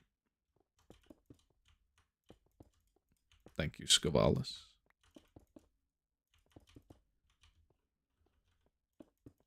Yeah, I think he's going to go in my tunnel of names.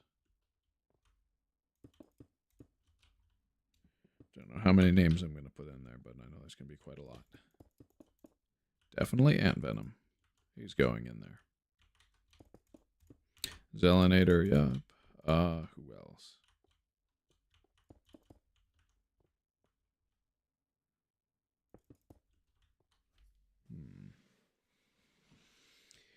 Because, yeah, the Memorial Garden's going to have half of a kebab. It's going to have Alex Testria, and it's going to have Technoblade in there. Then any other legendary Minecraft players who were taken from us too soon as well. But the names tunnel is more for people who are currently here and usually active.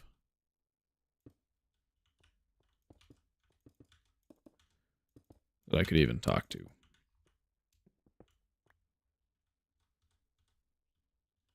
Okay, yeah, just strafe to the diagonal and... Ah!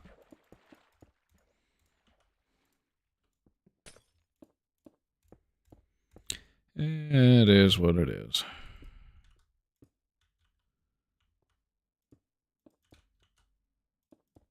200 milligrams of caffeine, and I haven't had any water since. Ooh, that's no good.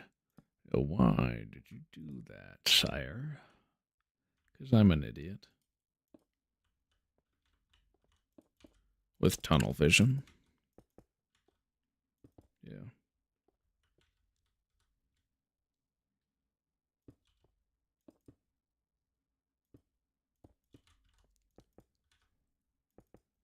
Yeah, the goal is to update world as fast as possible without compromising on any discontinued features. Oh, yes. It's a no regrets philosophy. I'm not going to miss anything that I can get in this world on this seed. In this way. We're almost 2/3 of the way done with this whole Block Museum's metadata collection. Pretty much. Yeah, the 5th day in a row that I've streamed. Pretty fun.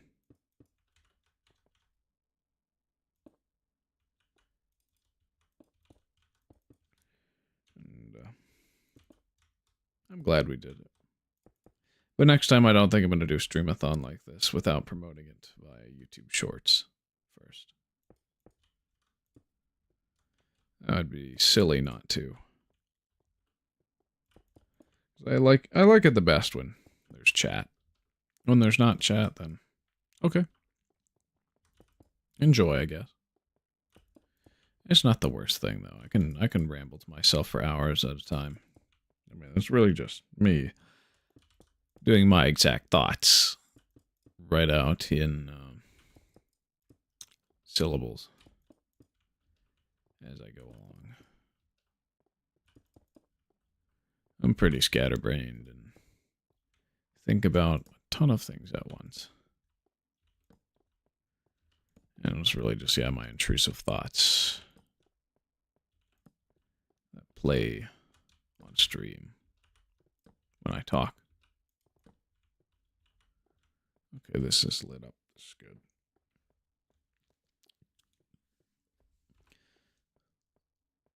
But yeah, you want to jump, otherwise you lose speed when going across this. Alright, well, we'll bridge.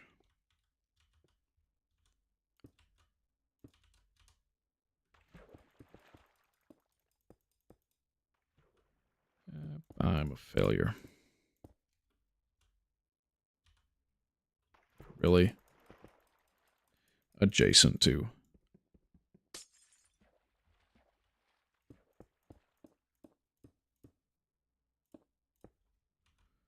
Yeah, those are always the worst. The adjacent ones.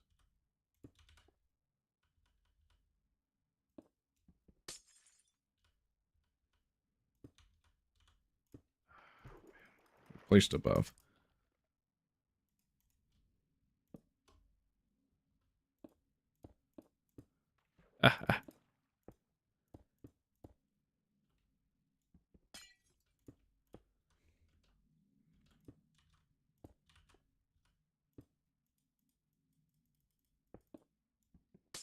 Just break these two. Yeah, the sun's in my eyes, making it hard to see what I'm doing at night. Yeah, when my room's dark, it's usually be much better. Little thing.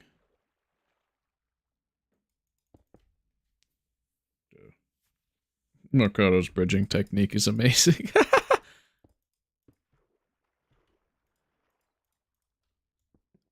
Yeah, to constantly fall through and fall down. Yeah. We're getting better, but I'm still bad. But you want to go on a diagonal, absolutely. I'm going to place a torch here. It's dark.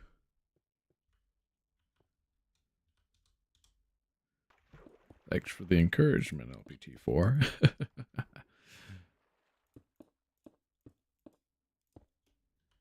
Yeah, just diagonal allows you to do more minute adjustments, but I'm still quite bad. One more. Really? I miff on the last one. And of course it's above my head. Alright, well, it's slab time. Can I make it? Oh, I did.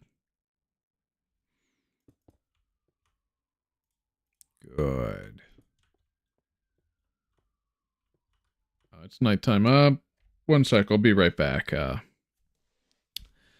gonna let Joe watch the moon set while I go refill my water bottle so I don't dehydrate myself to death.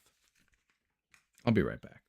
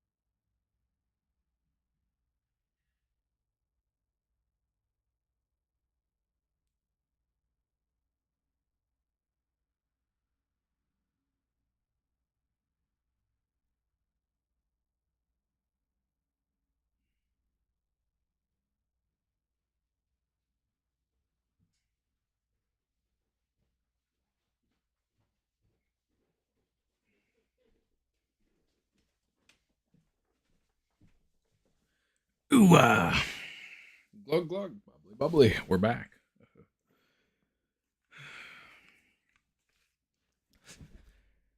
Yeah, I need to make a compilation for YouTube Shorts that says "Bro fell off" with a bunch of just quickly paced cuts together of me constantly falling while bridging with the caption, yeah, "Bro fell off," 3 skull emojis, and a high five / praying hands emoji.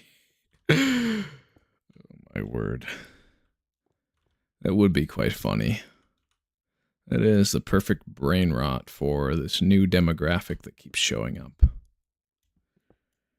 Gen Alpha, probably. My word. Yeah, Gen Z just became adults, so now all the kids are Gen Alpha. And it's like, yo. Yeah.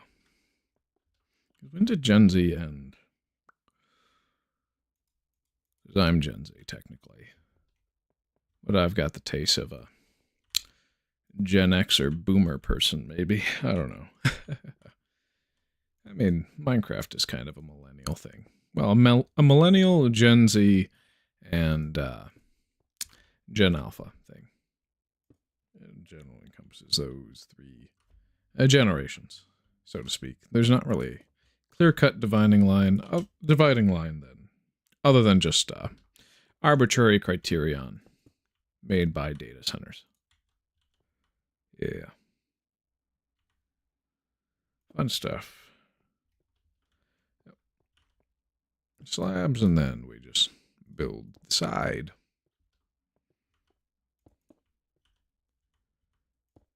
Yeah. Alright. It's good we finally have the light to work with, too. Okay.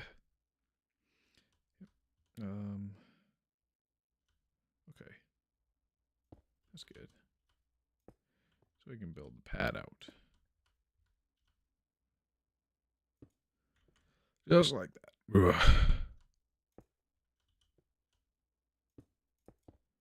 And then that's the farthest point.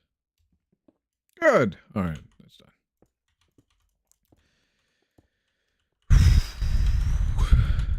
Yeah, until I'm really confident with my bridging, I don't think I'm going to go and attempt to get to a floating island. Did say we would do it before Alpha 1.1, though. So that's going to be fun. Attempting that over and over again, walking in a straight line all the way to a different direction, just so that I can get the same direction over and over again. But it's a different direction from here, I mean, where most of my floating maps are. And we would bridge all the way over to the floating island map and probably fall off and die. The best course of action, maybe. Let's see, what would I want to transport back from there? A diamond or two? No, we got loads of those. There's no point. Other than making a cool Aether Portal build with sponge. We're doing that. That should probably be done before June 11th's Infdev, actually. Making an Aether Portal on a floating island with water and sponges. Yes. It looks like glowstone. I will say that. We'll have glowstone in Alpha 1.2. But the crafting recipe is going to be awful. Dude, I hate the old crafting recipe for glowstone. I think most people do. It's like the same as the old snowball recipe. Sorry, snow block recipe, but yeah. At least it's not the worst.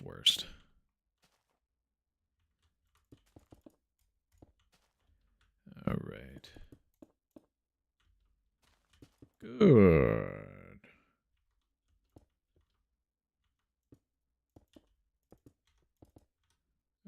It's going to be this for a while. We got the other side, right? Yeah, we can do more metadata stuff than there. Cool. Don't think I want to eat my lunch on stream if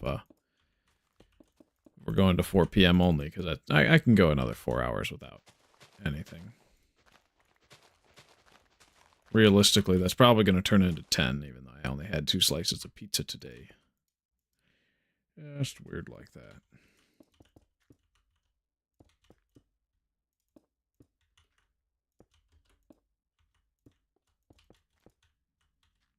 So on and so forth. It shouldn't be too hard to get the rest of the blocks and IDs done.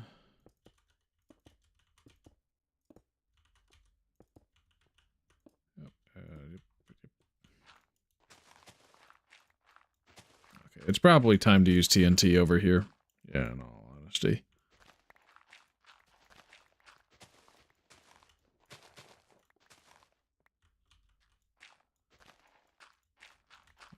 We'll get this whole wall. Whole wall worth done, and then we'll nuke it. After we get all these platforms done, of course. We've got quite a few left. Yep, just like that.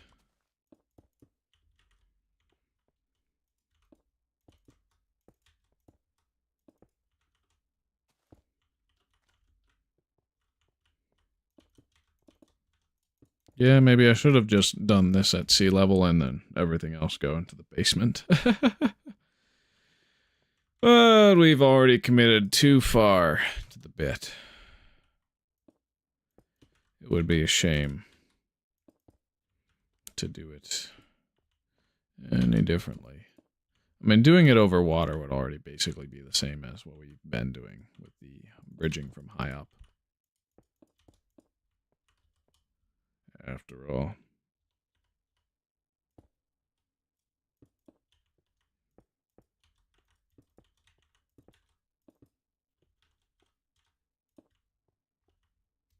Ooh-ah. All right. So we just keep going at this. That's good.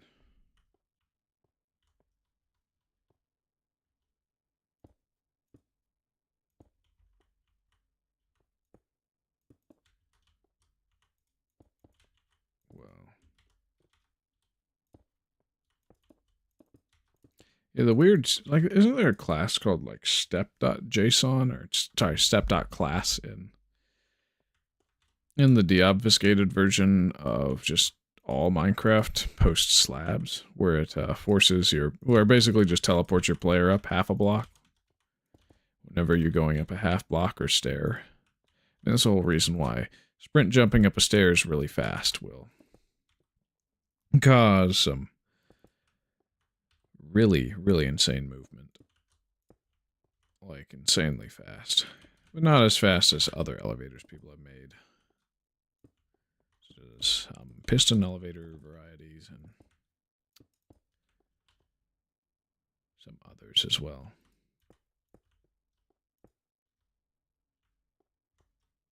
Wait. That's glass.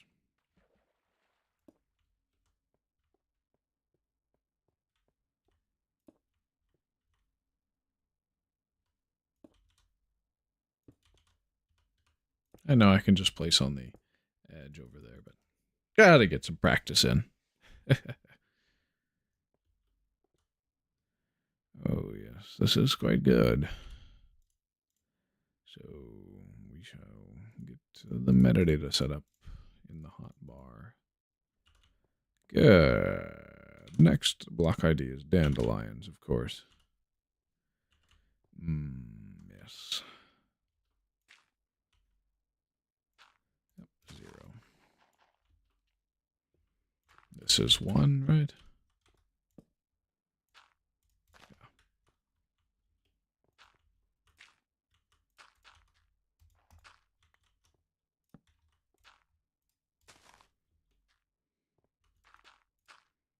Good old this. So, how do we do? We do this, yes. And everything after this is set to 5.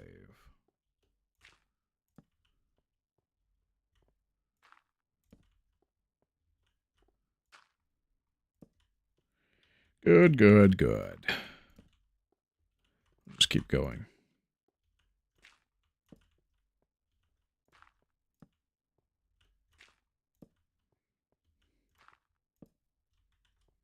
All right, yep, that's 10 here. 1, 2, 3, 4, 5, 6, 7, 8, 9, 10. Good, it's 15. Of course, it's nighttime now. Right, well, we'll deal with it. 1, 2, 3, 4, 5, 6, 7, 8, 9. That's the one. 1, 2, 3, 4, 5, 6, 7, 8. 13. Ah! 1, 2, 3, 4, 5, 6, 7. 12, yes. 1, 2, 3, 4, 5, 6. 11. 1, 2, 3, 4, 5. 10. 1, 2, 3, 4. 9, yep. 1, 2, 3. Last invalid. For crops, at least. And then it is 1, 2. Yep, we want that. Because this is 8, yes. Okay. And then this is 1 for 6.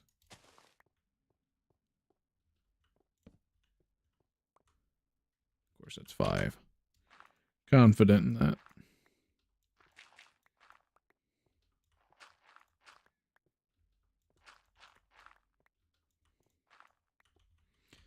And then we'll take the understack grass block out and get our dandelions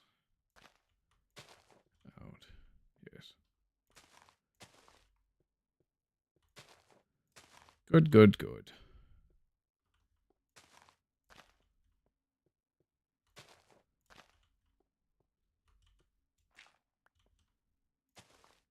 And we'll just collect them like that. Excuse me.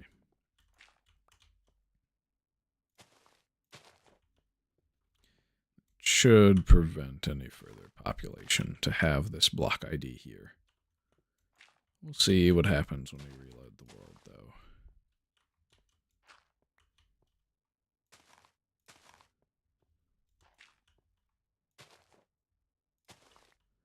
Yep. And they all tend to have the same exact sound when you place and break them. Oh, yeah. I think the dandelion's a little bit pitched up, but it's the same. Same sound.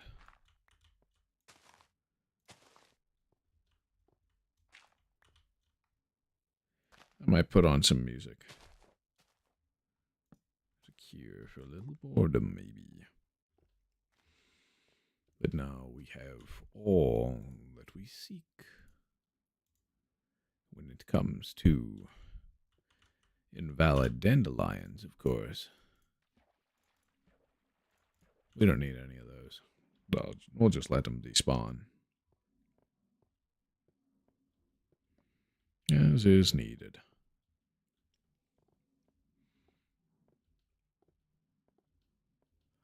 And we'll go and work on the other side, just like that. Same thing. Same thing as we've been doing. Most certainly so. Well, we'll get the corners and we'll do slabs too.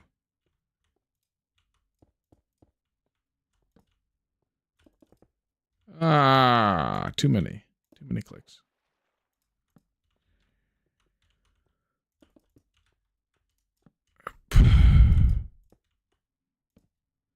Because we want the light level up when we're dealing with plants, because they may pop off. Oh, the mushrooms we're probably going to want to encase. Maybe. In case they do pop off. I don't think they do in this version. So we should be able to keep them around. But the logs, cage thing surrounding the mushrooms would probably have no torches on it. It'd be completely dark there. Actually, maybe not.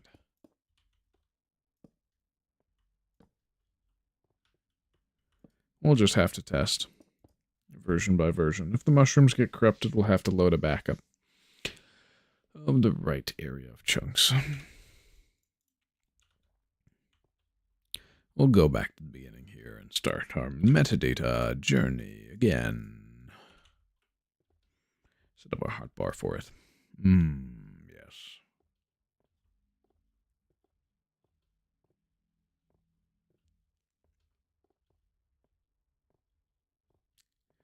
And then the final will have grass there. So just make sure this is 0. Yep. And then 1 is this way, right? Yep.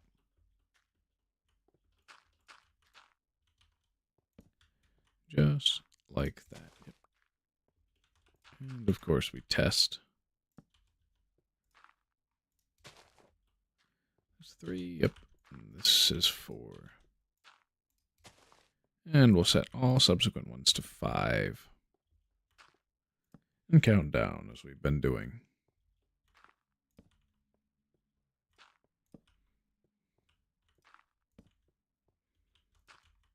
Because it's quite good.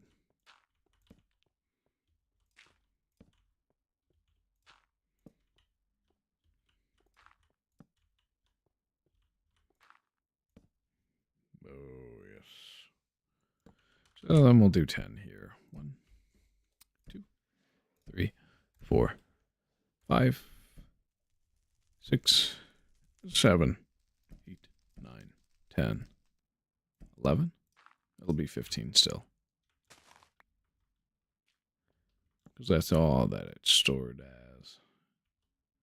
1, 2, 3, 4, 5, 6, 7, 8, 9.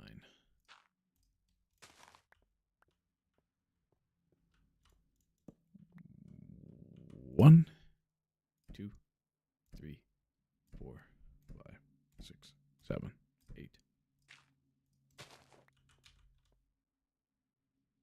Yep, 13, that's what we want. And then 1, 2, 3, 4, 5, 6, 7.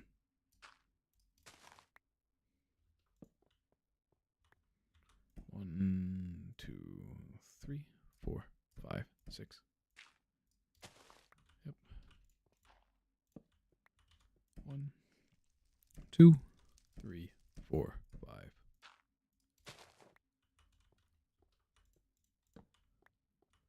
1, 2, 3, 4.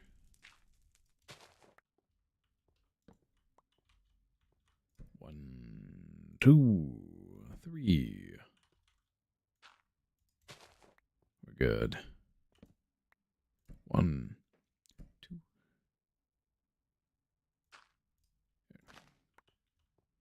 And then it's just 1, yeah.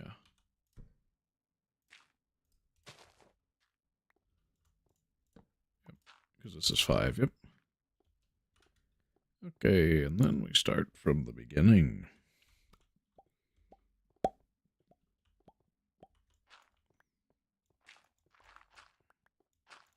Just mine everything, and then we'll set it up for the rows.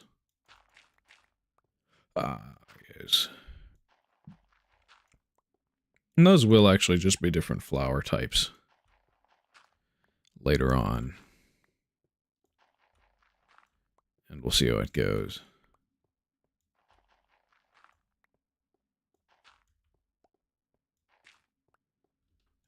And we can start from the back here. Yep. Grass, and then the rows.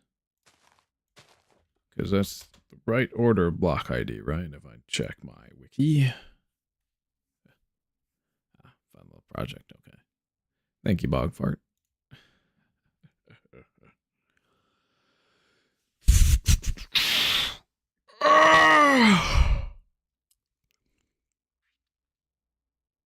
Yep, it's 37 and 38. Yes. Let's go full screen again. Bogfire, very cool to see the museum is coming along. Lacey, how are you doing? I'm doing all right. I saw Biogoon in the chat for the first time, so I've seen a lot more people, and he's somebody I knew previously from the Minecraft Discontinued Features wiki community, so pretty cool to see and have him. So now we are collecting all data values of the rows. Just like that. So we've got all the cloth blocks done. I have some concerns about doing the mushrooms, but most of the work is going to be nuking things. For a bit. Yeah, so it's a lot of TNT and stuff.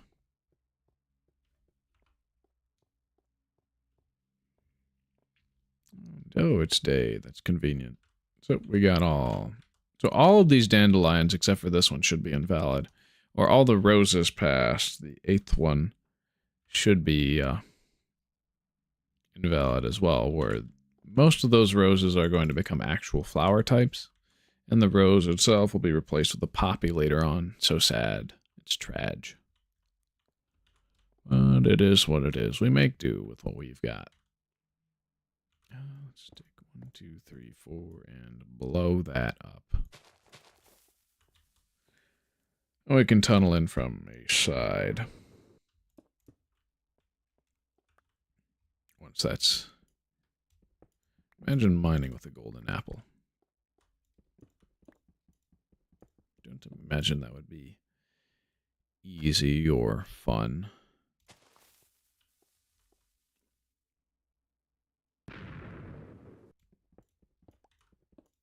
And we'll just tunnel like that. Ooh.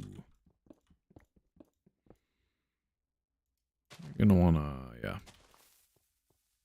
Not blow up any of our flowers. And we'll probably flatten this out.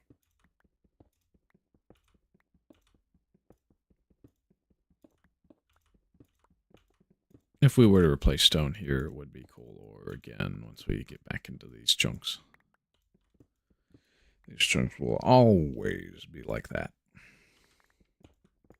Unless I set them to be already populated, which I will do in order to preserve this build no matter what.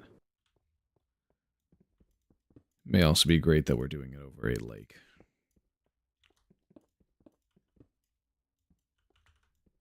Yep. And that's blasted really nice.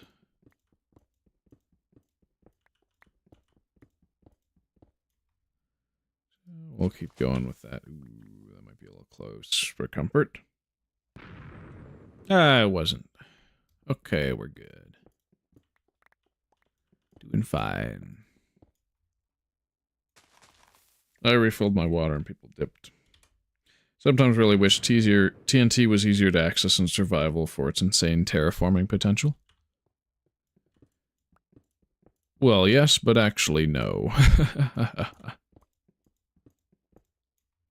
I mean, I am in survival. It is easy to access right now, but that changes when things are understacked. But it's actually really easy to understack. Sorry, not understack. I mean, to have large quantities of once you have a sand duplication machine set up alongside a gunpowder farm. And there are some very, very fast ones that you can produce with only like maybe 1 to 3 hours effort. Once you're in your mid-survival game, like pre-end, I would say. Maybe even pre-nether. So all you have to do is make sure that the farm only spawns creepers, which will cost a large amount of trapdoors. But after that, it should be smooth sailing.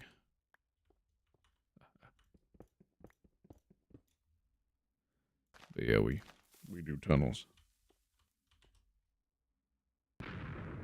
Oh yeah, and then with the new crafter block in 1.21, it becomes trivial to make large amounts of TNT. You could just have a sand duper hooked up to a gunpowder farm and have it be crafting TNT in the end 24/7 with the right chunk loader.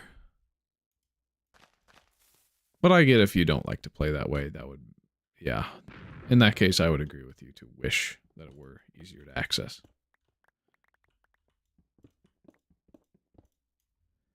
But if you put your mind to it, it wouldn't be too hard to get a lot of TNT really, really fast.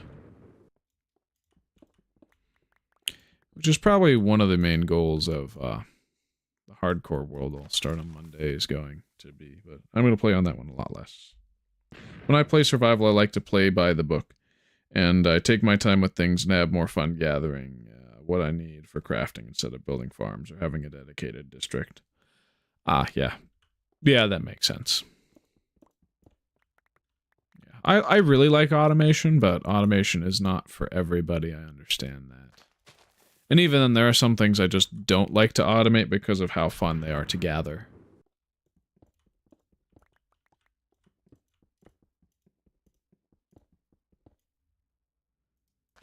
But, great thing about Minecraft is you get to play any way you want.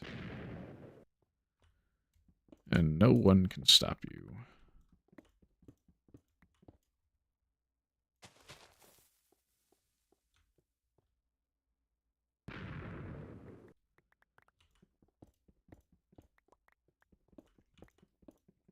See, I use a lot of my technical blocks pretty early on for stupid things like piston doors and weird stuff like that.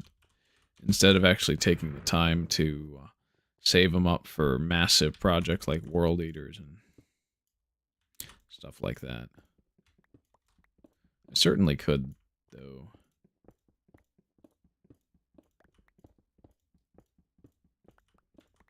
But yeah, I do want to, get one of every armor trim color preset. Okay, yeah, this will be torn down in this direction. The Minecraft dream is to have the game play itself for you. At least the boring, tedious parts. I think one of my favorite things to do is build. Oops, we did 2 TNT there. Yeah, building is basically going to be my favorite thing for a very long time to come. It's like once I have all the resources, it's like, yeah, let's go. All right.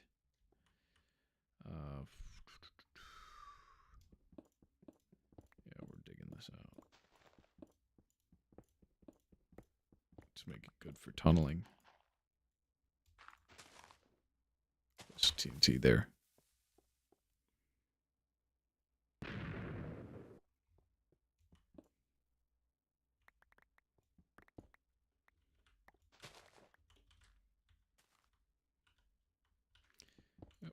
And we'll just keep tunneling.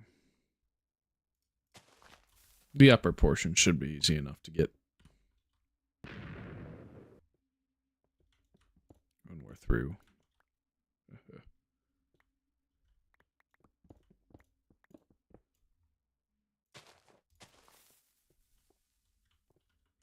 Yep, and we can get this one. We could actually maybe alternate them back and forth. Then again, it might be a little dangerous to be right next to it as it goes off. I mean, that's basically what SciCraft people do. But how I'd run the server is, I would have I would probably run it a bit like SciCraft. Food farm automation is the only thing I enjoy because it's an endless grind. And even then, I'd rather have my own little manual farm and breed animals. Yeah, for me, I don't even really worry about that past a certain point in the game. Well, I mean, I do worry about it, but barely. Because of how, like, if you loot a bunch of villages, you can literally just have all the hay bales in the world. And you have 2 cows, you just mine 2 hay bales, breed up 9 of them, kill 9 of them, rinse and repeat.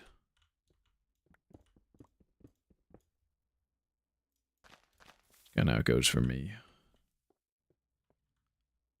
There isn't really a set number, but it's how many hay bales you choose to craft into wheat. You get so many hay bales from villages, it's not even funny. And that's probably why most people don't build wheat farms nowadays. It's just like, why go through the effort when you can just find a new village? And there's all the wheat you could ever want or need.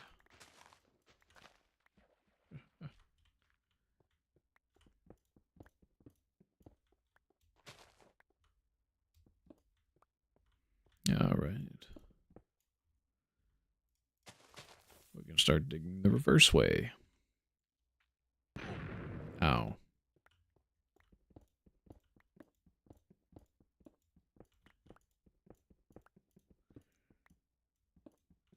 It's getting dark, so we're gonna need torches.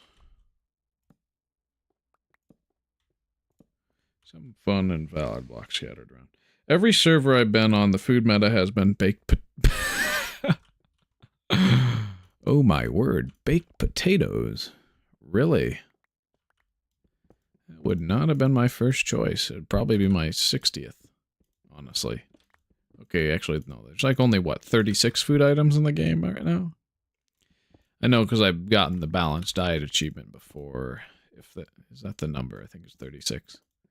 I have had to craft a rabbit stew. You only do that once, or you buy it from villager. They're so easy to get, and they do a decent job of keeping your health and food up. Yeah. I found that once I have a farmer villager that sells me golden carrots, I only reach for steak if I don't have enough emeralds. Because once I have enough emeralds to just trade for food, golden carrots is my meta. They're so good. Because golden carrots really do have the best stats in the game out of any food. At least in the theory, because of how much saturation they get you.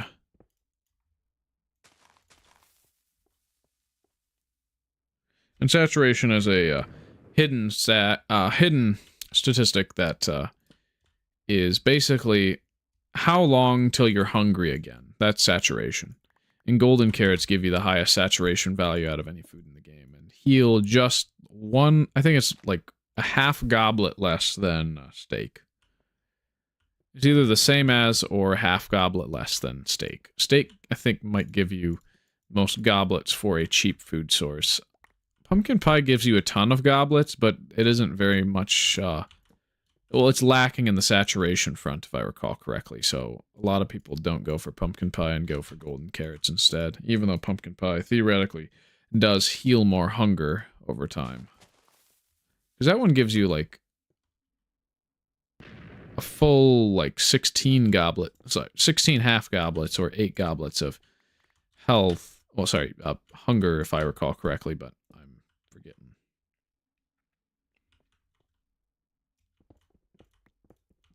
But yeah, when you get a farmer villager, level that guy up to the max until he sells golden carrots. And if he doesn't sell you golden carrots at master level, then throw him in your villager breeder.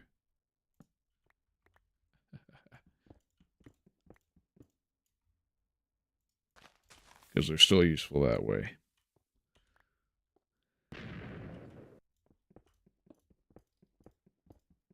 I am not the most kind person to my villagers, am I? I mean, who is? Realistically, who is?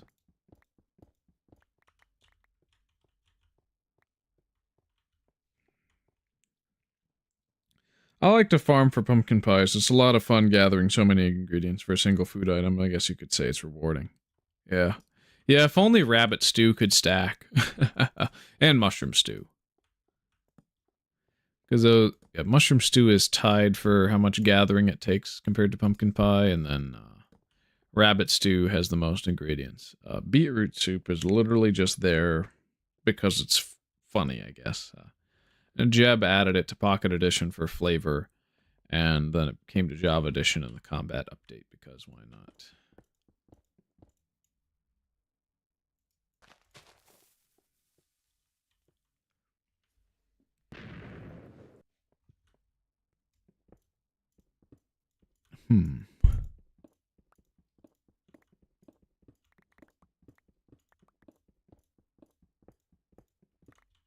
Did realize something that I can do with this hole. 1, 2, 3, 4, 5, 6, 7, 8. And place one at the end like that, and that should get it good. Also, I'll never forgive Mojang for removing the cake is a lie advancement. Yeah. Yeah. Because, yeah, Notch really loved Valve games, so when he coded the achievements in Beta 1.5, On a Rail and The Lie were added. It was Beta 1.2 for New Year's 2011 that the cake was added once the game got... once the game hit a certain milestone, he promised that he would add cake. That's literally the only reason that cake exists. But cake was good on Anarchy servers back when lag machines were insanely good at shutting down anything. I think they might still be, but... Because cake could be eaten instantly, unlike other types of food.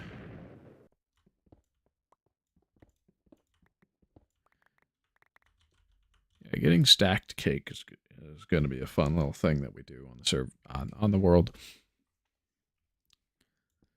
Yeah. 1, 2, 3, 4. Yeah, this coal ore is making my day a little hard.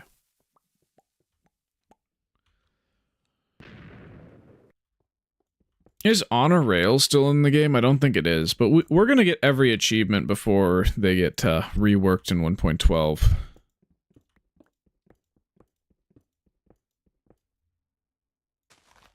Absolutely. Like, as soon as a achievement becomes possible to get, we will go for it. Because I think there are some achievements that are broken until release 1.1. Which is one of those oddities about the game. Okay, we are going to save the understack cobblestone.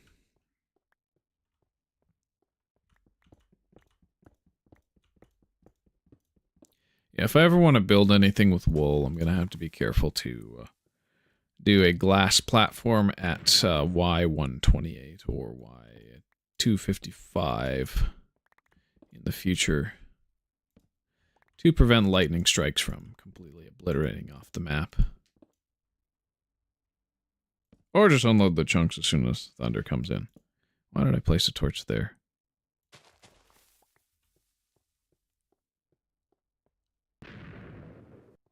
It's gonna be weird.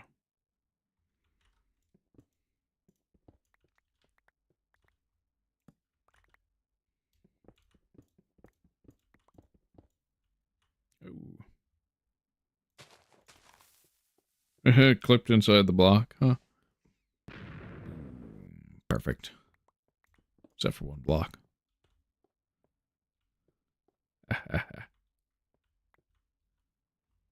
Alright. Boom, boom, boom, boom, boom. Ah, 2 blocks it missed. Ooh, And this will be the next line we'll deal with later, though. All we needed was enough for the next few pads. That's just going to make it easy to tunnel over later.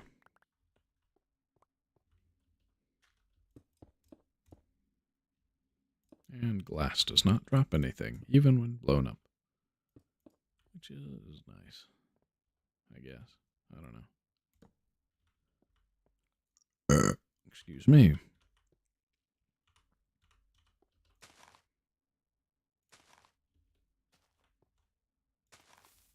Ooh. Should, yep, get rid of those ones. Ow.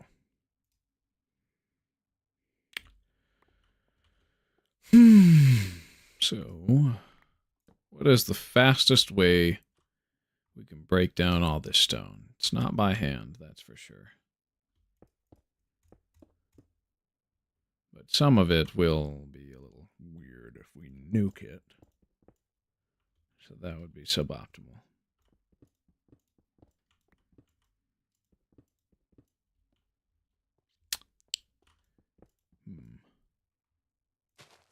Yeah, we'll do a stripe. Once I light this hill up. That's good. All right. I could probably make a compilation that's like an hour, like at least an hour long of me saying, all right, all right, all right, all right, over and over again. All right, all right. My word, this man is insane. Gordon, he doesn't need to hear all this. Gordon Freeman, we meet again. Well, one must do as one must in order to conquer Minecraft, as I shall. Yes. Yeah, if it's thick enough, we can. Yep, we'll do the stripe. Just like this. The blast radius should compensate sufficiently. That one's too low down. Where is it? Who cares? We can always just pillar over. I'll get good at bridging before sneak is added. Alright, run.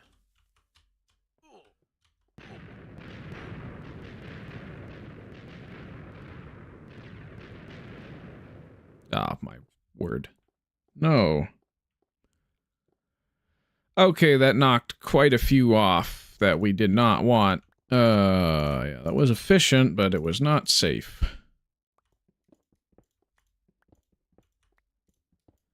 Okay. Well. Shit.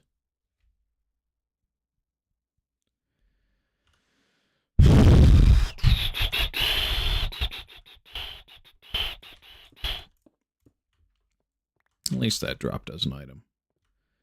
And I guess the dandelion as well. Good grief. Good grief indeed. Too much collateral. Would not recommend.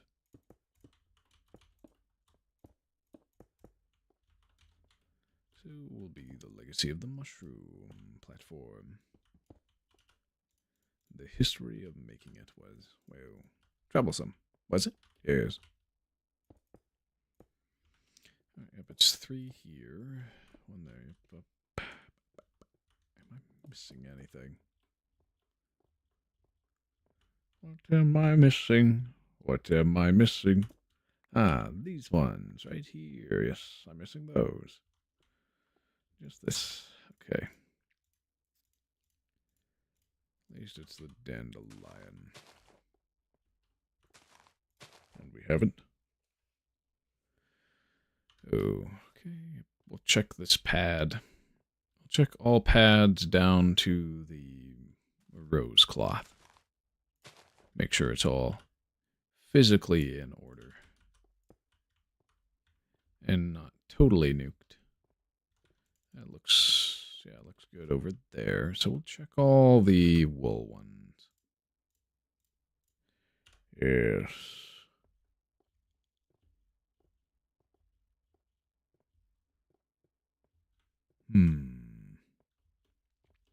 We're missing one of these, right? I think so. But I think we didn't miss any of the rose ones. Okay, we're going to need multiple. I can either go back or I can understack that and dupe it. They'll be just as much of a hassle to do both. We'll just go back for one more. All the dandelion. Let's check all the rose cloth. It looks, yeah, everything. It doesn't look like there's one missing. We need just one for the wool. For the block museum. Those are mostly invalid dead bushes, and those are mostly invalid shrubs. Some grass, some ferns, but mostly invalid shrubs. We have Every metadata of everything. We shall, yes. And it will be good. We just need one. That's all we need. It might take more. Oh yeah, these next ones are going to be mushrooms. Brown and red. We'll keep going. Over and over and over and over again. Yes. Oh, yes. See, this is why I like to dig out manually very close to what I've already built if I've not done enough. So that's why we should nuke out quite a far distance over that a ways. Yeah.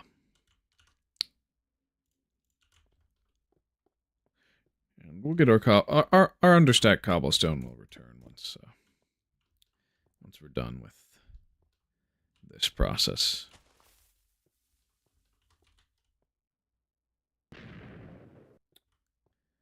Yep, and I guess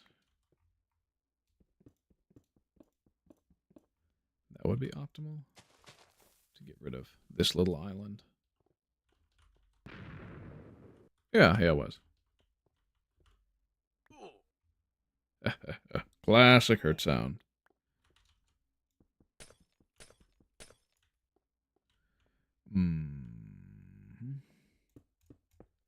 Pull her up this way and flatten that.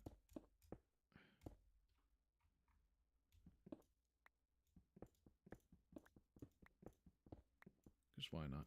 Oop. And get over and then dig.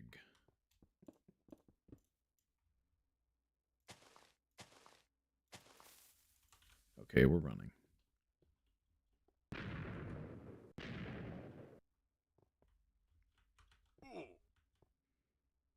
And it's, what, too deep?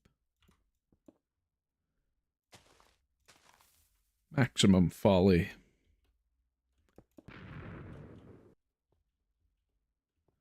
Oh, no. Wasn't enough.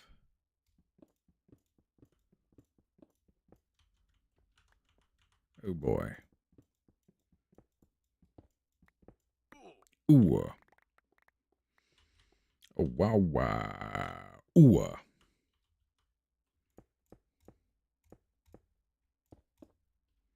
Yeah, I think this one could use 2 or 3.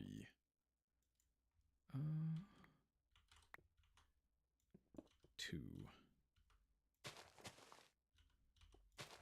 And we will run.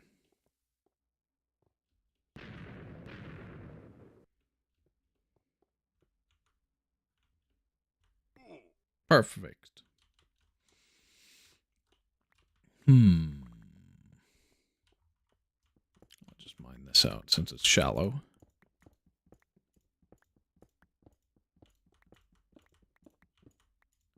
Up to a certain point. Very good.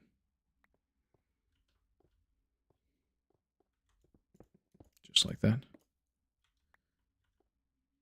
And yeah, I haven't done much over on the upper portion here.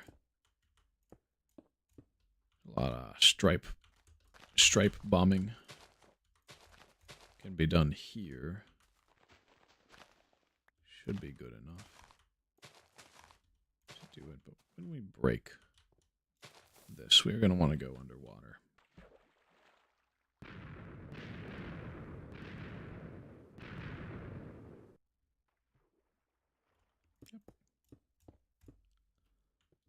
Yep, and that's more level. I think for this dirt, all we need is 1.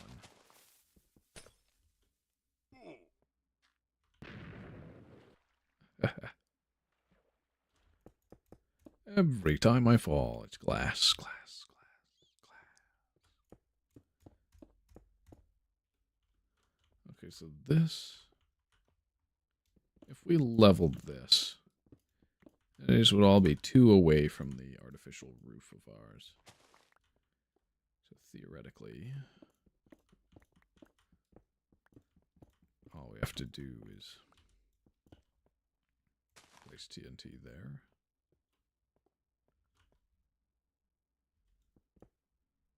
There. There. I'll do the strip. Yeah.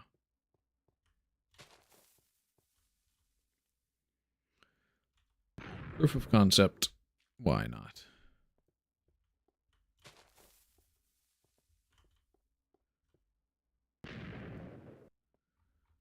Is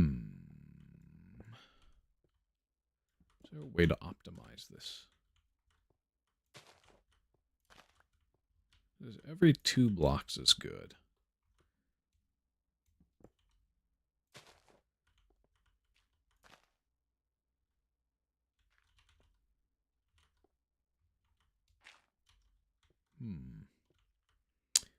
What if we offset it by 1? Would that change anything?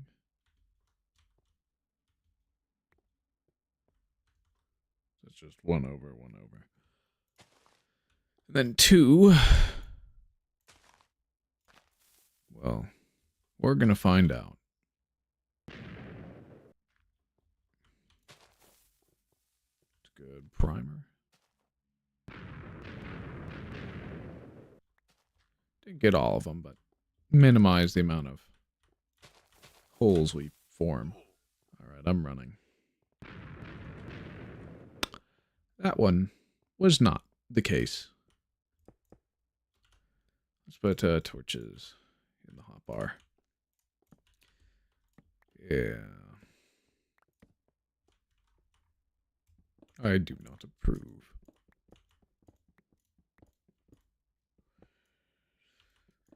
Just a lot more TNT. For the sake of our landscape. Well.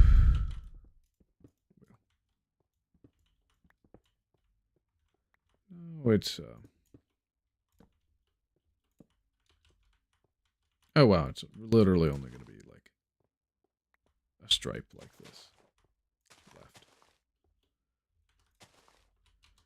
We're going to want to jump into the water.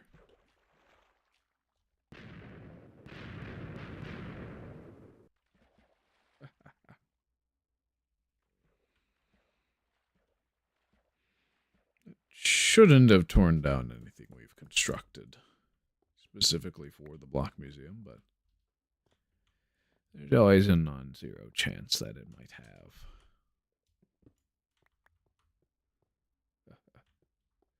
It is magnificent how many invalid blocks and items we can produce. Should probably start the slabs for the new pads. We don't want any of this cobblestone because all we need is the understacked one. We'll throw it. We'll throw it out right here, along with the extra stacks of dirt we don't need. And the 7 seeds we don't need. Yep. There. Oh, and an extra stack of logs. They can take the despawn timer can.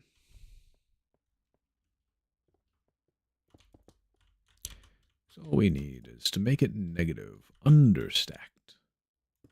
And we shall have as many as we desire. That is the same way all the way until beta 1.0. Well, even to release 1.9 you can do it. It is just insanely hard. Once you do, it becomes nicer. Now, you may be in a better boat with it if you generate lag. Because it is a 1-tick frame you have to grab the 0 stacked item. And then use that for any good or nefarious purpose. Oh, there's a stack of cobblestone I also don't want. Sploosh. So let's go and retrieve from the chest where slabs are supposed to be. The understacked one.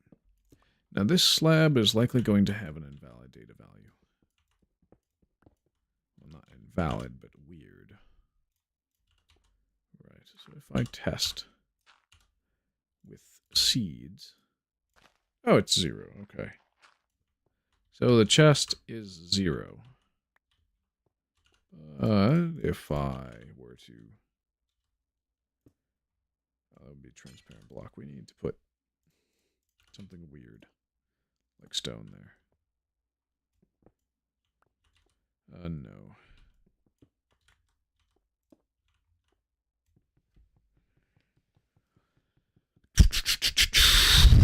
What if we... Is it facing this way? No, it's still facing 0. Curious. So it doesn't work like furnaces, does it?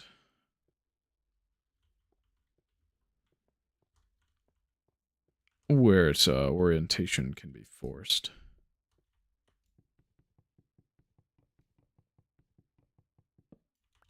Weird. So we place that here. Oh. How? How is the chest always 0? What?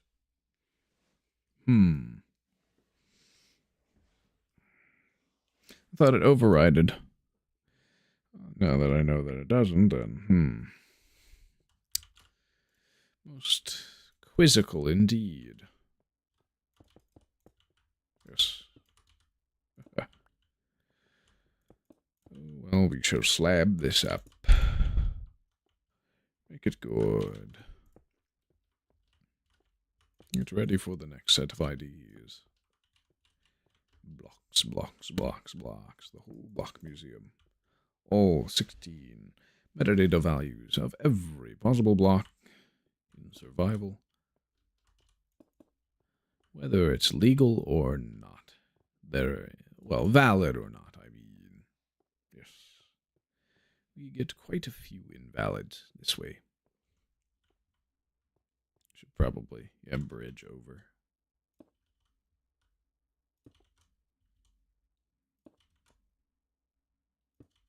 Ah.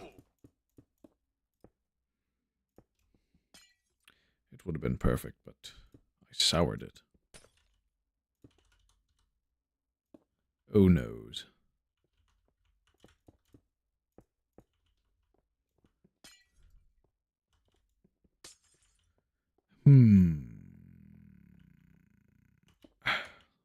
Parkour, yes. We jump. We do it. See, this is why I don't jump that far, usually. It's much slower than just going around, shimmying and then placing.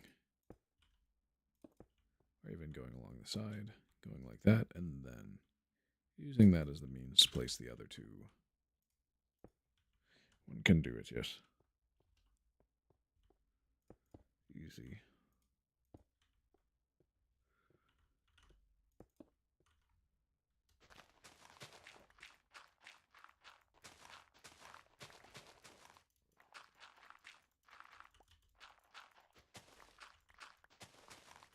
Grass is ever so slightly off rhythm from dirt when you click mine.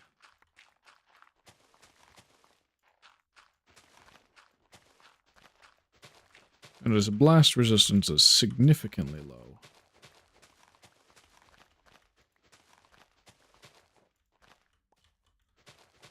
So we are digging a safe zone before we start detonation.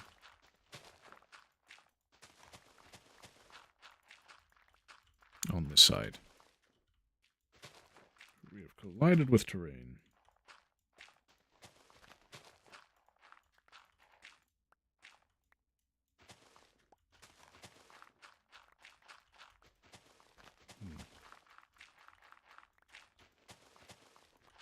Well, it is what it is. We do what we must.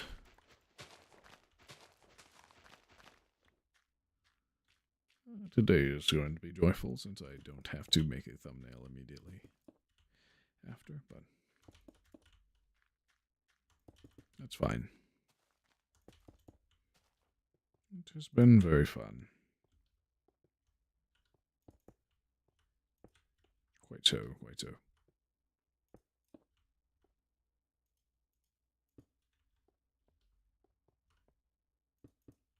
Block 36 is fun to collect all of them.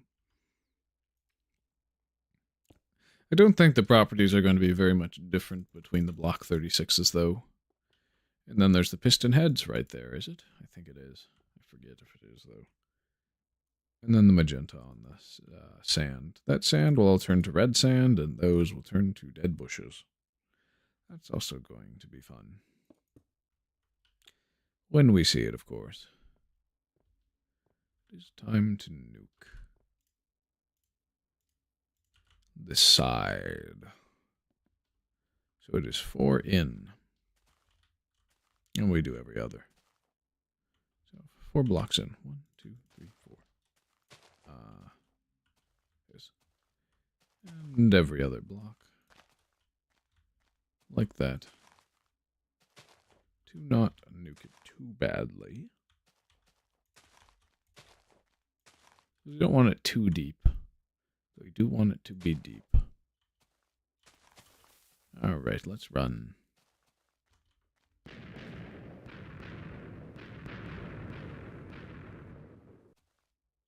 That's good. That's what we wanted to see.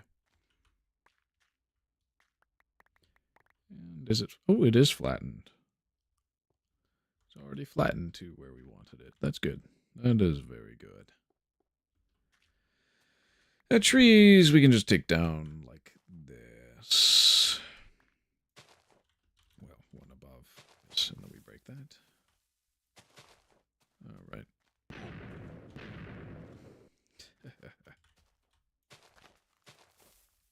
And be careful, of course.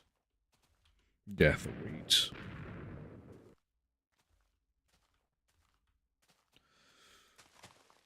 Ooh, yes.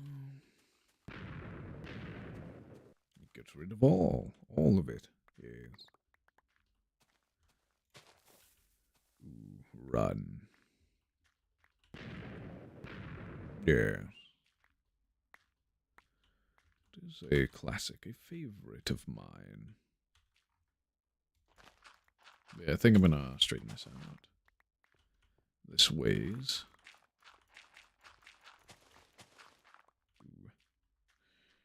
And then some more. It's 1, 2, 3, 4. So the 4th block over. And oh, that's too much. That's going to be a big yikes moment when we leave it.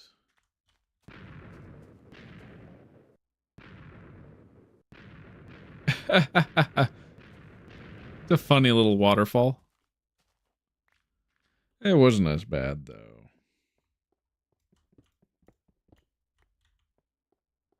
I just wish it were better.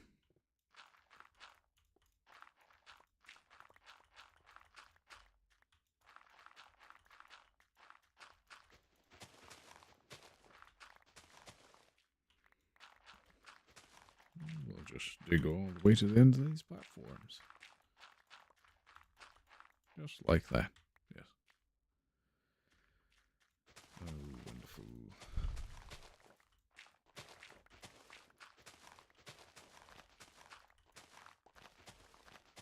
Block Museum shall be a massive build from sea level to perhaps even the top of the world. I don't know how far I want to take the artistic elements yet.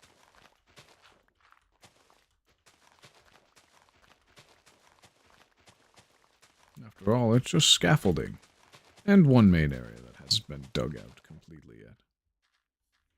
Yes. Okay.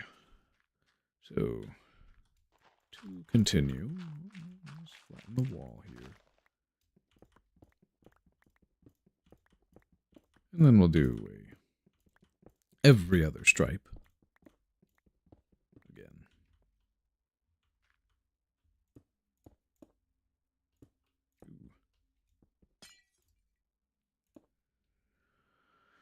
All right, 1, 2, 3, 4. All right, it starts here. Every other block.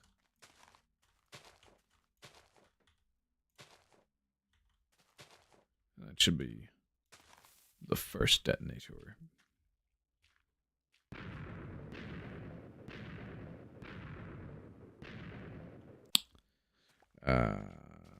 Miffed on the last.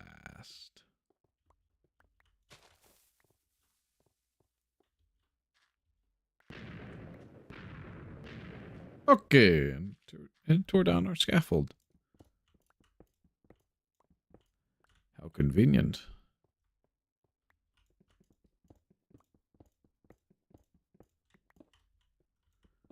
It shall be flattened. Quite so. I am thankful that entities work enough for TNT to do my bidding in this version.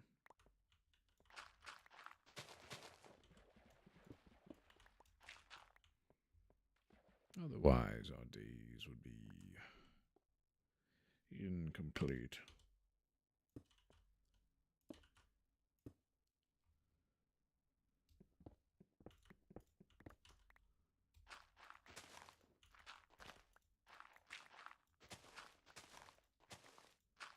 Oh, yes. Quite so, quite so. Oh, our inventory is full of dirt.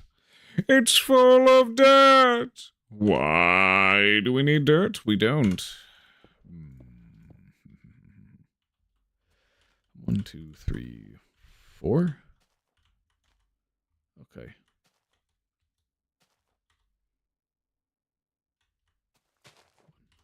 2, 3. Yep. Every other block.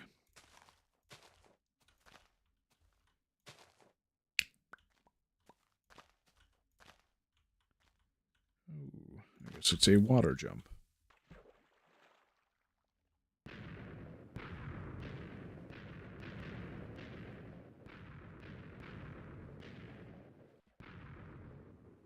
That may not have worked out exactly as I had hoped.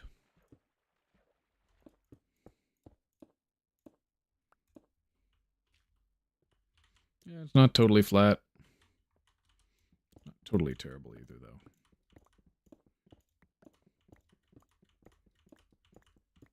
Should be enough to move to the other side.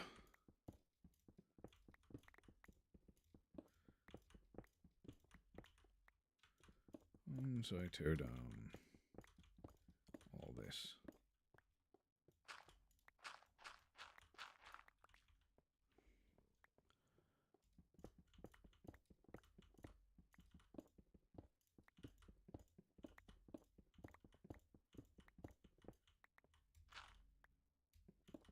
If it's at right below the flatten Y level, then there's no sense in not doing stuff like that.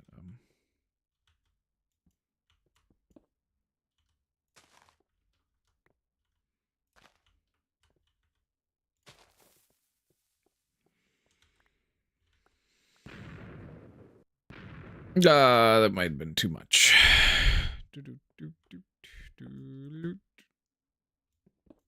I'm too much.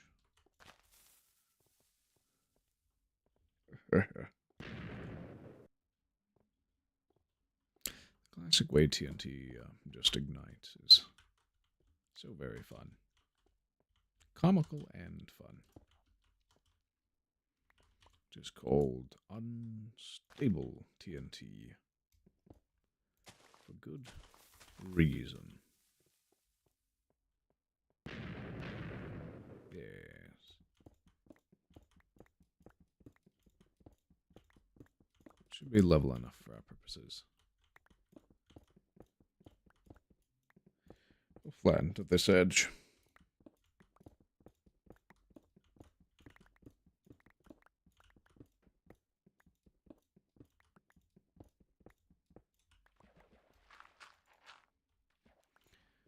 Oh, goody goody.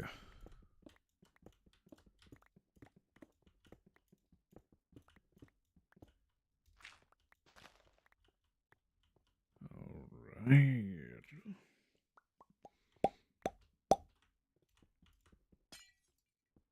It is time to run to the other side. There's no daylight left. Ah, no.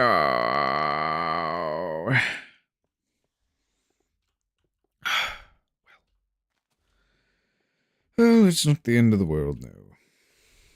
Quite so, my good sir. Exceptional. Truly above and beyond the call of duty.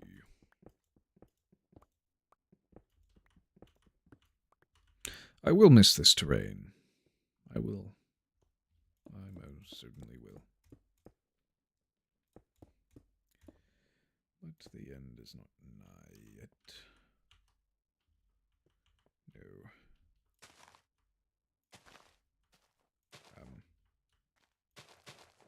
Ooh, this is dangerous.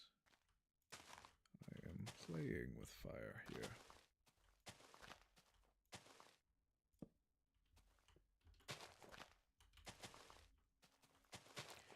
Is the stripe far back enough?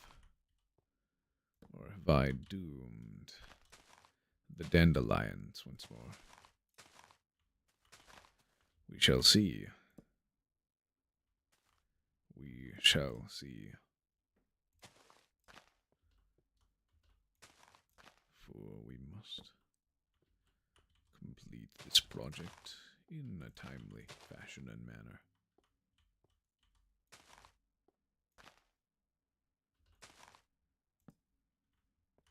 Ooh. At least it is quite high up. That may come back to bite us.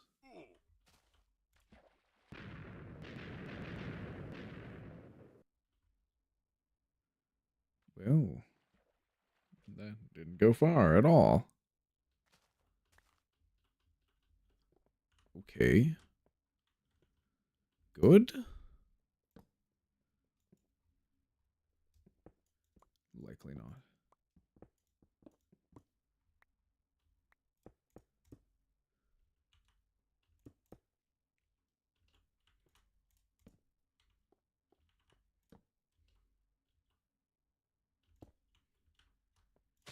So it'll be this one. And a trip to the depths of the water below.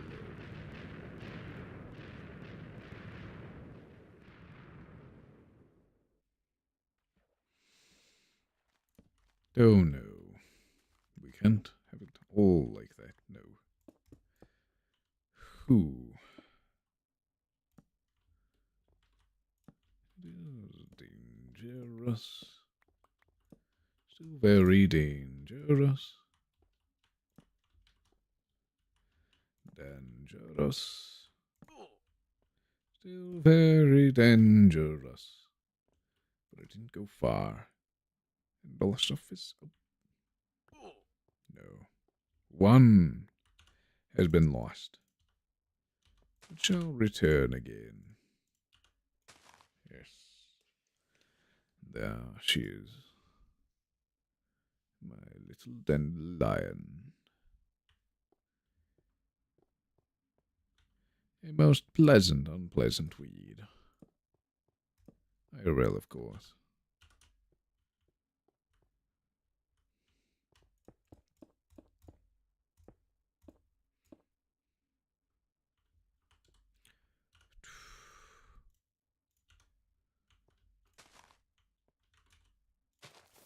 Oh, run. I'll do that again.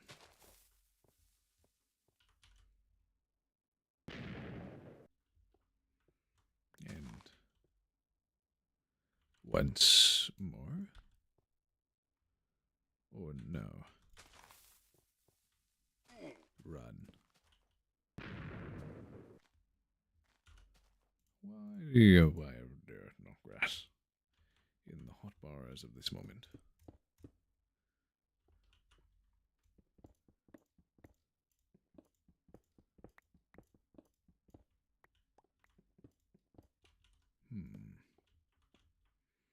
shall continue. Conquest. Yes. Quite so. 1, 2, 3,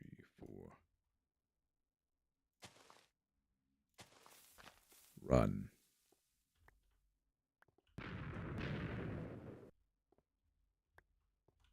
That takes us down here, where it is optimal to detonate. Detonate in this fashion. Oh, yes. Oh, yes, oh, yes. Every 2 blocks. Just like this. Daisy chain.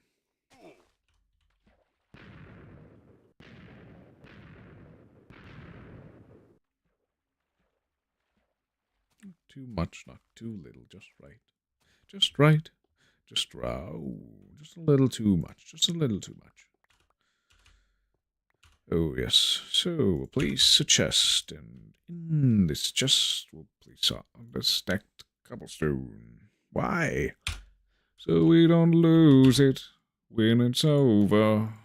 We don't lose it when it's over. Alright, let us ascend to the heights.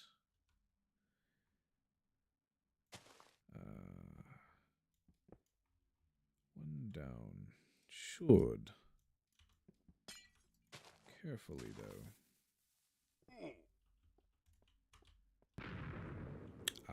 It did not break anything. That is nice. But not what we want.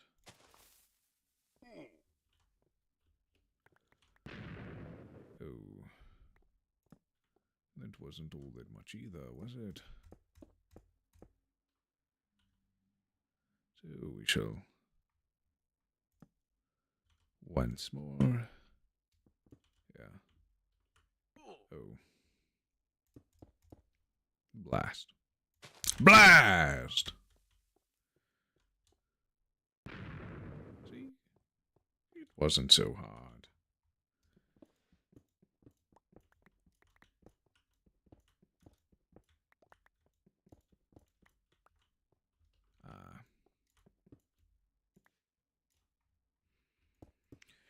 It is midnight in game.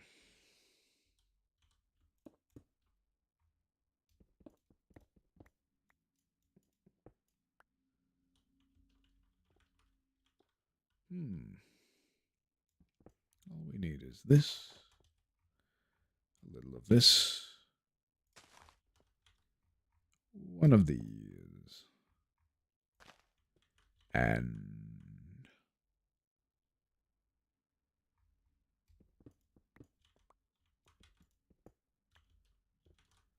of that. One of these. One of those. One of this.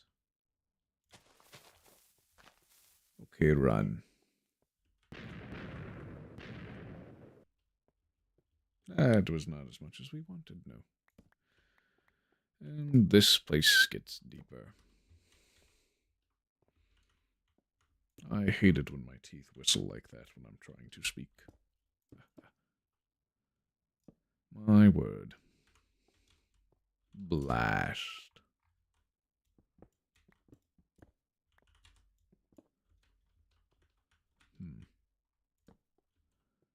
It will be what it will be.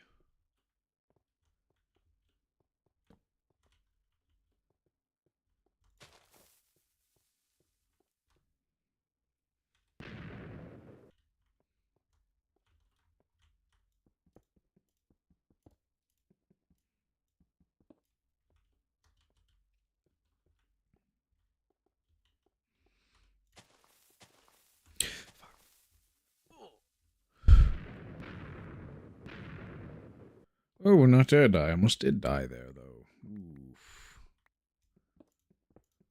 Blast.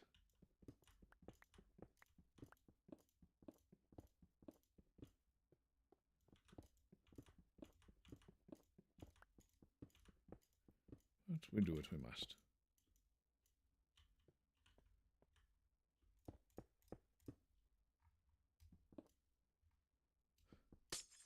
Oh, wait. It's up here.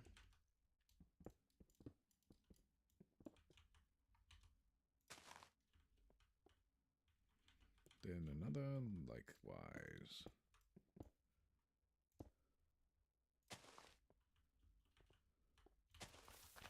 Ooh, it is sunrise. And moonset. Good for us. I am a damage magnet. That is my job.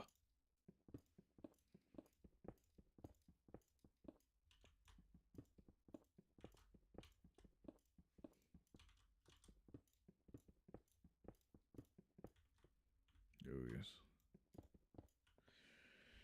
See, I imagine that this sort of world like I do today and right now would be Herobrine's playstyle. If Herobrine was a real player.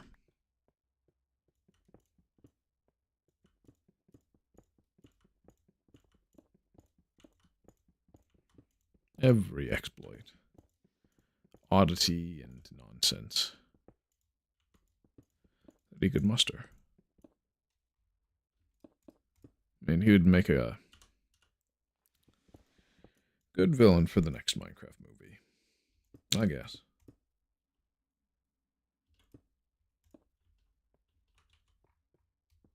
But that would also destroy the Herobrine mythos, perhaps. Maybe it's best to leave Herobrine as is.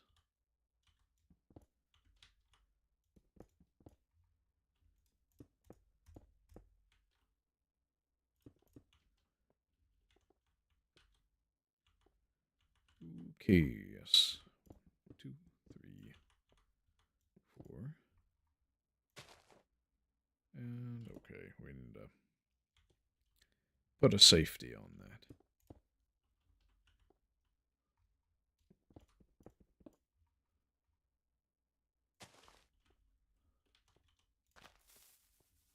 Okay, up.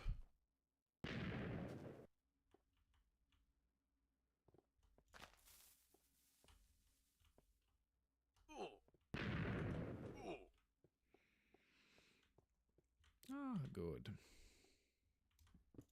Not too hard to flatten out.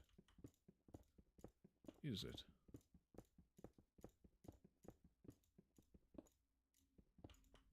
No, not at all. Oh, good.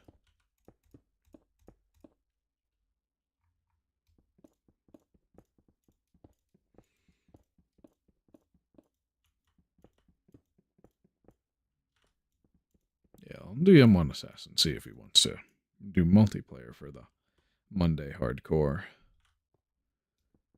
Or if we shall be alone in the world by ourselves.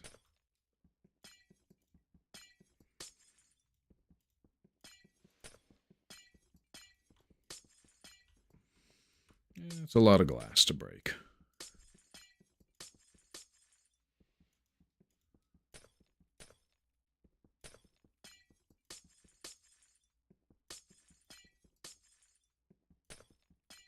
The amount of times I have to click, it's furious. I do love some furious clicking myself, though. Certainly so. Many such cases. All right, we're going to dig this tunnel.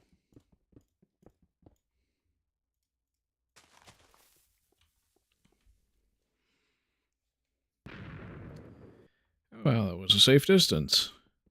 We are down to 121 pickaxes. Not that hard to do.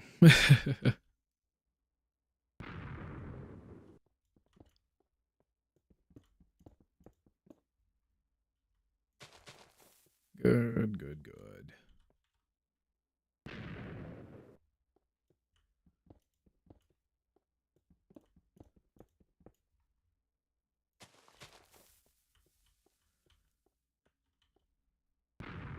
does not destroy the glass. Okay. So that will be my pain. My pain. Just cleaning up that, which is fine.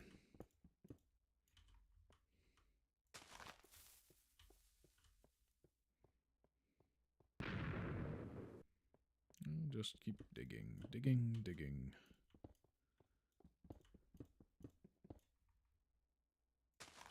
It's more relaxing than all those pads, I will say.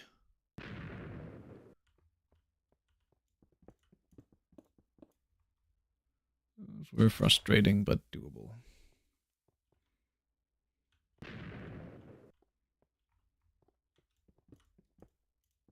That left behind more stone than I would expect. It's always the weirdest shape, too. Must just be how Java random number calculation goes.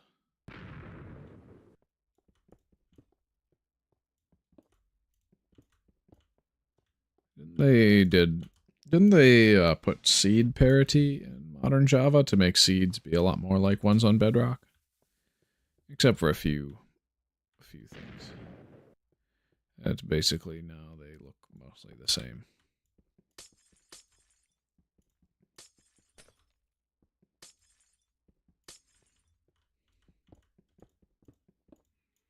We shall collect all mushrooms. It's probably best if we do that at night.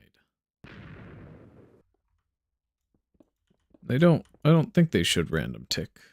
Because you have to bone meal mushrooms to get giant mushrooms in future versions anyway. At least I think so. Welcome to the town of Smithereens. It's not here. Somewhere else, maybe. This is the Block Museum. Unless we do one in Smithereens, I don't think we're going to have it be like that, no. Boom, boom. Axe on.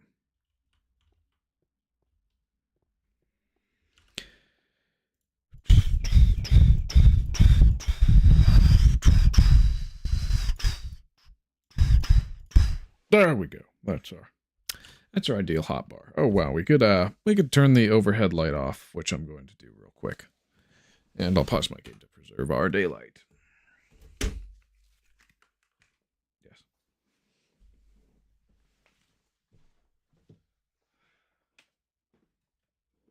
The absolute scale of this madness. Quite enormous.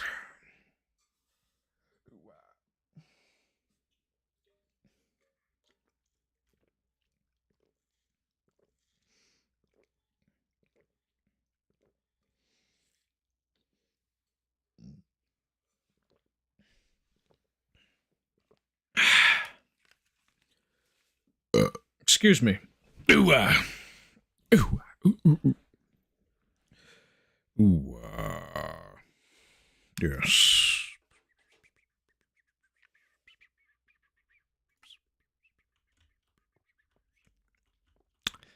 Ah, dang, that funny overhang is going to be nuked off the map, most likely. Off the face of planet Minecraft.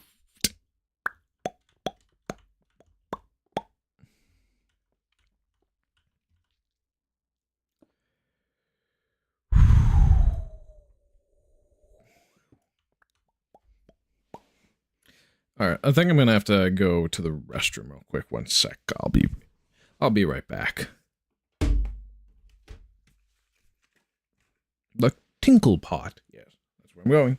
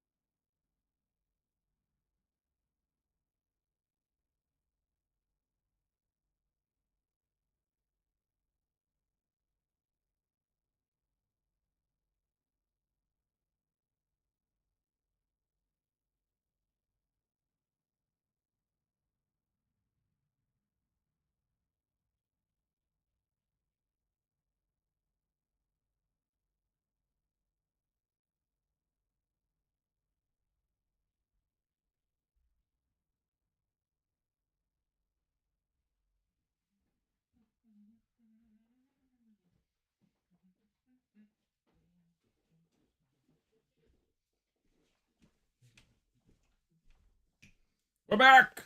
We are so back! Oh, good heavens! We're back. We are back. Ah, yes. Well, let us continue. Yes.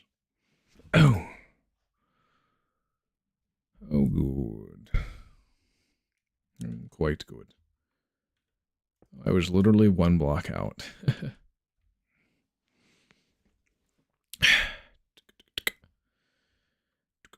Alright. Just want to get adjusted. Back to the controls. Yeah, it feels like I just got to doing this. Even though I've been doing it for 6 hours so far, so it's like, what? No. It's kind of weird, I guess.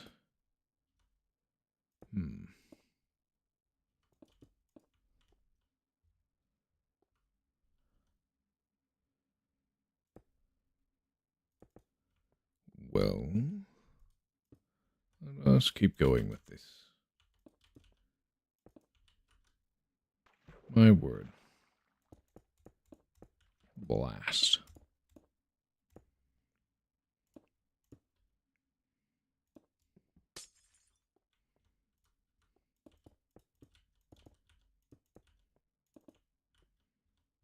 It shall be dark soon.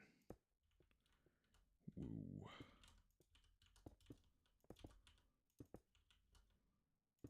Ah!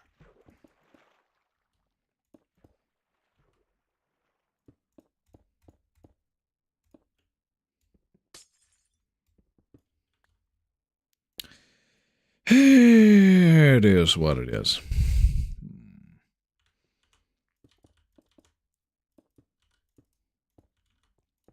It's nice that we've made a discovery. I think, was it yesterday or? Yeah, it was yesterday, right? Yeah, we made a discovery in a 15-year-old version.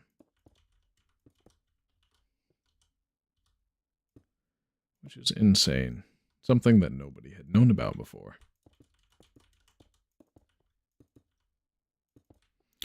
And I'm glad that we did find it. It's new.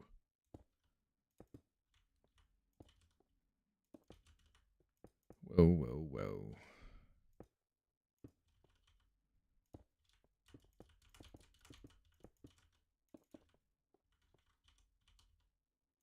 Yeah. Speed and accuracy are priority. We want to get the thing to be completely accurate throughout. Like that, yeah. Not like that.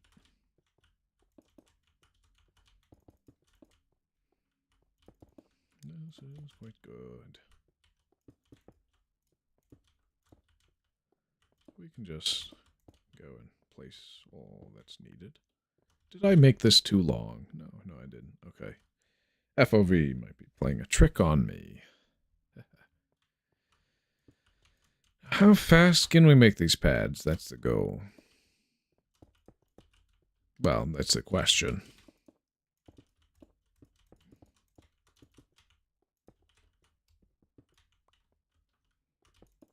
One can only know what he does.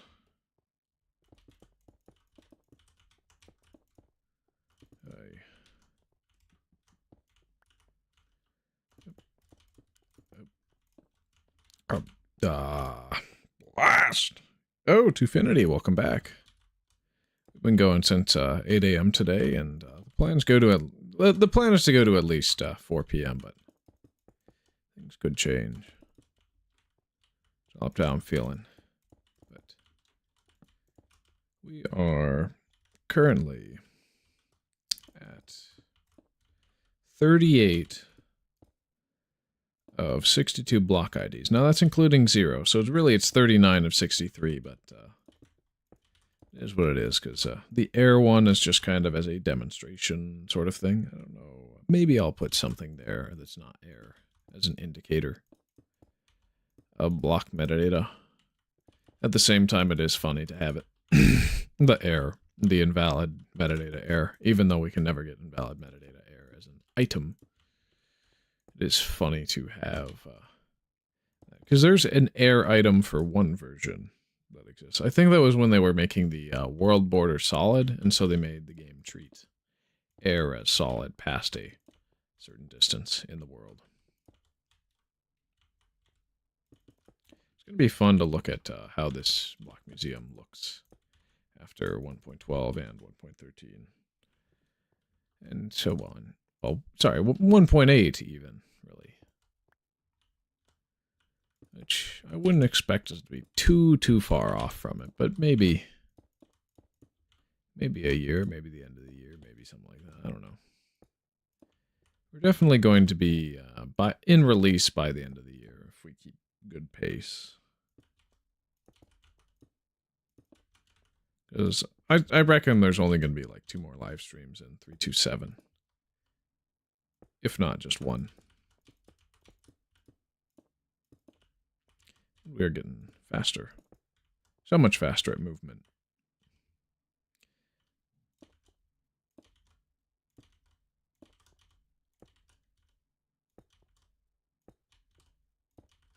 Ooh. Ah! So close. Oh, that was so good. Oh, my word. That was fantastic. That was beautiful. Oh, the glide that I had. And I threw it all away. It's fine, though. Wow.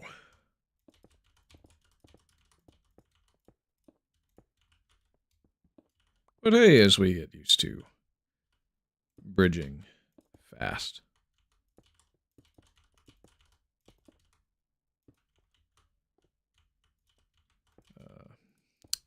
We'll be much better at the game. In total. Meaning, I'll be able to do PvP better. PvP was never my strongest suit. I was always very bad. Well, most things are at near full durability. Haha. Except for my boots, I guess. What's this? Just YouTube notification. Yeah, don't worry about that for now. I'll see to it later. I wonder how loud my keyboard clacking is, if you can hear it at all. Would be funny if it was very loud. But also kind of suboptimal for recording stuff. Ah!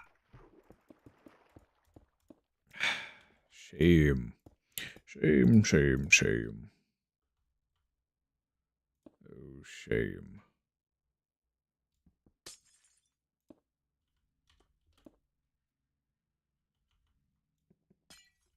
Wait, what? Okay, that's good. We fixed it.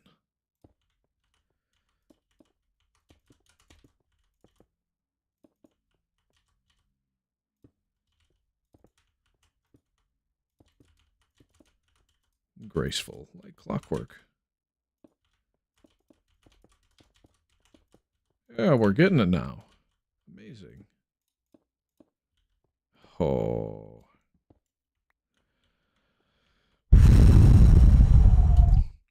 I think I'm going to light it up as a little break. Just a treat. Yeah, we only need to light up this side. We can do slabs soon. Oh yeah, and then the easy part's over here, because we don't even have to speed bridge.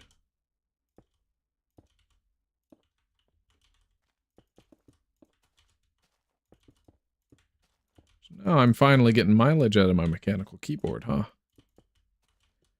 Looks like it. Because now I'm actually making use of the precision of the input to my advantage over, say, a membrane, which would be a lot more imprecise, but definitely doable. But ever since I picked up this ergonomic mechanical keyboard, I've never wanted to go back. After all, I mean, I spent $200 on a keyboard. Of course, I'm going to get my mileage about it and say that it's good, even if I don't actually feel that way, because I want to make myself have no buyer's remorse, right? Most people don't. It's only if a product is really, really bad that a lot of people can be honest to themselves and say, okay, that actually sucked. And that is what it is. Yeah. Okay, we fell. This will take us up to 40 block IDs of 62, meaning we have 20 more left. That would mean what? We got 20 today? I don't know. It might have been less or more.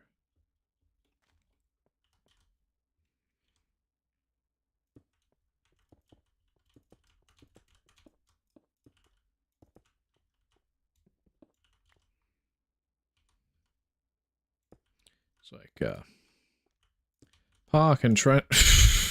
I fall as soon as I'm about to say that, man. Jokes seem to write themselves. It's like, Papa can finally take off the training wheels. And then I immediately get in a crash. Son, watch where you're going. Yes, Dad. Kabam! Ouch. It is what it is.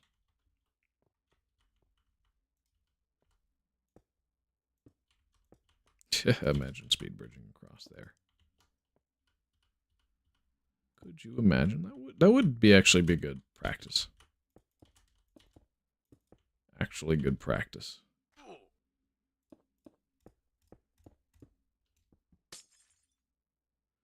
Very good practice for getting to a floating island map via bridging. So what blocks can you place mushrooms on at the moment? I'm not entirely sure. Not in the version that they random tick your world into oblivion, though. Where they duplicate themselves in an absurd quantity, too.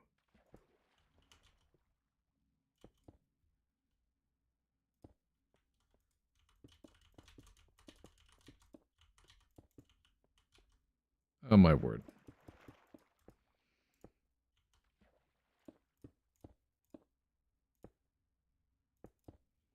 All the way back down to sea level.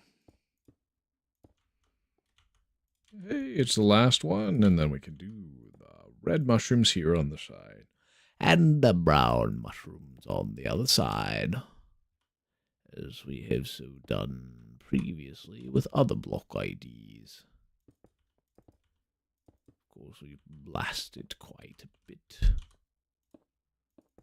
Oh, yes.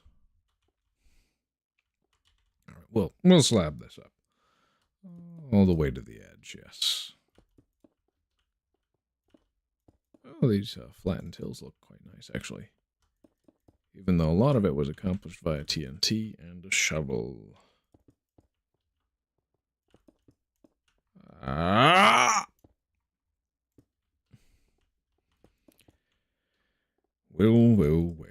It is as one needs it to be. Oh, yes. Oh, yes.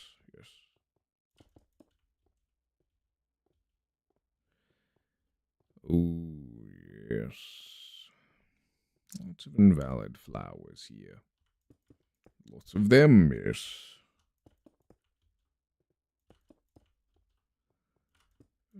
Good. My volume levels are right. Okay, now they should be better now. Yeah, want to hit the orange, I think. Hopefully I haven't been too quiet. What is slab 5? data values wise. I should check for how future versions treat it.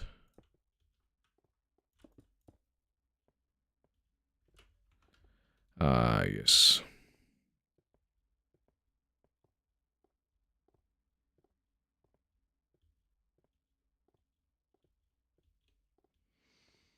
This thing is massive. Massive. Let's check the block IDs of, wait, sorry, the metadata of slab. Slab 5. Oh, it's going to be stone brick. It's not quartz. So that's fine. We're good with that. Ooh. Slabs and double slabs being right across from each other. That's going to be nice. Yeah, double slab and then slab. Then bricks will be right across from TNT. And then bookshelves will be right across from mossy cobblestone. And obsidian will be right across from the torch. And then blank will be right across from the monster spawner. And oakwood stairs will be right across from the chest. And then these two will not be seen.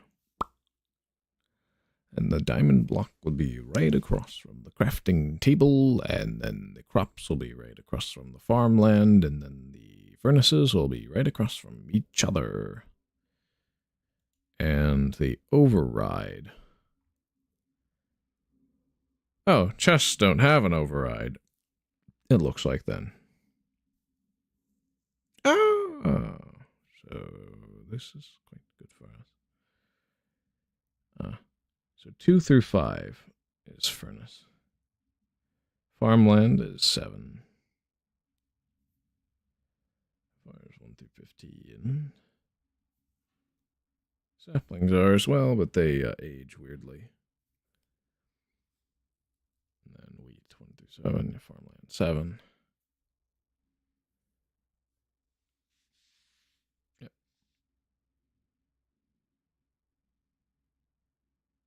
This is impossible.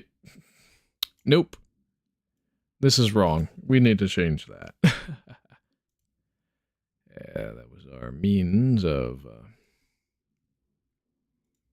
yeah, that's what we discovered literally yesterday on stream. It's good. It's good stuff. All right, metadata loadout. Boom. Okay, we'll take a stack of dirt and we'll throw everything else into the water. To the depths where it may never be seen again. Good. Good. Oh, we'll swap for the mushrooms as well. Over there. That's where we stored them. Ooh, yes, fantastic. Let's see. Can we get a faceless chest? I am curious now. We need to see this. I need to see it. We all need to see it. Is it possible? Now, changing the orientation may modify it. Well, if you do double, maybe. Maybe.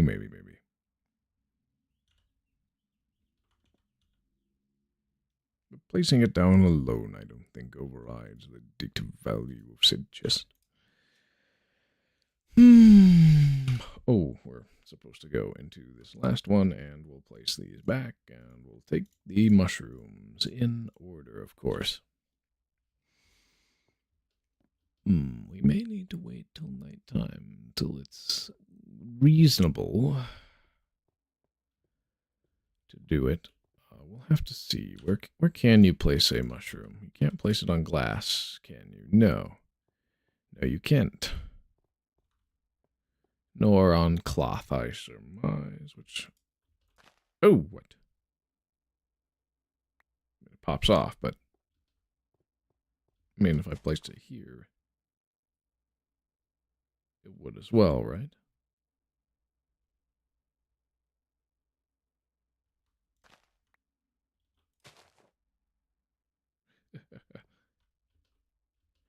A mushroom floating on block 36. Now that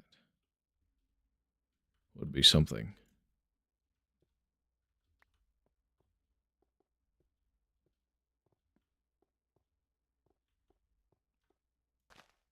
Let's see. As we'll test for a chest. Set that to 5, and then we'll integrate it to... Oh, increment it. 2, 3, 4, 5, 6, 7, 8, 9, 10. And we'll put the chest there. Okay, it does pop off.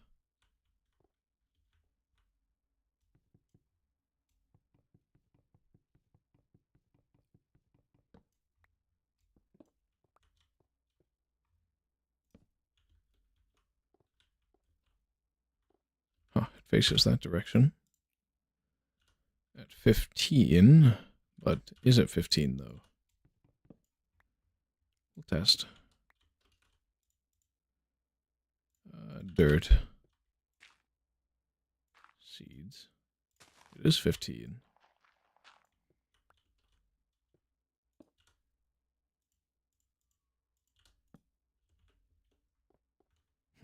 Weird.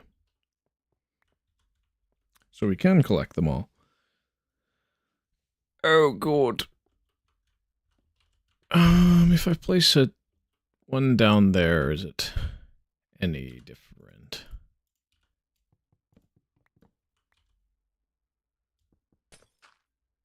Is it all visual? It's still 15. Hilarious. So it makes it very weird.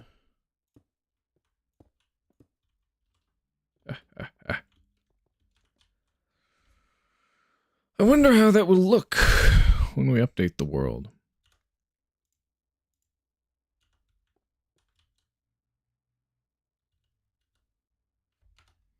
I'm going to look up the wiki page for mushroom. Open link in new tab. Let's look down. Added, disappear when the light level's too low. Decorative, no crafting. Any block except another mushroom. Generating naturally. Yep. They now heal you. From pigs, now only spawn underground. Stretch model. And no longer be eaten. Craft mushroom stew. Emit light. Under trees or in the shadows of floating continents on the floating map type. Mystery. We'll have to test for that. No longer generate naturally, and now naturally generate in June 16th again, okay.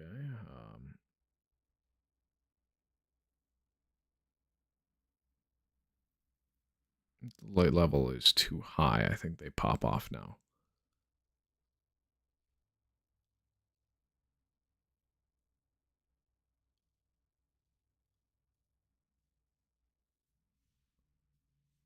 Why does it not say that? That's weird. So very weird. But any solid block you can place a mushroom on. Not glass. Does it remain on dirt? Or does it pop off? This is the wrong one for this side. Brown ones allegedly emit light, so... Curious. Oh, it did pop off. So we are going to have to make sure that it is completely dark.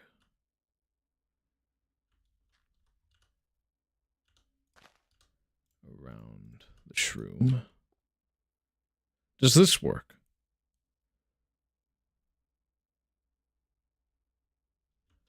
No.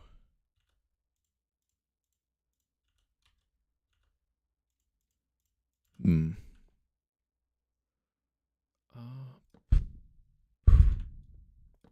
boom. On top of the torch.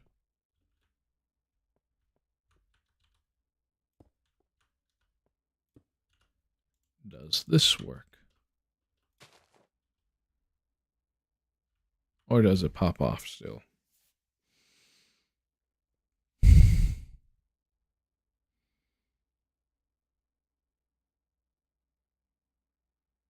Or is the light level too low?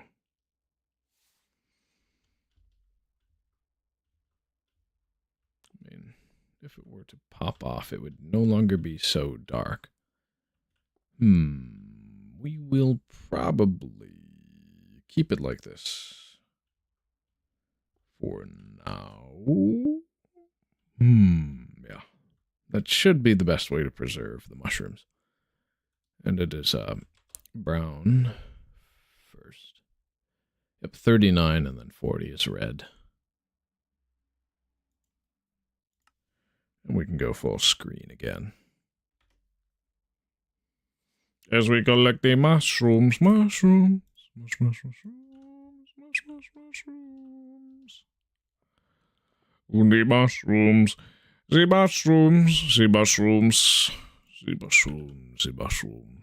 Oh, can you place them on a double slab?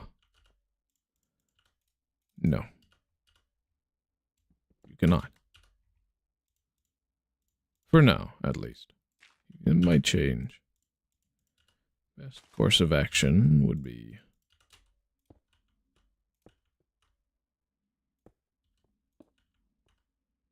that. Wait. What? They emit light. Oh, okay, now it's weirdly lit.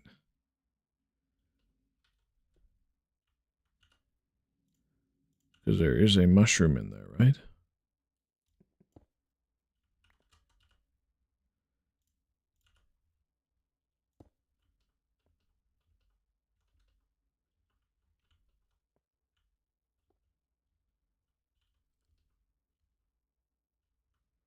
Looks like it to me. Yeah.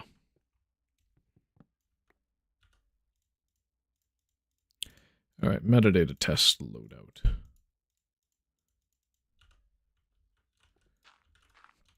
This way for 1. And then this way for 2. Yep. This way for 3. This way for 4. Then this is 5. And we'll set all of these to 5 and count down.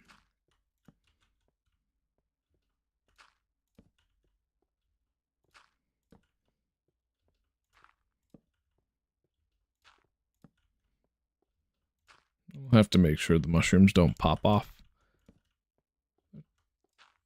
These should be good to go. In regards to them, I wonder if they random tick. We'll probably discover in a future version if they did or not. 1, 2, 3, 4, 5, 6, 7, 8, 9, 10. That's 15.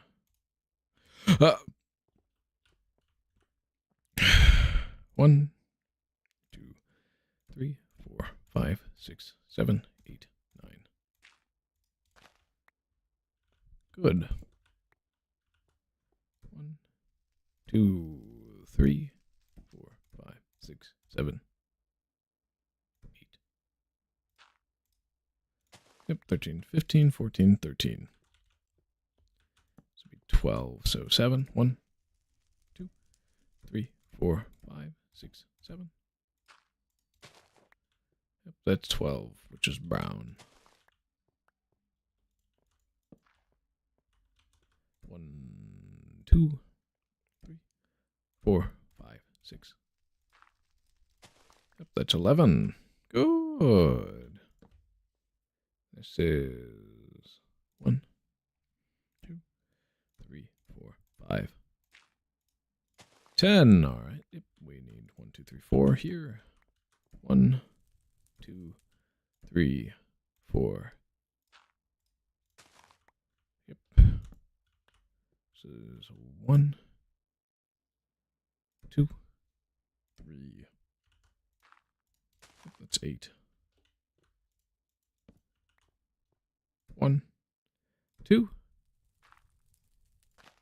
Yep. This is 1.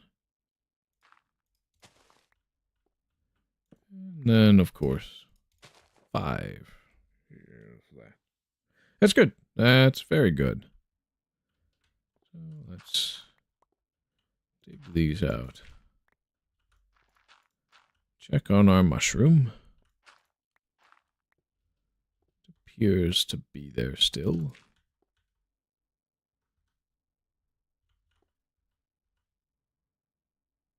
Yeah.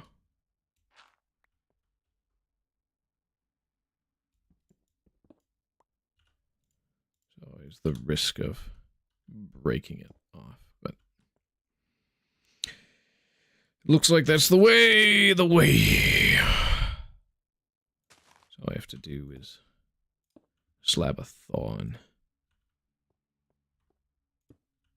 Boom, and it's fully dark in there. Even though it absolutely shouldn't be.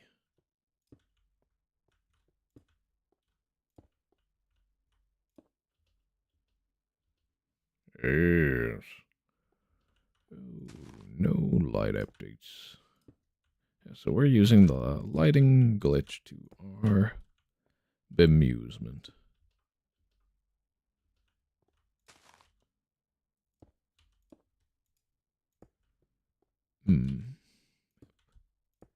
All light blocked out. Light level 0. The transparent but solid through block. Yep. 1, 2, 3, 4, 5. Oh. Dirt. 1, 2, 3, 4, 5. Good. Good, good, good. Perfect even. 1, 2, 3, 4, 5. Our bemusement. 1, 2, 3, 4, 5. Yep. 1, 2, 3, 4, 5. Yes. 1, 2, 3, 4, 5. Light level should be low enough. 1, 2, 3, 4, 5.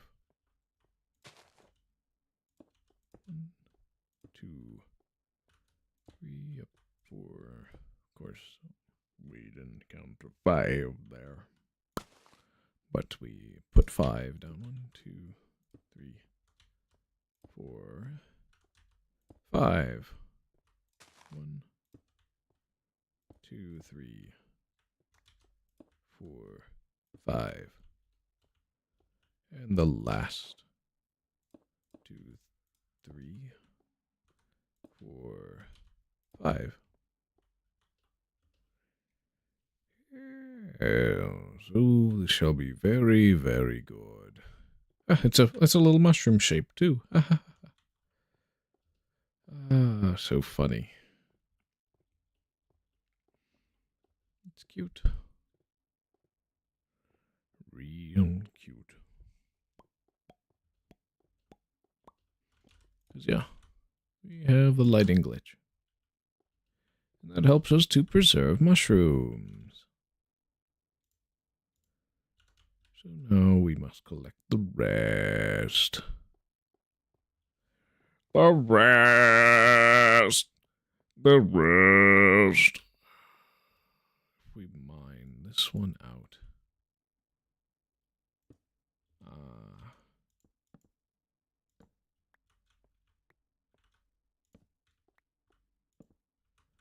I'm fine with taking down those torches. There's not that much of a point.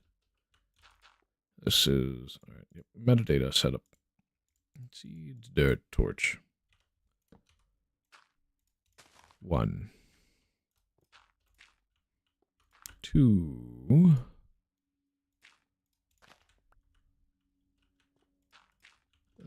3.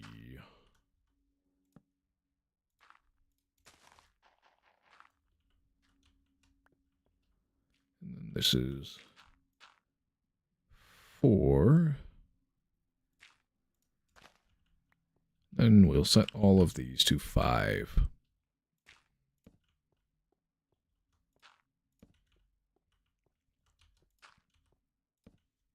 That's good.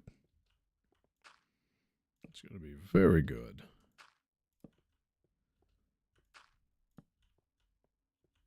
And I wonder if the appearance of these mushrooms will change at all in any version past this or not.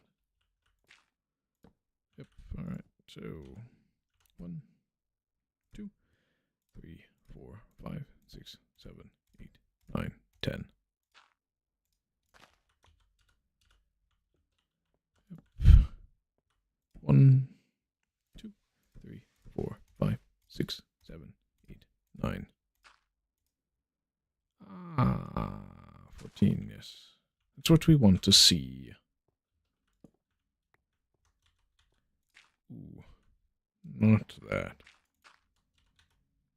1, 2, 3, 4, 5, 6, 7, 8. 13. Yes. 1, 2, 3, 4, 5, 6, 7. This should be 12. Yeah. 12, 13, 14, 15. All right. 1, 2, 3, 4, 5, 6, 11. Because that is around 12. So then it's going to be a 1, 2, 3, 4, 5 here. 1, 2, 3, 4, 5.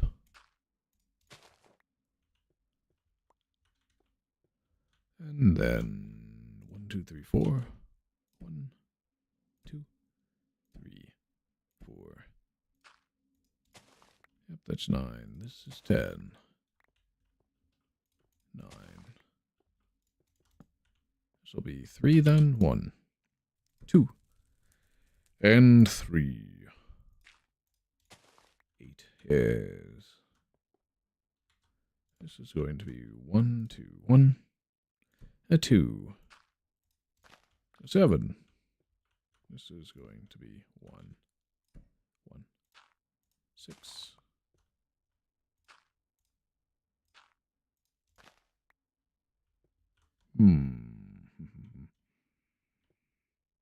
Yes, so that's 5. Yep, alright. And we'll mine these out. No sense in keeping them there. I'm going to check on the brown mushrooms. See if any of them receive the wrong line updates due to how I place them down.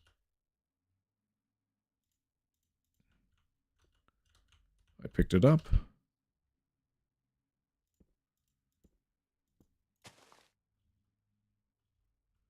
Oh no.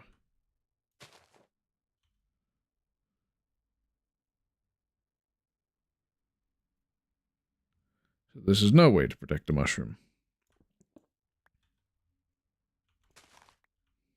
I knew it.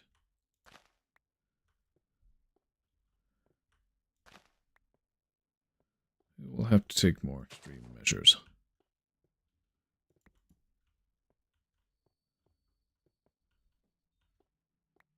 They appear not to be fully lit, but they are. Because it's a transparent block.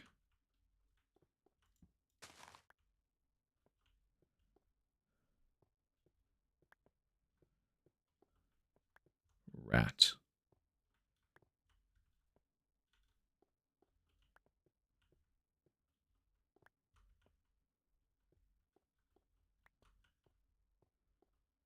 Why can't it be normal? It's not.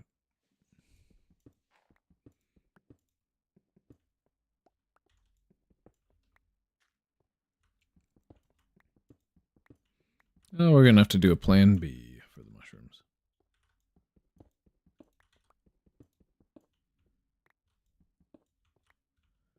That is what?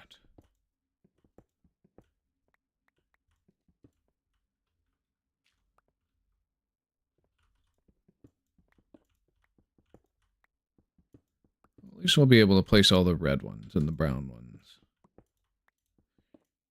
down in rapid sequence.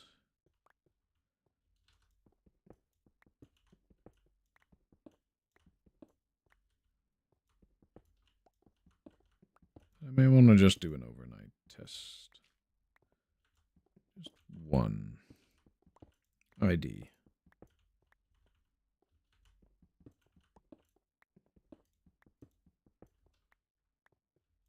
Probably should have seen it coming, though.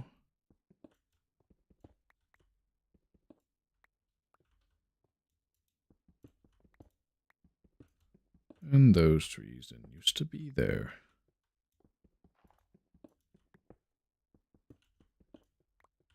They will carpet our entire world soon enough, I guess. If we are not careful, no.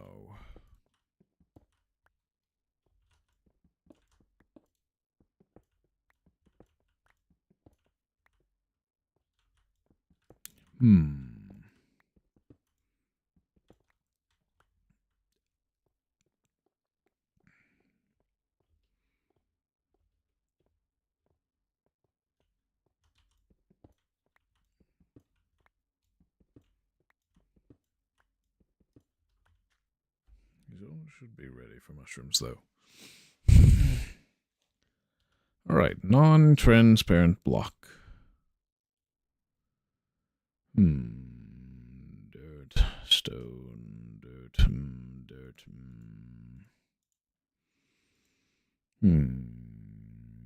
Dirt, stone, dirt, dirt, dirt.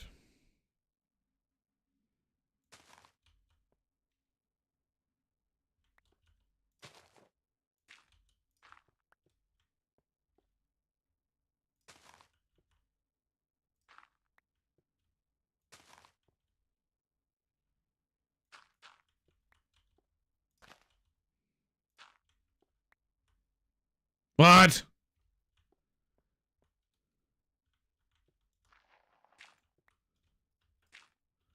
Do they just always pop off?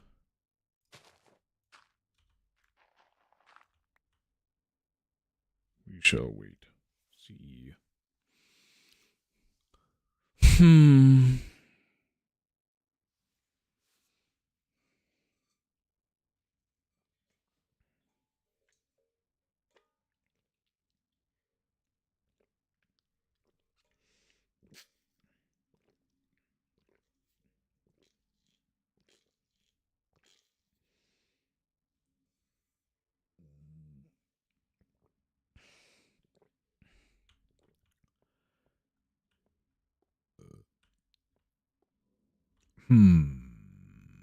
Is the mushroom still in there?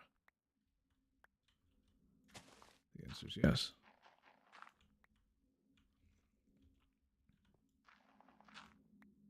Destructibly observable feature, huh?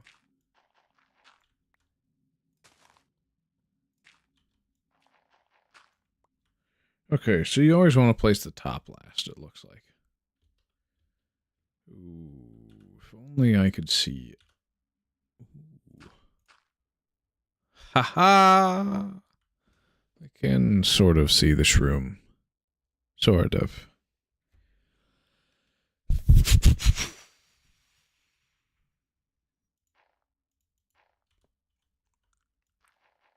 But always place the top one last, it looks like.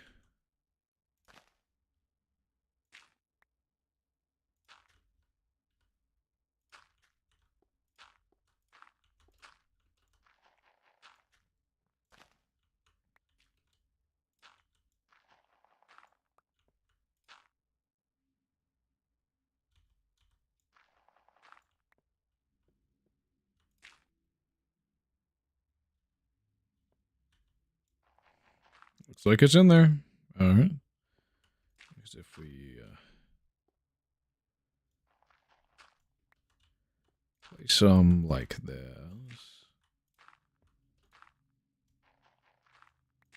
Have nothing in there. Clip through and view from that side. Does it look like there? Okay, yeah, there's no white. There's one slightly lighter pixel that I'm able to use to tell. Okay. That's good. It's only from this side, it looks like.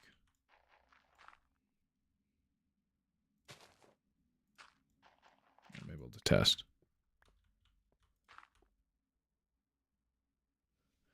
Yep, I can just faintly see it. Ever so slightly. So we're going to need to grab a couple more stacks of dirt to finish off the red mushrooms. And move on to the brown. The brown is quite good.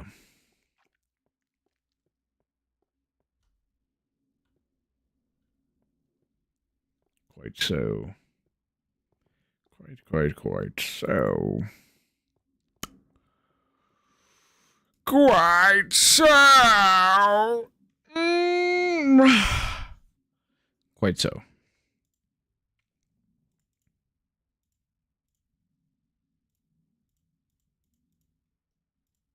Let's get a couple stacks.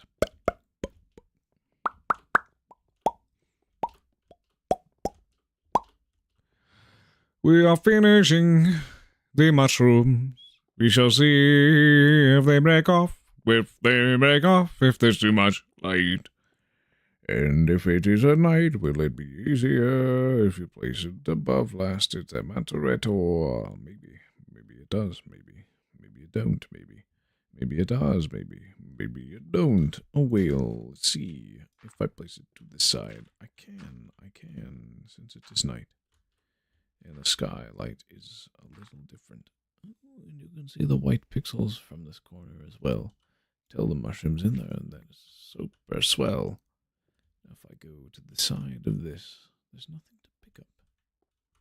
And there's a mushroom. That's bliss. Yes, the mushrooms. We shall get them all to be done then. Efficiently. Yes. Quite so. It's darker and darker and darker and darker. And darker. For the thing. For the whole thing. And when we clip in on the side, we can see it, Oh, that's good. It's so very good when you get the mushrooms in. And so we'll know, that's for sure. A red mushroom with the wrong metadata value. With it. Yes. My soul itself in complete darkness. But when we're done, we're done. We don't have to worry anymore. No, not at all. These earthly scoundrels. I wonder, if you bone meal an invalid metadata mushroom, does it create invalid metadata mushroom blocks? Or does it not? We'll see. Someday, not today, another day, maybe. Yes, it's in. And it is quite dark inside. where the mushrooms hide. Dark inside where the mushrooms hide. It's so fine when you see it like that. We shall finish on the red this time. And we'll do the brown on the other side, since it is an earlier block ID. Ooh, one short this way. Not so, not quite. Confirmation. It is complete! Mushrooms are complete. Isn't it sweet? It's sweet. Oh, so sweet, sweet, treat. Sweet. Like a little treat, treat, treat. Like a little treat, treat, treat. Mushrooms, mushrooms. Nothing to pick up now. It's still there and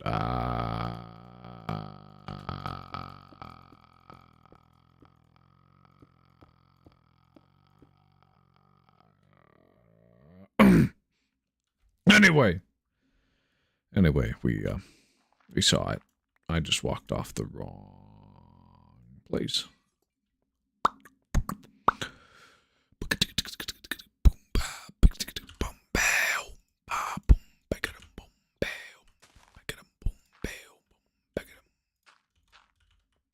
We shall see as it goes. The mushrooms, we all know. It's a little harder to tell with the brown ones if you're getting it correct. At least you can tell. Yeah. Quite dark, but it's there. And when the world light updates, I hope to God that these don't kill themselves.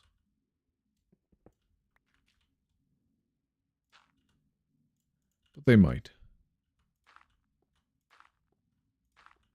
They might pop off as an item. A crispy, juicy item. But God willing, we don't have to deal with shenanigans. Shenaniganery. It's my favorite kind of. I can say that word if it doesn't contextually match, even though it would rhyme. Chicanery? Is that a mushroom? It looks like it. Yes, it is. Oh, we have 10 more data values, do we?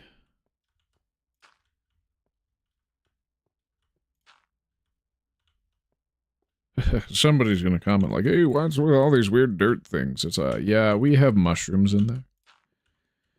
And it's safe that way.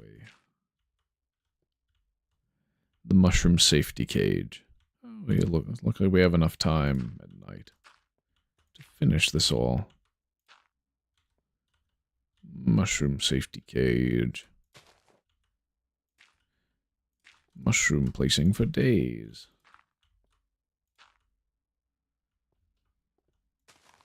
It's one of the few times that being able to place inside yourself is actually extremely helpful.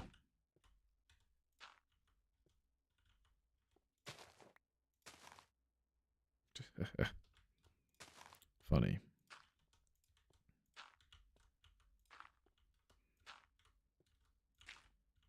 Yeah, so this is technically a destructibly observable discontinued feature, but we are obtaining it nonetheless. Hence-wise, mushroom.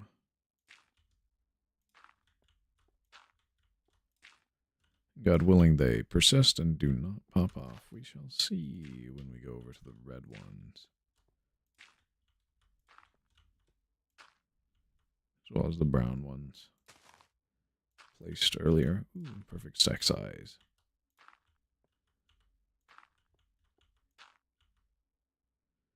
Okay. Yeah. So I'll brush up against corners.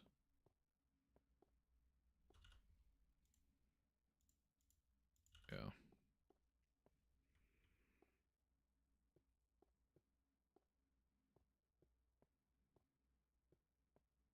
Because theoretically, nothing should get through. Light level wise.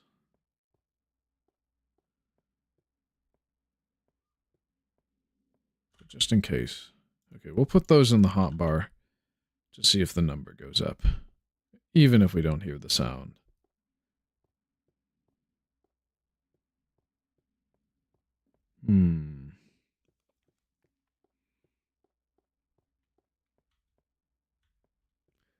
I wonder, are red mushrooms just bad or no?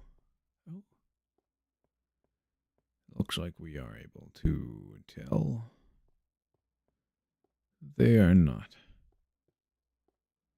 broken. In total.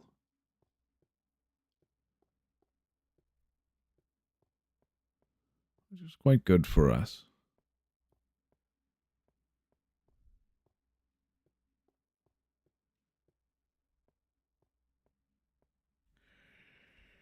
Oh, yes, my word! If we've done it! Oh. Wait. Is it matching the ambient light level?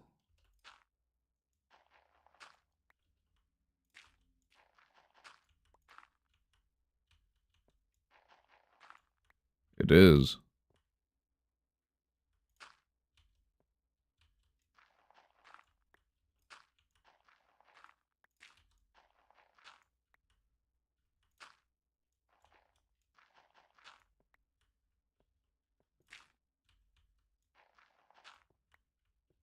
Oh, no.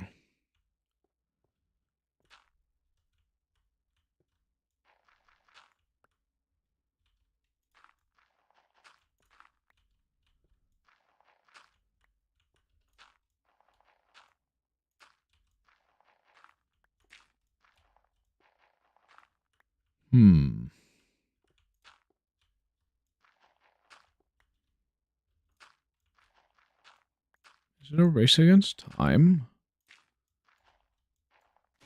Oh.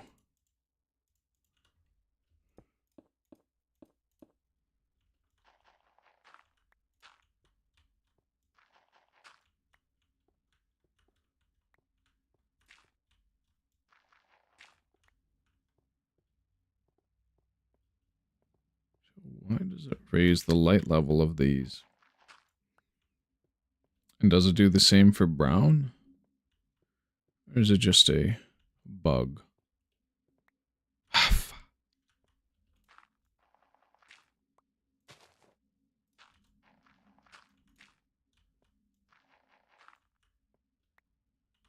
It lasts a day.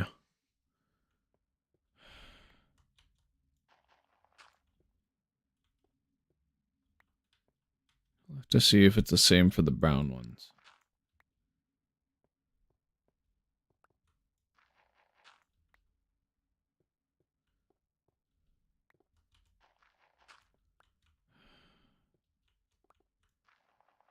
I almost never want to work with mushrooms like this then. Ever again. If they continue to be like this. Oh. The light is correct. So is this. So.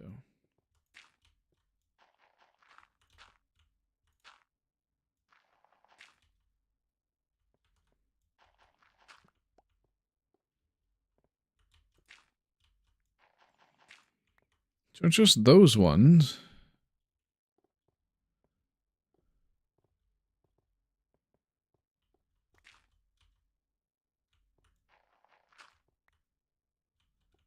Yeah.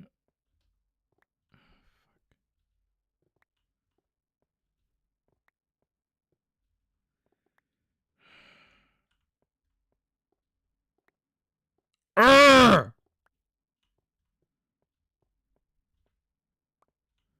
So we're going to have to place those at night and unload them. Then. So all they want to do is pop off.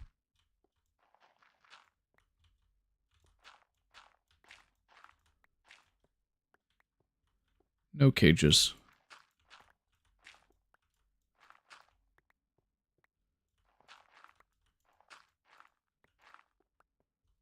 Do they just prefer being on stone, maybe? Oh, it must have been light.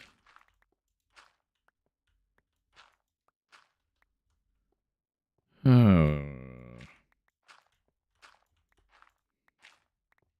Good to know. Cursed and wretched piece of junk.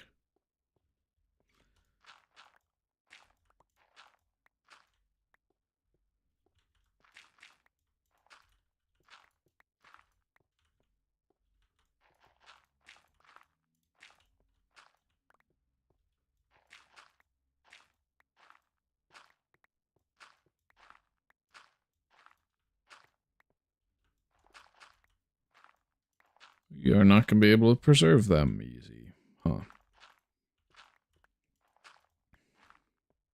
So we're going to have to make a quick path between the brown mushroom area and saplings if we want to collect all of them. And we have to do it at night. We'll have to think quick. Okay.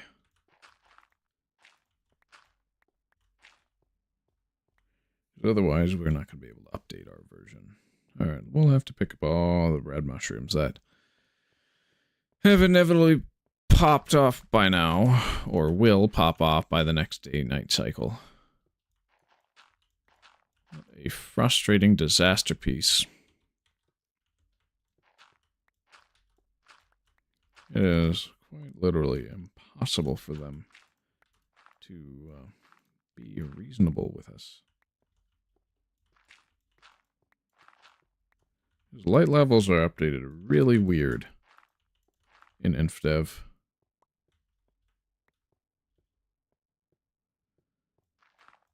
I mean, can I blame Notch? It was a big hassle getting it to work column-based. Yeah, and it looks like any caves that do exist get fully illuminated every day-night cycle. Yeah.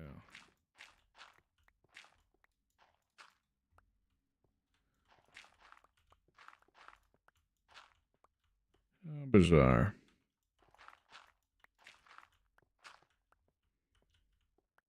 But yeah. The plan for our final day in the Block Museum area is quite simple. Red mushrooms all the way from here to there. And then walk all the way to the edge. This has to be done at night for safety's sake of the mushrooms, because they will just pop off if you place them here. You wait a little bit and boom, any second now.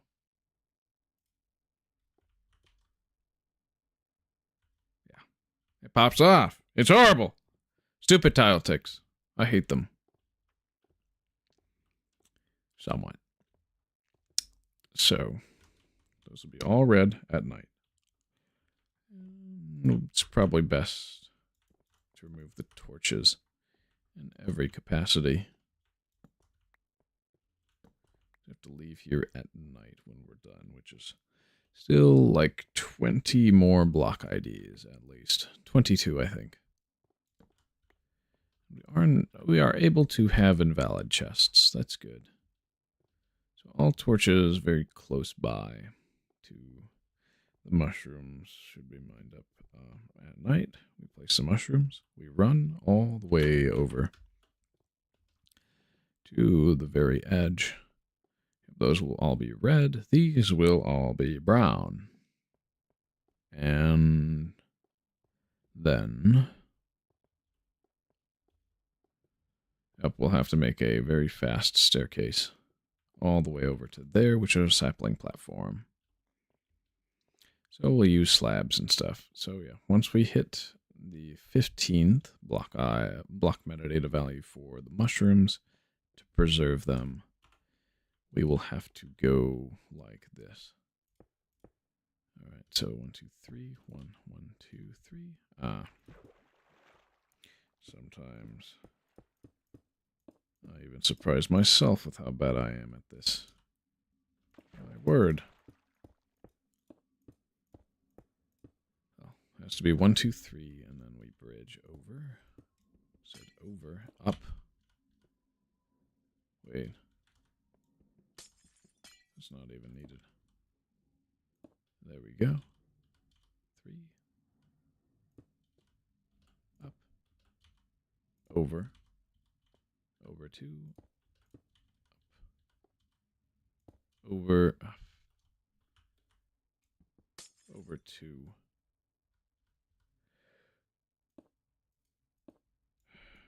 Not like that, because we're trying to put slabs here. So that the auto step means we don't have as much margin for error. Well, we'll have a greater margin for error, I mean. Yep. Oh, we should be high enough to just bridge over. We're not done in this area. This will be done when we're done in the area. Oh my word. Well. Swell. Ain't that swell?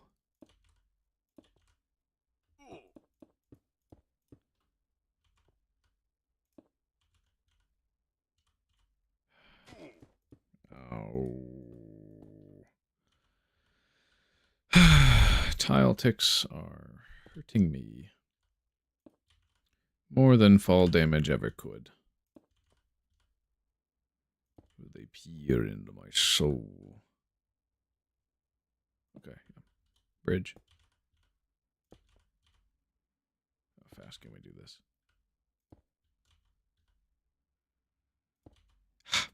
Pete's sake. Blast!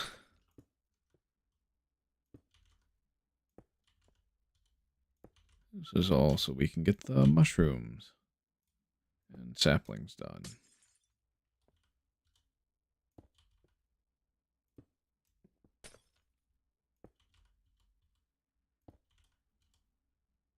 Oh.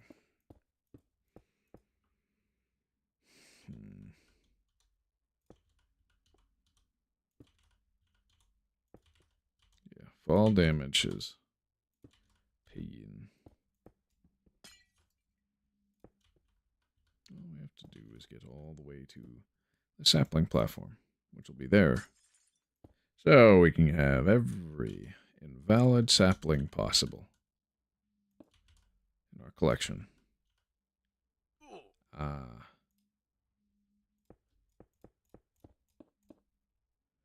That could have gone not well if we were any blocks higher or any health lower.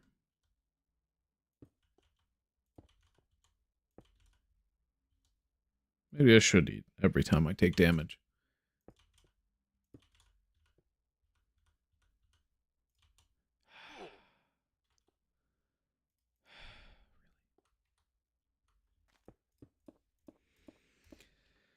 Just like that, my day is soiled. Oh. What else?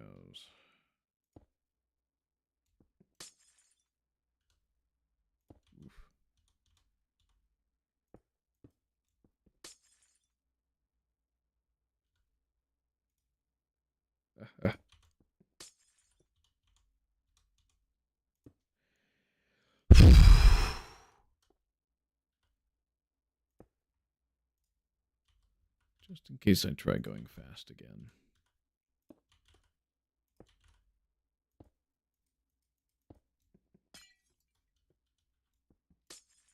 Oh, and we can...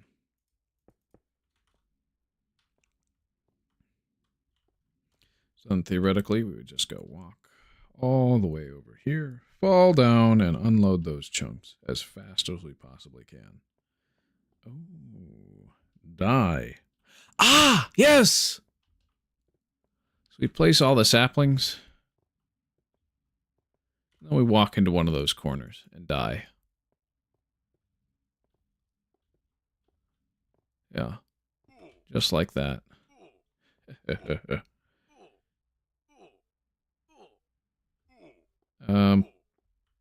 Okay, maybe fall damage would be a more effective killer. So yeah, we get into the lava and then you walk over here and break a block of glass, and then we should die. That will send us all the way back to spawn, thus unloading all the mushrooms and saplings. Meaning, we've saved the metadata experiment. And the world will thank us. All I have to do is place the slabs, and we shall remember to have mushrooms in our inventory. When we do attempt that, that will be the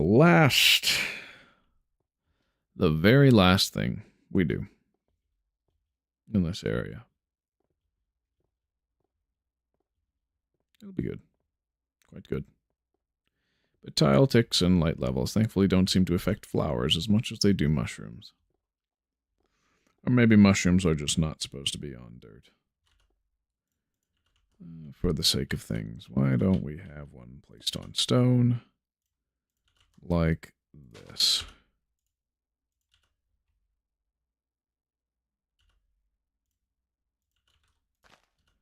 We'll see if those both last. If any at all.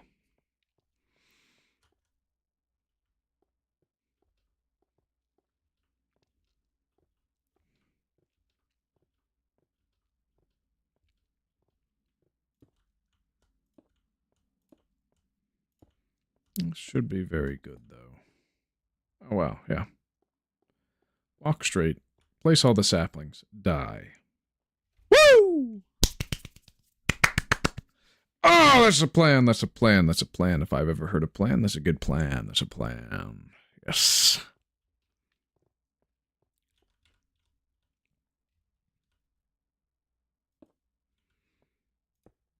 That's the fastest way to unload the chunks. Oh, and we should probably set our render distance low, too. That'll be good, too.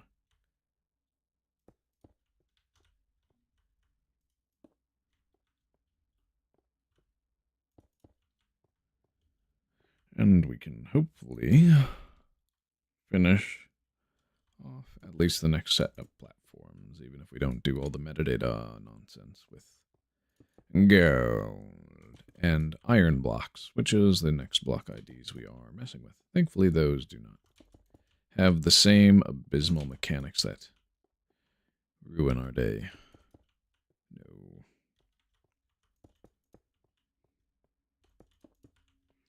It will be what it will be, however. Just needs to be workable enough to collect all metadata. That is the goal.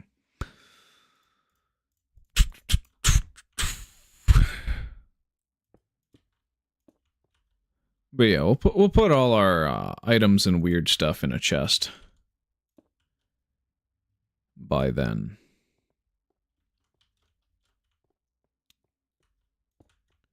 Do not lose any more than we need to. And make sure the chest saves.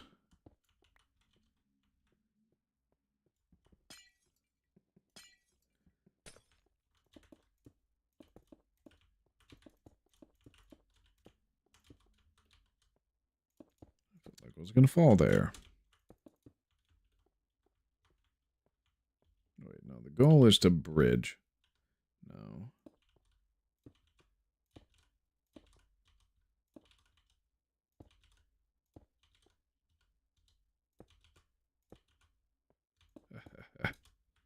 A cheeky.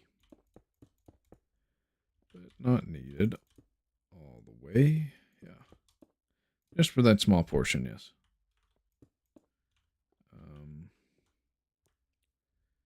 Yeah. That's an invalid chest, yeah. It most certainly is.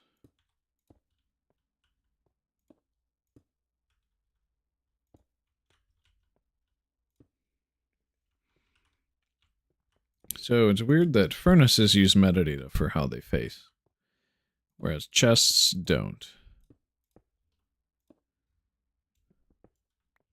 They just kind of default to something or other.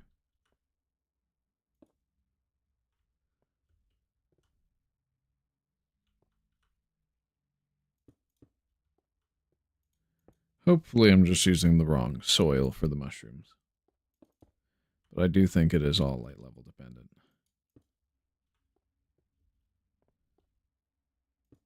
Because it's light level dependent in even modern Minecraft, so it's most likely the case is we have to do the suicide run.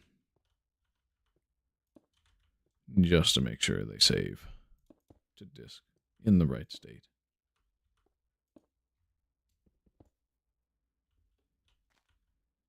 We'll verify with MC Editor, some other program. When we're done, must be done at night. The mushrooms get all placed. The saplings all placed. Walk up to the lava and then fall down a pit.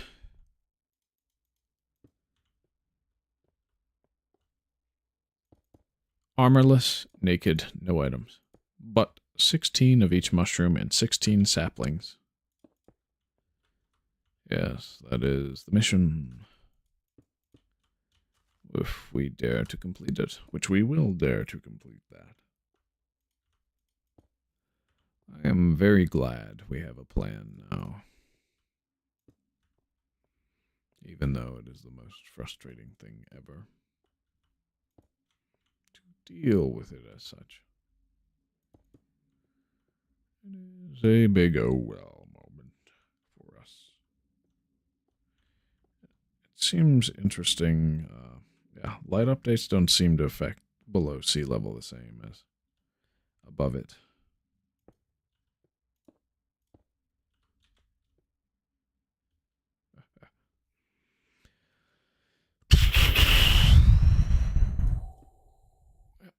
Just a little that way is a giant pit.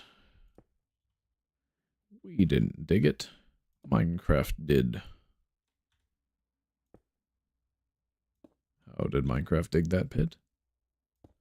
Simple. I imported an old world. So technically I dug the pit. In a sense.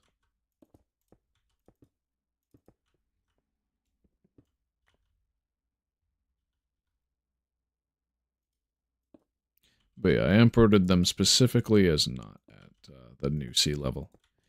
Even though Captain Solo recommends it.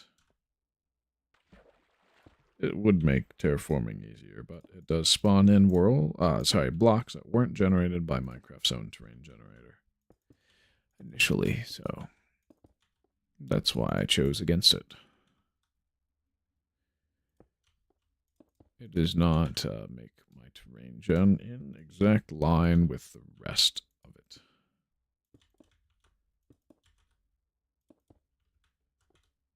Unless the surrounding block was, say, air. And it were a void pocket underneath.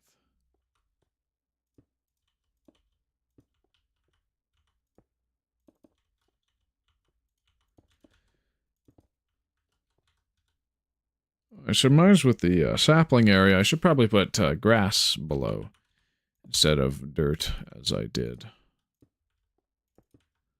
Maybe. Just a thought.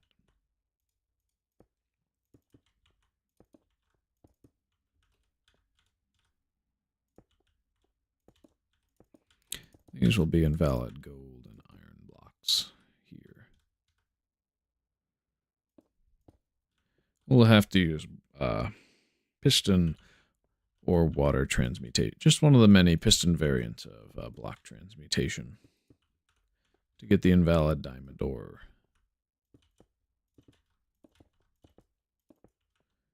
And that'll be fine. I'm fine with it. It's not an issue for me. It'll be fun. I'll just have to build the right type of machine for it. And before release 1.3, no less. I think there's a minor patch for 1.2 that Removes block transmutation.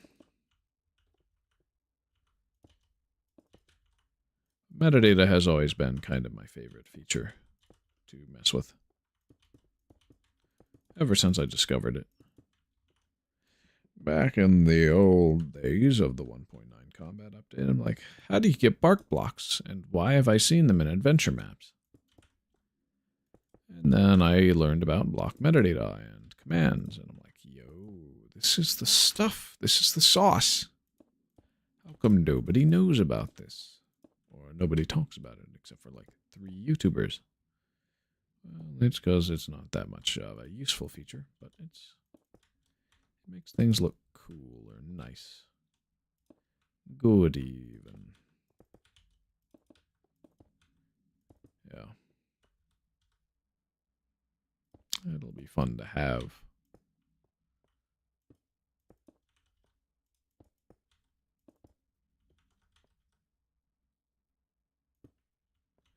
Be weird to assemble a tree. Yeah. Oh, we should do a...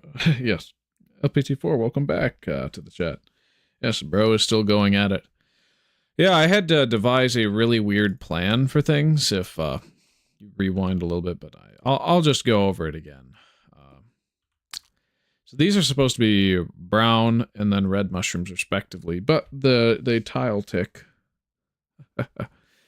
to delete themselves while they pop off as an item at night. Well, sorry, in the daylight, right? Not at night. At night would be the safe time to plant them, but at night what I'm going to have to do, since saplings random tick and mushrooms will die in daylight, what I'm going to have to do is I'm going to have to start from here, plant all the red mushrooms, then go to the brown mushroom platform, plant all the brown mushrooms, then go up that staircase over to the saplings, plant all the saplings, then walk up to the corner of a lava, and then fall down the pit and die. And then I'll send myself back to spawn and ensure that the mushrooms are effectively planted and that there will be... I actually tried making a roof. No. Due to how daytime, nighttime is updated in this version, all hidden spots here get fully lit when the sun rises.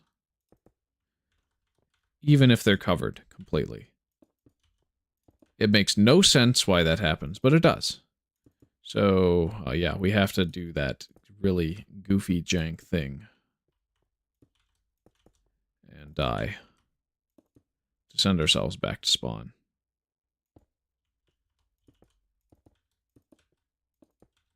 So that'll be fun.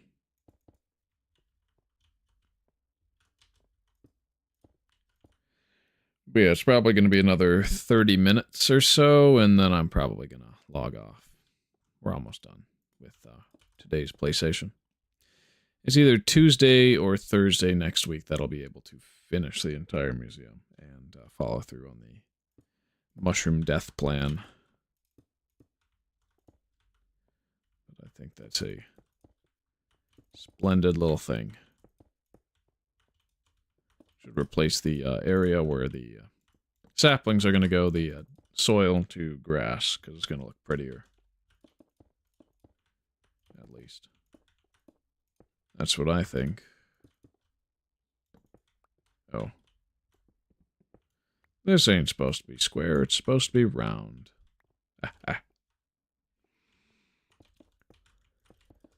Yep.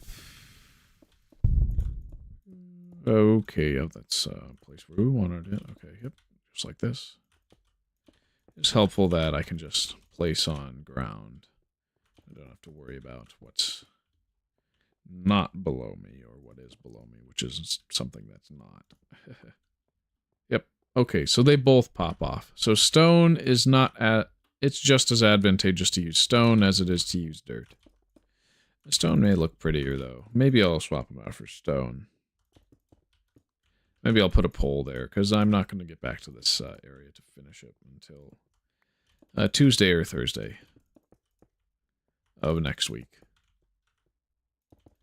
I don't really want to stream on Saturday. I've been streaming every day all week since Monday, so I could use a break. Just enjoy life. And I'm getting paid for my work vacation right now, so basically got paid to play Minecraft.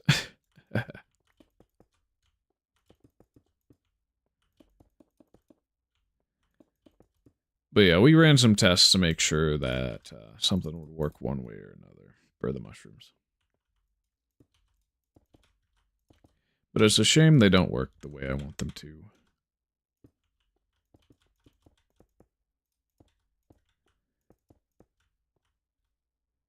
Ooh, the edge. Okay. Good. Good. Stone cobble. Cobblestone.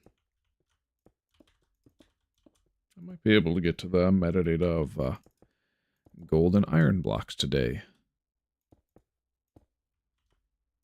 But not the items after it.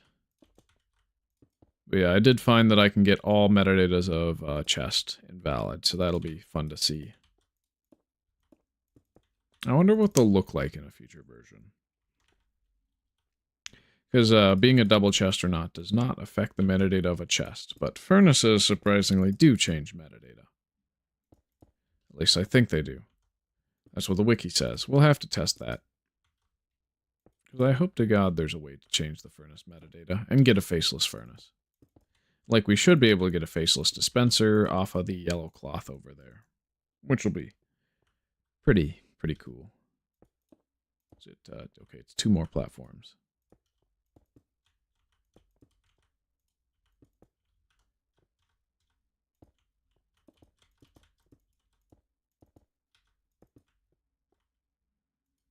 Just barely on the...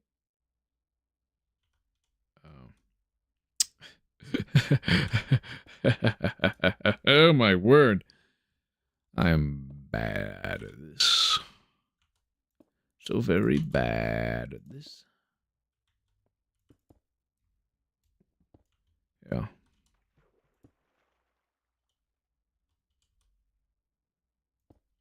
Okay. We are on the home stretch. At least for today's last one. Did I make this one too long? Okay, I didn't. That's good. Slab time. And the last thing I do will be to get invalid metadata, iron and gold. I think gold is the first block ID, and then it's iron. So it'll be gold here and iron over there. On that side. Because it is sorted by numeric block ID. 1, 2, 3, 4, 5, 6, 7, 8, 9, 10, 11, 12, 13, so on and so forth, with all the metadata coming out from the center, starting at 0, going to 15. It's very nice. And we'll, of course, duplicate that log sort of pattern over time. Yes. Just a slabathon over there.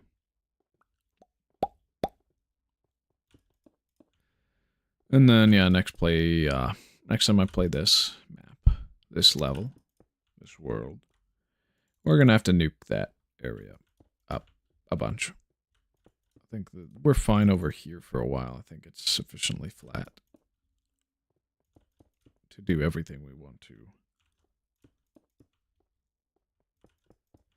And light updates either right out of render distance or just below sea level. I'll get really weird.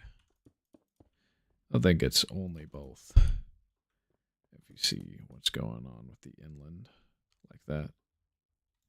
Okay, yeah, it's just a couple chunks that are fully lit. But there's also like some sub-chunk lighting. Because there's obviously a mountain over and up there. And I haven't done anything about that to bother. We're going to get gold and iron. It's a fresh night. Well, Why don't we go across where the mushrooms are supposed to go? We could replace all that stuff with stone. I don't feel like it right now.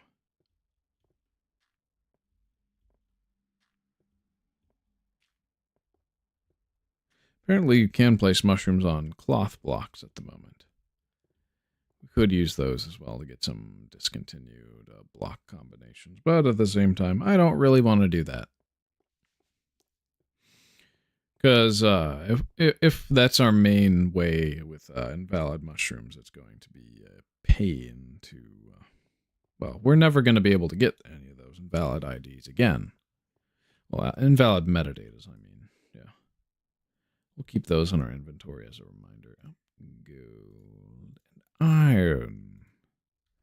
Yep, it's gold before iron, right? Yep, block of gold, 41. And then block of iron, 42. And then it's double slabs and slabs. Oh, that's good. Some of my favorite blocks to add metadata to. Slabs and double slabs. Really, these are just going to be purple missing texture in a future version, but others are not going to be. But we should, yeah, metadata setup, which is this. So we should go over to the gold side and place some gold blocks. Yes.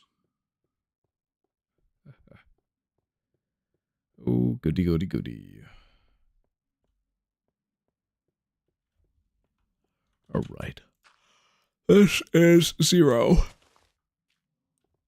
This is 1. We shall see. Yep, that's 1. This is 2. That's not centered.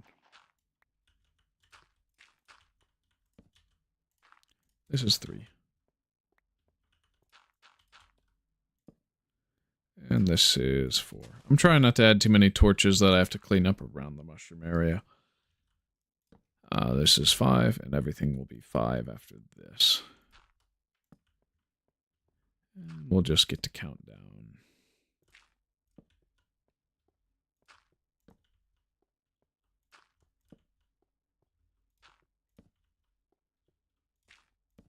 It's definitely been at least 100 days in this version. 100 in-game days, of course. 1, 2, 3, 4, 5, 6, 7, 8, 9, 10, 15. That's good. Yep. You know it. 1, 2, 3, 4, 5, 6, 7, 8, 9. 1, 2, 3, 4, 5, 6, 7, 8.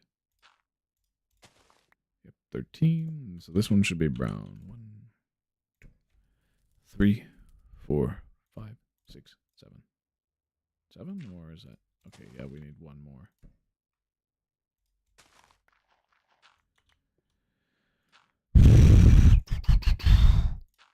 Yep, there we go.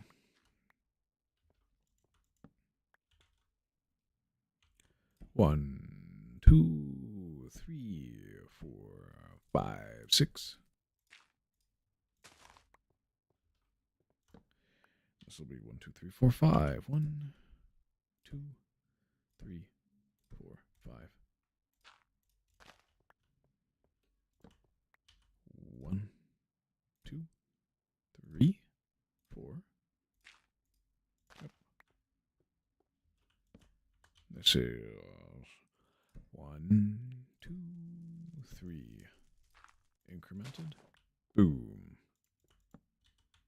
1, 2. Be fully mature wheat crop. 1. And of course, lime 5. So now we can go back to the start and mine up all the dirt.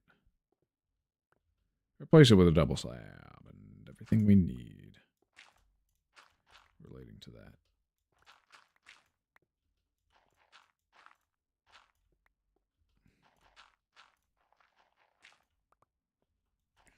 So on and so forth. We may want to mine out that cliff by hand. That is until we get to a certain save point. Because TNT would possibly ruin this area. I want a good balance of speed and precision. Alright, so slabs and gold blocks right in the center.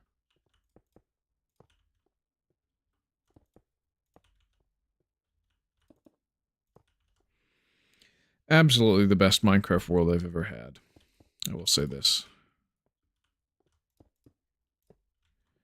It is, I have outdone myself on any discontinued features done in survival or creative so far here. And I will continue to do so, because this is my forever world. Beforehand, it was just testing and experimentation and goofing off and servers with friends, which were the best for fun. Absolutely. I don't regret playing on servers with friends. By any means. But this is the first world I keep forever, ever, and ever.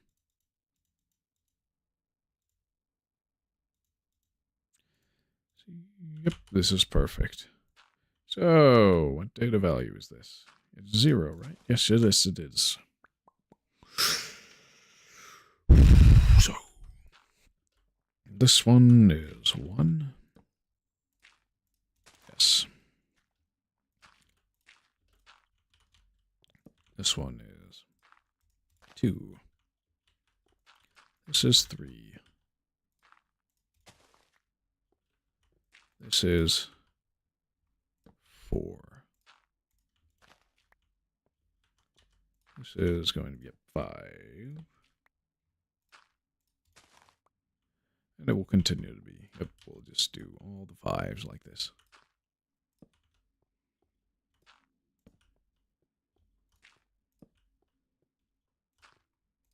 It's so weird how a block of gold was added quite a ways before the block of iron.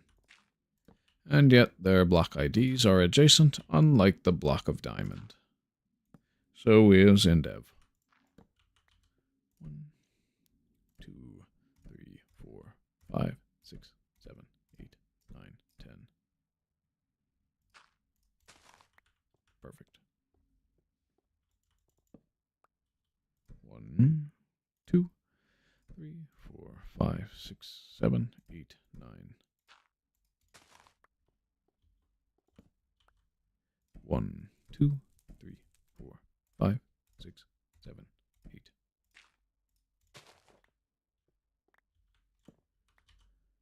1, 2, 3, 4, 5, 6, 7. 12. All right, that's good. 1, 2, 3, 4, 5, 6. 11, yes. 1, 2, 3, 4, 5.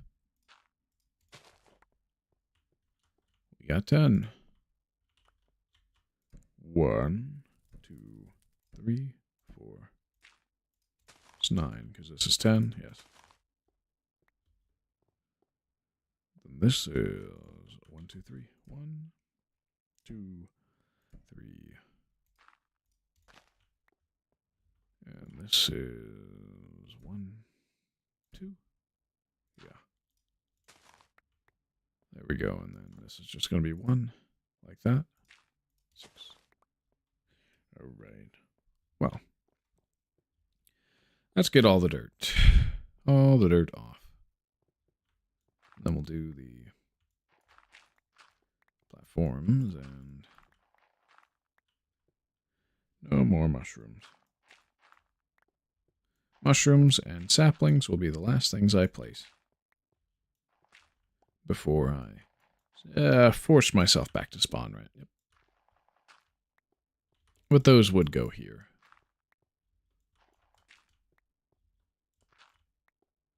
Oh, I do need to put a block above where the saplings go. Why not also put a block above where the mushrooms go? I may save them in future versions.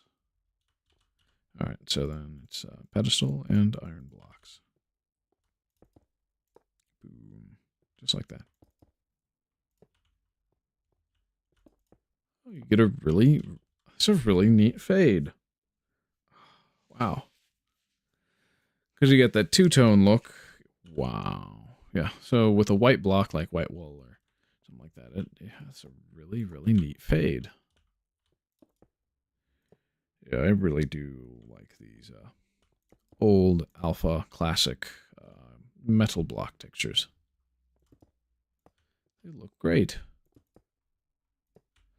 I know that a lot of people hate them and hate to use them in builds. I myself, I don't really care.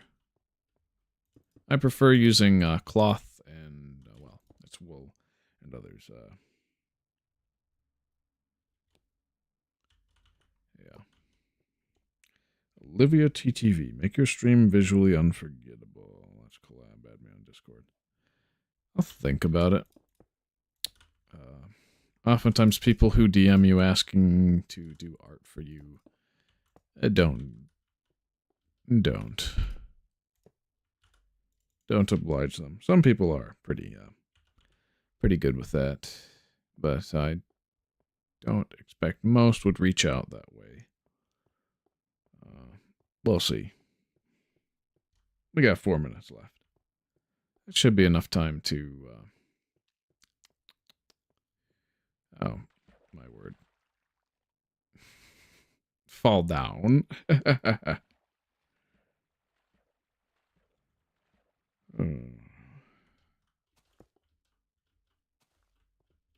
It should be enough time to replace the sapling area with grass. So let's get our understack grass block out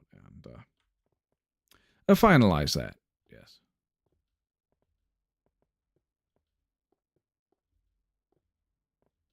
And then I have no qualms about ending the live stream there. We're going to get a screenshot, of course. But yeah. This would be the route we would take to end. And our area, our tenure at the Block Museum. Yes. Because saplings would go here. It is preferable to place grass. And then a block directly above. So that they don't grow at all. That was how I... that would be how you get invalid metadata stuff while starting in this version instead of... if you started in this version, you would get invalid metadata stuff above 15 using saplings. Now, if you started in Indev and ported your world over, you would just use fire, flint, and steel. But you don't have access to flint and steel when sand and gravel don't generate on your map, right? But they can. So... it is what it is.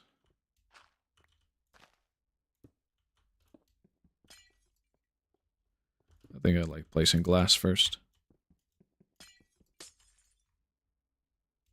I need to stop scrolling the long way around.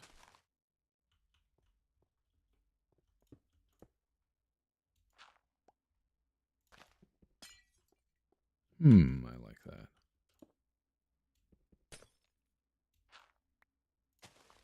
Yeah. Yeah, okay, that's fast. Alright, 1, 2.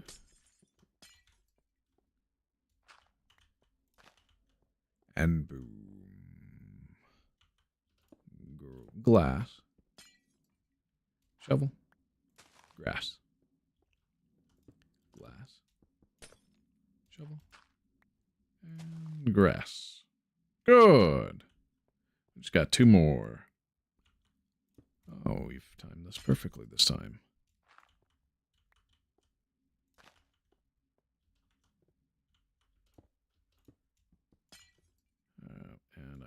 the long way around. Whatever. Let's jump.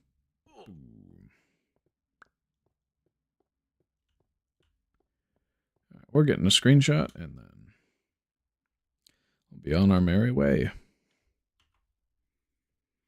We'll be on our merry way. Thank you all for watching.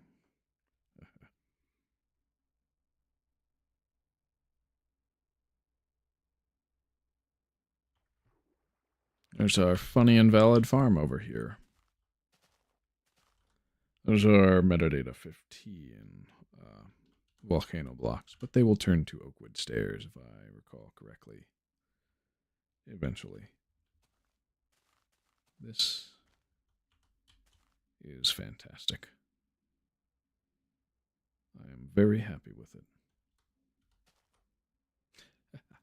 Yes! Oh! It's going to be so cool to look at in the future version. Boom. Wangadaba.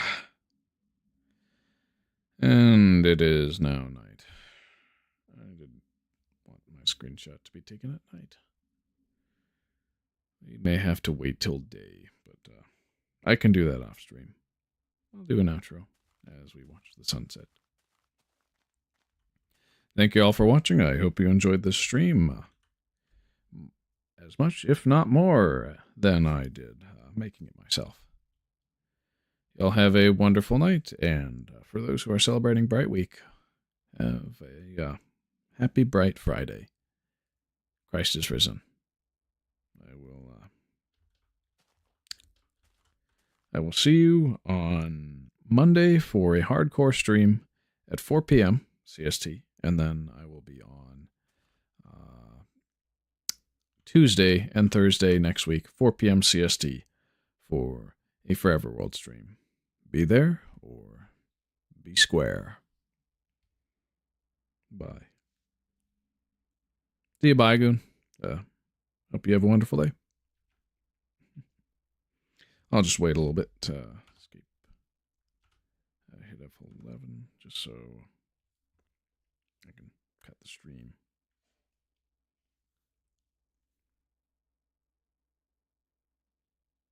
Just wait a little bit so everything necessary goes. Boom, boom. Yeah, at 4:03 I'll cut it.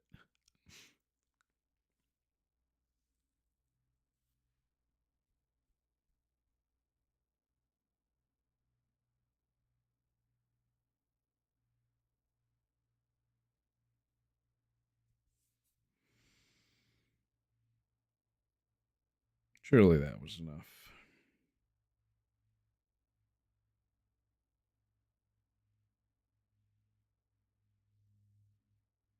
I'll keep my word.